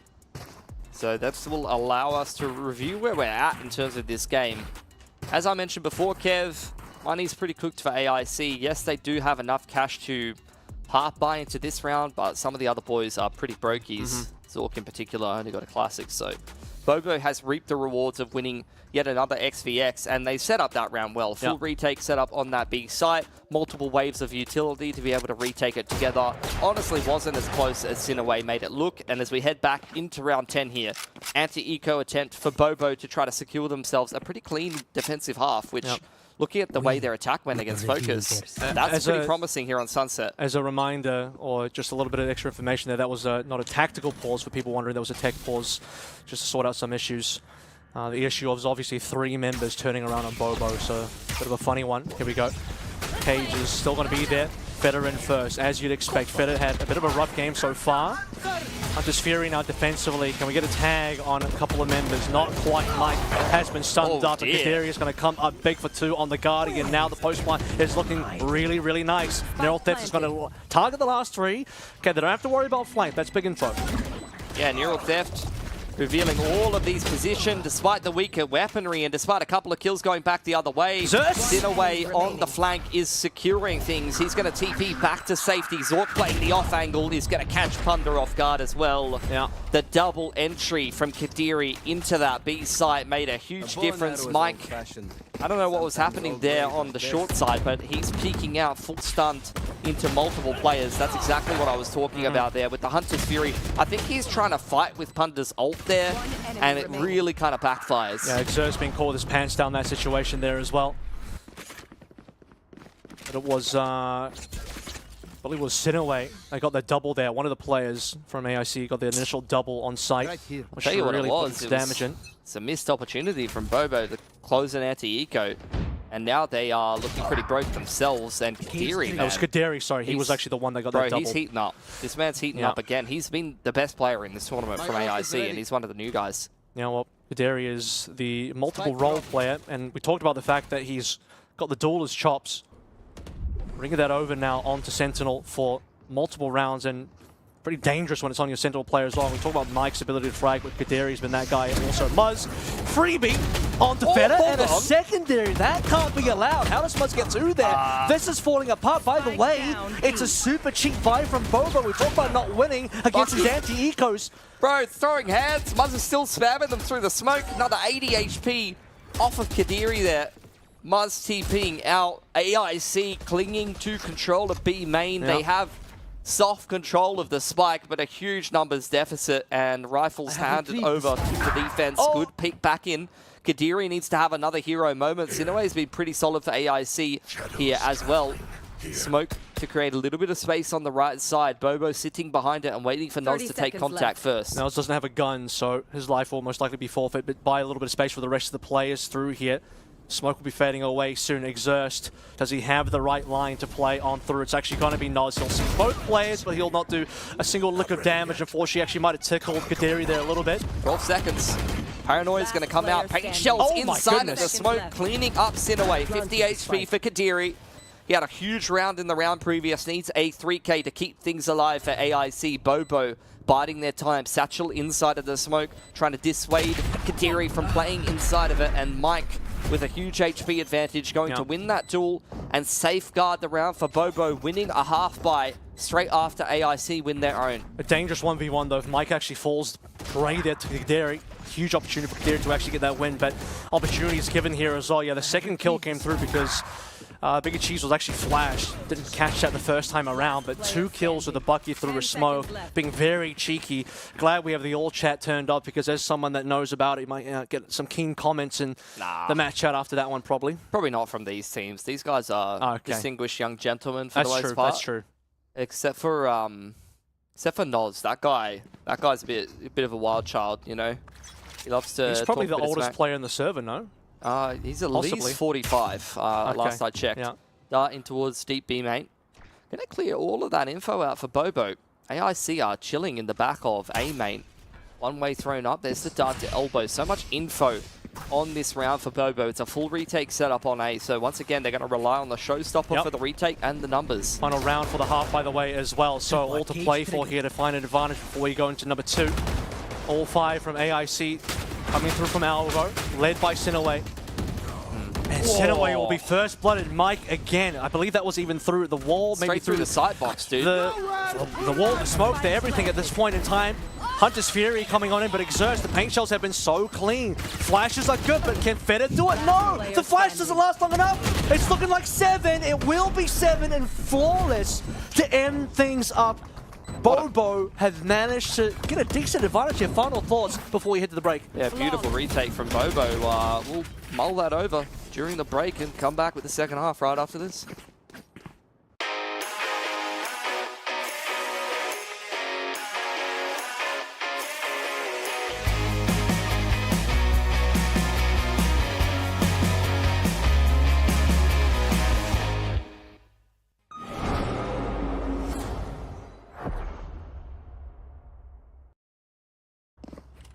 No dice for AIC on that offensive final round of the first half, but honestly, scoreline-wise, still pretty tight, 7 and 5. This is where Bobo, with a much better defense than they had against Focus, with a couple of individual players having some pretty big games here. It's actually Noz who had the best game against Focus. So different players stepping up in this series. Shock from Punda to clear some of those B trips. There is the Dizzy. Up into middle to get a little bit of control there. Door closed by AIC. Bobo not choosing to break it until they hard clear middle and just set themselves up a little bit more comfortably. There's the main aggression being considered there from AIC. They've got this A-long info line courtesy of the one-way and the duelist on the line. And it looks like Bobo going to kick off some kind of a mid-split. Very similar to what we saw on the opposite pistol round when AIC was on the attacking side. It's going to come up to Figgy Cheese to take first contact, flash, and the scan. Beautiful, catches 3. Massive amounts of info gained. I suppose they already had a lot of info, but that's just going to confirm things for them and all. Dizzy's been left behind. Now Bobo going to creep up on this A-line. Feta aggressing, caught a little off guard. Does a little bit of damage to Noz, but only going 1-for-1. But still, there's 2 players on this A site for AIC to hold strong. Flash and fault line should still be available, I think, for Biggie Cheese. One was gone. Paranoia is going to end up missing here. We do have, okay, Sinaway, not bad. That is going to be even better. Now the last player, it's just Muzz, and he won't last long at all. At least the plant came through there for the money, but the retake was sublime. Yeah, I think a bit of a misread on the positioning there from Bobo.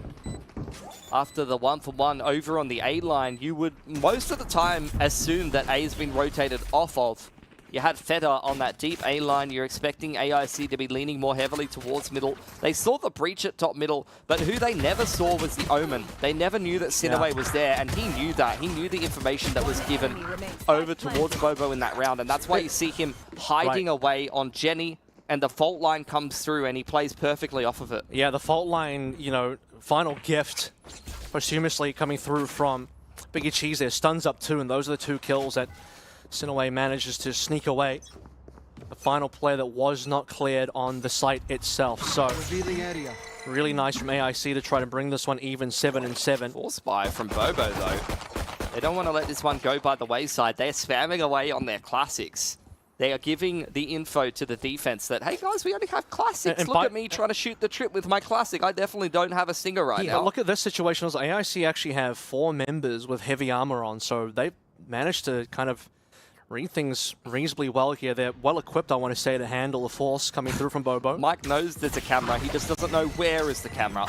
Out comes the B execute here. Multiple waves of utility to try to get Bobo out onto site. Scan reveals the fact that Exerce is up close, and now they know it's a force buy. But AIC responding with force, flooding back into the site with good utility, and it crumbles apart from Bobo. Couldn't get a single kill with the force buy there, and AIC is defending beautifully right now. They got into the site, they got the plant, but that's all they'll get there, and they get nothing done in terms of being able to convert on the force buy. In fact, we've got Zork now 1 away from Hunter's Fury, so Zork had a decent amount of impact on that first round, even more impact on the second round. Early ultimate now for what is going to be number 3 going to the second half, and normally Bobo would have something to play through here. It's just actually pistols, so at least it's upgraded pistols, you give them that. Yeah, Sheriff light armor. But they're pretty far behind at this point for Bobo. They tried to cut a pretty big corner with that force buy, get back into the game after losing pistol, and it's backfired quite substantially. AIC now with a great chance to build up their economy if they can deal with the Sheriff's and armor quite cleanly. They mentioned it. Hunter's Fury online for Zork, courtesy of the A main control and the orb being farmed up. Bobo have taken mid control in the meanwhile. Smoke onto market. Biggie Cheese ready with the reactive stun. But Bobo taking their time. Waiting for something to actually happen here before any stuns might come on through Exerst. Just popping his face in there, maybe ever so slightly rather. Hunter's Fury now, yeah, that's the quick Hunter's Fury we're talking about from a little bit earlier on. No issues, Kadiri's going to walk on in. Maybe there are issues, actually I lie, because Exerst was still on mid and possibly biting a bit off. What? How has he gotten away with that? Daylight robbery. Feta with this A main control, he's always on this A info line, and Bobo going to fall away. Not sure where the Omen is here. Sinaway going to have to be the hero in the back of the B site. That kill is at least understandable. To be fair, Exerst just popping off. However, Kadiri walking onto mid was a little bit unexpected. That probably wasn't required at all. And now suddenly, this eco situation is pretty dangerous. Does the plant coming through? Actually does not. That's actually not bad. Sinaway's done well there. Time is now critical, and Spike is stuck on the site as the smoke fades away. Exerst up first, he's down. And the lineup from Sinaway. That all comes through from the fact that the wingman does not get the plant down. If the wingman gets a plant down, suddenly the post plant with 3 members in main actually could be competitive. Yeah. Exerst should never get away with that, but you're right. I don't think they expected Sinaway to contest the wingman at all. It was kind of a big balls play to just dart cover after getting droned off the line and run straight out into the site without knowing if any of the attackers had walked out behind the drone. It was the right play, though. Yeah, I mean, if you do get that play off and you kill the wingman there, you've won the round effectively, and that's exactly what happened. So, to be fair, that was a super winnable round for Bobo. I think they brought themselves into that via Exerst, finding those shots, and maybe Kadiri throwing his life away. Thrash is online here for Bobo. They're just going to kick off a market split here. Thrash through B main, drone through market. And Kadiri, as well as Zork, to try to defend this B site. Playing full retake here, just trying to pick some players on the cross, but they haven't really been given too much. Thrash used as a very expensive trailblazer there. But the plant does come on through, so they got that locked in. No more ultimates to play through for either team. I think Noz may have picked it up here, so it could be a second wave no, of actually, no, you're correct. He did pick it up, so that's actually really, really huge, because he sent that one into the back of B. And no control here. Look at this. Punda and Muzz. No control from the AIC side, that is, to stop the pick of the flash. Might not even be required here. Punda's got so much damage done, and Kadiri, who did so much on previous rounds, can't even get the kill to Exerst. Dropped the 140 on his head, but that is not going to be enough for the kill. Another 3K in a gun round from Punda. Man is playing absolutely lights out for Bobo right now. Huge round for them to be winning. They've had a tough time getting into the game on this attacking side. Slow start after the force buy and the pistol don't go their way. the Sheriff half buy as well could have been winnable. So they've really been put through their paces these last couple of rounds, but finally, getting across the line in a gun round puts a lot of pressure on AIC's economy here. 8-8. This is a swing round that could really tell the tale of who's going to start to take control of this game now, Kev. And they're glad that they had the early lead in the first half as well, because they're down 1-3 in their second half. Full B main control here for AIC. Bobo playing the double units, though, do have the utility to be able to go back and re-clear that space. Can they get an alt orb maybe for Exerce to complete the showstopper? Be nice. I think the B orb was taken by AIC as soon as they took that control. Can you pick up the Dizzy from there? I think he can't get the Dizzy anymore. That's actually very unfortunate for Noz. I don't think he can pick it off the top of the bookshelf, so that is that's rough, bro. That's stuck there. That's really rough. What he needs to do is borrow one of Exer's blast packs, jump up. Oh! Yeah. I've seen that work before, actually. Yeah. I don't know if that's too high, though. I know you can get on top of, like, the bind boxes with that, but finally... It's crazy because I was joking, but... no, legit. Like, that works on other maps. Hypotheticals aside, though, B main is going to be the port of call here for Bobo. Cinnaway is going to spot out all of those players, but Wingman gets on in there, and he's going to get the plant down. And once again, it's a full retake for AIC. Ultimate for the information. The information is that everyone is going to be on the site now. Plant comes in. Full 5-man retake. 1 kill for Exerce is showstopper. Right, Hunter's Fury is there for Punda too. They're playing inside of the site. And Hunter's Fury in a good position. Look how far away Punda is. He's in position to maybe just slide out of there. Zork onto Mike. Zork onto a secondary. Noz will return the favor, but it is a player advantage for AIC. Not anymore. Noz looking fancy now. Punda still in a good position to get something done with this ultimate. He'll look for it now. He's falling off a little bit longer. Are they going to try and jump on top of him? They have to trace him down now. Yeah, Punda's the only one alive. And he's dead. Yeah. Not quite enough gotten done there on the site. Either Noz had to get one more there, or the player inside of B main needed to get 1 or 2 as Punda falls away to play the Hunter's Fury. The last play in B main outside of Punda, I want to say it was Muzz. He had to face 2 players at the same time, I think believe. Zork as well, though. He comes in and gets a double entry back into the site. Exerce needs to get at least 1 there, or Mike. The fact that Noz gets 2 here is huge. If Exerce gets at least 1 there, he pulls the showstopper and that round's over. Good retake for AIC. That's going to reset Bobo's economy. And like I said, give them some control of this game. Their money is still battered and bruised. Every kill here for Bobo matters on these Sheriffs. Not to mention the fact there's a Guardian and a showstopper there. So definitely some kill potential here for Bobo. A dangerous round that AIC can't afford to lose with how close that last round got. Drone.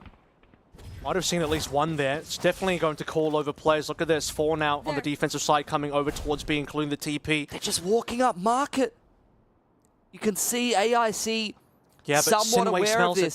Sinway smells this one. He smells it good. Tastes even better. Stops the Dizzy from getting any value. Here comes Zork. Activated on the back. The pinch is fantastic. And unfortunately, this market creep up does not work at all. You're staring down now 10-8. Decent from Zork. I think Feder accidentally fat-fingered his ult there. So his overdrive is no longer something he's going to have access to. But he's not going to need it this round. Yeah, he definitely fat-fingered that one. That's a little bit sad. That's alright. No, what it was is he was very concerned about Mike. He's like, Mike can 1v4 this for sure. Yeah, I got to overdrive this 100%. That Mike guy, he's as cracked as he is jacked. Yeah. 10-8 for AIC. A good position to close the game from now. Up to Bobo to respond. Showstopper's online, getting pretty close to a thrash. It's been a lot of mid-control and B executes for Bobo. And they are going to try to change things up now. This is going to be very desperate for Bobo if they lose another round. 11 for AIC with their economy looking much better. Here we go, defensive Hunter's Fury. And it kills! Damn, that is not what Mike wants at all. Showstopper now going to be looking for something. Stopped by the tripwire and killed because of it as well. Sent away onto 2, and it's looking lights out. AIC staring at 11. Bobo, the match is falling away from them, slipping through the fingers. After a brilliant first half, Noz can only hope to do something extra here, but it's not going to happen. Feder from behind will deliver the 11. 1 away now from the match point, 2 away from locking in the lower final. Yeah, really, really good resurgence late in the game here for AIC.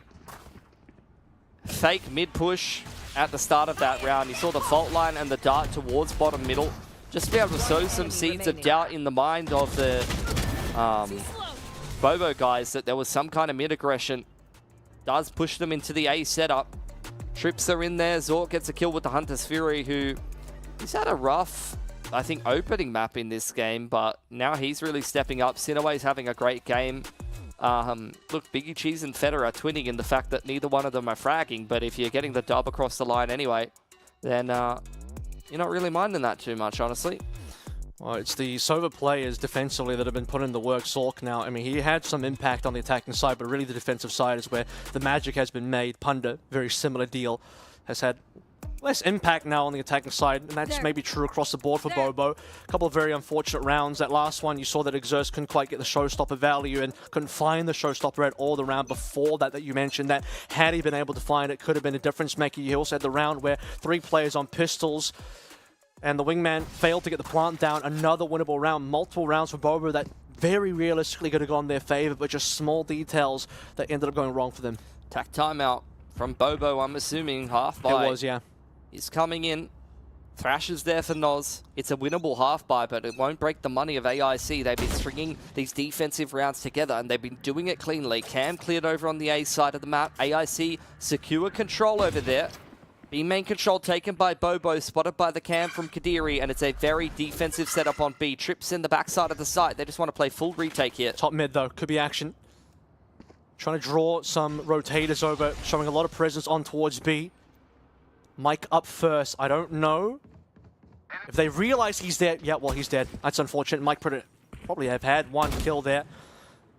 That will certainly hurt things. This is not the round that Bobo really want to invest in. They're faking the plant with the wingman, trying to make it look like it's a B site here, and it's worked out. It will give Bobo control of this A site, and they will get the plant down, but is that going to be enough? They're going to have to frag out of their minds with the weaker weaponry to win this round. Noz has even stayed behind just to maybe sell this one a little bit further. It won't be required. What he'll have now is a late lurk. Punda, brilliant timing. Hold Sit on. away. Not ready for that one. Rolling Thunder. Okay, that could be dangerous. The Rolling Thunder is definitely going to be very, very bad. Muzz caught by that. Muzz otherwise would have had an opportunity to get that kill. Noz finally coming through from the backside. Elbow still retained by Punda here, but again, the weaponry is not amazing. Bobo have unfortunately not been able to stop the defuse. Look, again though, I just want to say real quickly, this was a round that they basically planned to give up. They didn't invest ultimates. They didn't really buy into it. Yeah. But those are the breaks you need. Like winning a half buy like that, Mike. I think scouted out by the drone there in middle, maybe. Mike was trying to fall off. I think Mike, yeah, that was a rough situation. Yeah. All right, series point here for AIC. 4 in a row needed from Bobo to be able to avoid getting knocked out of the Acer Predator qualifier. 3 of these players did qualify last year. Don't know if that's going to be the case this time around. A main control taken yet again here by AIC. Wrestling control of it with the fault line and the one-way. Mid-control taken by Bobo. Drone's going to go through marker to apply some pressure. Spots out the Cam, which will be cleared. There's the Thrash through B main. It's a fake B split, which is drawing out a lot of rotations from AIC. Yep. Here we go. Sinaway. He's down. Okay, that's really important. Sinaway was the only one that could have stopped that. Biggie Cheese in mid. Or reply at least, and Exerst is still out of position. This round's fallen away, unfortunately. This round is not looking good at all. Exerst trying to rescue it slightly. Spike still down on the ground. Maybe more can be done. Exerst is really delivering right now. He's done as much as he possibly can. 2 versus 2. There is still a narrow theft that will be played in. Plant should be coming down. Yep. Thanks, little man. Trip over on spawn side. So that's going to give a little bit of a difficulty coming in through that part of the map. Dart up over the site here from Zork. Noz wrapping around, but that should be expected by AIC. They know that the offense has had time to do so, but they're still not expecting it. It's an open plant. Surely Noz should be able to lock this one down. They know there's one on Elbow. Dizzy up over the top. Mike secured the first kill from Elbow. Kadiri now stuck in between a rock and a hard place, and no one's peeking him. He's going to secure the half tap. Noz just jiggling, not giving him anything. Mike knows he doesn't have to peek here until the next tap comes through. And there's just too much time ticked off the clock. He's going to try to stick it, and Noz is going to secure it. Nice 2-on-1 played there by Bobo. And nice strat as well. The fake mid to B. They've run that exact same strat in previous games and earlier on in this game with both the Thrash and the drone. It's something that AIC was really convinced. The fake was sold. Sinaway was caught on that A side of the map, and although things get messy, they still secure the bag. Really, for me, those are the two important things. Number one, Sinaway needed to go down there cleanly for Bobo, no trade. But then Exerce really pulling his way over into mid as well. I wasn't expecting too much out of Exerce there, but he actually gets how many? 2 at least? Yeah. That was brilliant. So that didn't happen. Could have been really tough. By the way, I wanted to mention this last run and now get a chance to. Even if Bobo bring this to OT, basically for the last 4 rounds, or it'll be the last 3 rounds now, the money situation should still be fine for AIC because they had a lot in the bank previously. Drone. Gonna spot out a lot of players in mid from Bobo, which is what you saw in the previous round. Main control's been taken here by AIC. Fake Omen TP. Going to make Bobo think that there's been a rotation off this A side of the map from the Omen. And they are actually going to move over there. So Sinaway's kind of baited them into a false sense of security that the A side might be a little bit weaker than it usually would be. There's the cage on through. Dizzy up over the top, going to force the breach off the line. Paranoia in response, but Muzz is going to win the duel.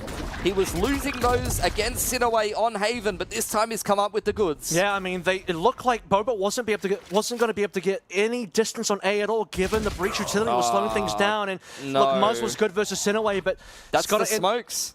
You can't lose that duel against the breach, Kev. Oh, that's problems now for Bobo. Okay, so maybe slow contacting up is going to be the way to play through. By the way, information gained huge for 30 seconds the left. B side of things. Given how far pushed up Hidari is, and the breach is doing even more work now. Big E Cheese, the wingman, trying to distract them. It won't be enough. It could be all lights out now. Exerce has to 1v3 clutch this one. Spike not in control of anywhere. Limited utility. Both blast packs gone. That's it. And he's got no clue. He's got no clue where Feder is. He's not looking in the right place. And AIC, they've got their eyes on the prize. And that prize is a trip to Malaysia. Locked in. It is a top 3 now. 2 more teams required for AIC to push through. Bobo gave it a good run. Pearl was a brilliant map played. Haven, a shocking loss. But when a push comes to shove, 7-5 in the lead in the first half of Bobo, AIC say that's not going to be enough. The second half is ours. Yeah, big game from Punda. Always comes up with the goods despite not always being super active, sometimes just subbing for a few teams. Made his way out of the JJH lineup, just playing with some of the boys here in the Acer Predator qualifier. They wanted to see if they could run it back. Both Noz, Mike and Punda were all reps for Oceania in the previous qualifier, but they will not run it back this year, unfortunately. It will be one of the more favored teams, AIC, JJH, as well as Focus, all still alive in this bracket, and all of those games will be played next Sunday. I want to say though, Bobo definitely giving a lot of teams scares, Focus included. Here against AIC, definitely had the chance to potentially knock them out of this tournament. So I think they always push these teams. They have that veteran presence, they have good individuals. They have enough to scare some of these teams that might be more active, that might practice more than them, but not the consistency to get it across the line, unfortunately. Prove that they're a capable team, you know, a team that we said had the ability to push further into this tournament. Top 4 might be slightly disappointing given how close this final game was, but on a different angle, you can be somewhat proud of the team as well, given that they're not quite as practiced, and yet they have the experience. They have, again, the capability to come through. Did scare some teams, as you say. We noted that AIC, Focus, and GG Hao were going to be the top dogs in this tournament, and that prediction has been correct. They are locked in to the top 3 here, and AIC really, again, dominated that Haven. I think Haven was a standout map to me because you saw a lot of back and forth, even on Pearl, a decent amount of back and forth, despite that being a good map coming through for Bobo. But Haven, I think, was a real back-breaking map. Still, though, Sunset, kind of winnable. Focus 2-1 against GG Hao earlier on, locking themselves a spot into the grand final. AIC making their way through both Hornswogglers and Bobo there after Bobo beats Kebab Clan and knocks the core 3 of the Ascension representatives out of the Acer Predator Oceania qualifiers. So next Sunday, we are going to see GG Hao play Arena Internet Cafe for a chance to play Focus GG in the grand final. That's what you're seeing here.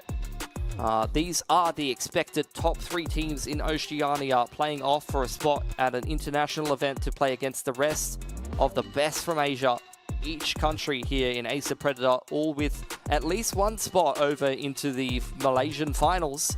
Indonesia, some of the strongest countries, do have multiple spots, and even some of the players who do participate in VCT Pacific, such as Boom Esports, who just got the move up, will be present at the tournament. So it's not like it's a weak field by any stretch of the imagination. These are arguably some of the best teams from Asia. Yeah, and GG going into the lower bracket probably is one of the only type of, I don't know, you probably would say that one was a bit of an upset. Like, we didn't get to cover that one, but we did get the score lines, which was really important because the last two maps were not particularly close, especially I think the second map. I can't remember which map it was exactly, but very one-sided for Focus GG. So GG Hao need to think about how they're going to climb back into this one. Of course, they're one of the teams we expect to probably be in the finals. We talk about the other two teams being capable of being top 3. In fact, expected to be in top 3, but GG Hell's expected to be in the top 2, if not the top 1 position, as a strong favorite to go to Malaysia. But yeah, exciting stuff now, because these 3 teams, I think, proven between them, they have the capability to beat each other,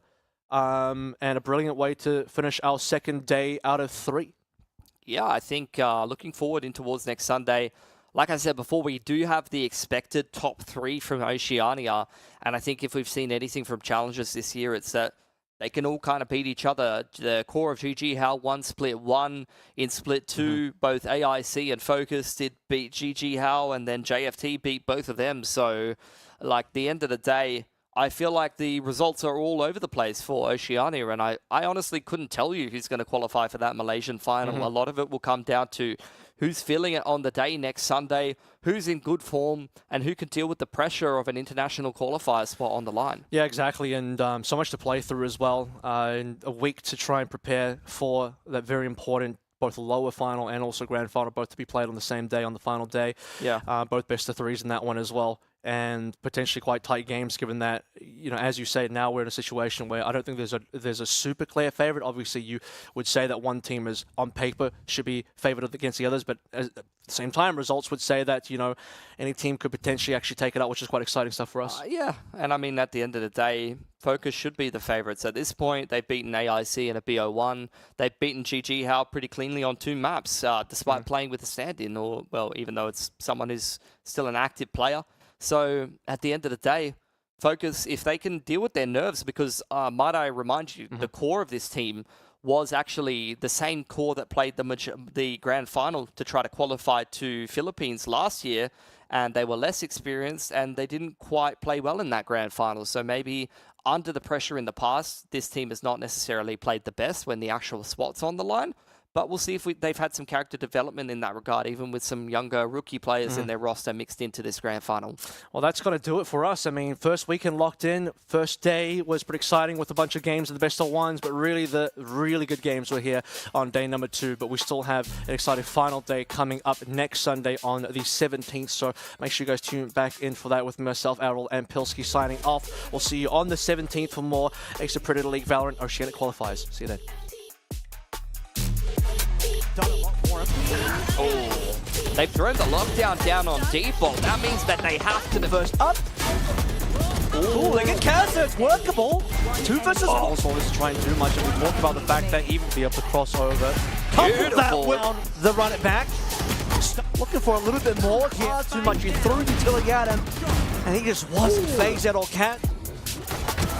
He's all versus just the 2 now, actually. 3 versus Kaz. Run it back to be used through as well. Kadiri's second of maybe a little bit too long. Sinaway now. Look at where they're probably expecting that they've lost too much control. Meanwhile, over actually, so at least one trade coming back through Exam, but might even be able to get another player. But try to find any more damage. It made like it that. Inside of B main. That's going to be a work for him on the Killjoy. In comes the retake. Paranoia straight through. Held great shots for Kadiri. So some signs of life here. Salvation to come in from Indy. 8 seconds. He can't find Kazza on the side. The man's being so slippery. His way through aggressively once again. Needs to be able to find a play. Will eventually find. Seeing Biggie Cheese up nice and close. Dash forward into the smoke. It's a big entry. Advantage switching now. That's been a 2-on-2. Still alive. Roden doesn't pick up anything here. Some good damage. And go on the front foot and even up the number to not go well. And it's a high-low. They're just lined up right in front of each other on the same. Gets cleared by the shock dump. They're not looking behind though. They're not looking behind. The alarm bot was cleared. I mean, there's competitive of HP available. Both players now from AIC coming on in, and the trade is through the wall. He's being isolated through Eco, where they're just trying to get in with the upgrade. Just would like to take that shot back if possible. Has a good opportunity. No, he's gonna still get Up onto the line, confirms that AIC are still Punda holding valiantly, and he's done enough for the defuse to come my through. God. Not really connecting on too Look at this much. one. Finds Feta. Could be pretty damn big, except Muzz is going to take care of Zork. Just dashing into A main just to clear out that player on the flank. But meanwhile, on the they've been impressed with He's that. been winning a lot of these duels now, guys, and he's not pushing at the plant at all. This is Still here, they've got the alarm bot and the curveball off the back of it, and Sinaway. killing. He's got that now. He's converted that damage. Mike onto his ultimate here. Could have destroyed the lockdown. They'll just give it away. Might actually be nonsense to win this one. Mike has got one as well. Mike still on that A connector, but his life is just so low. Mike Waking up, turning around. Instantly when they're Exactly. going back It's to the safer. second kill. But, a re-aggression. Timing could be critical. He's going to get contacted. Held by Sinaway, who Shrouded steps out. White Hunter's Fury comes out. Oh, then that's nicely done, and he can't be gotten off of the spike. Long flank, by the way, coming to Brigadier late. We'll see if that ends up coming in. There is Util, but are they going to check this properly? Yeah, there's collect a couple of guns, you think? Cause some problems for Bobo for sure. Bobo who are on site. They get a short position. Zork's at least going to trade. Only duel in this round. Sinaway under fire, taking a lot of damage. And drone, everything being thrown at Mark. Now the extra drone. Thunder's got a lot of work here to do. Rolling Thunder. What the They hell really is able to that? find anybody. Another local center away as well. Fed it. Force Biggie Cheese out of position. Flash point to follow through. That's when they run through the cross. Mike continually locking down these sites when under pressure here by Muzz, who wants to try to play disruptively in. This is a classic situation where it's actually just going. I was going to say classic situation. If you're a Neon player, you want to slide. Deal with an anti-ego. And possibly biting a piece even better. Stops the Dizzy from getting any value. Here comes all the important. Sinaway was the only one that could have stopped that. He's in mid. Or reply at least. And it worked out. Biggie Cheese, the wingman, trying to distract them. It won't be enough. It could.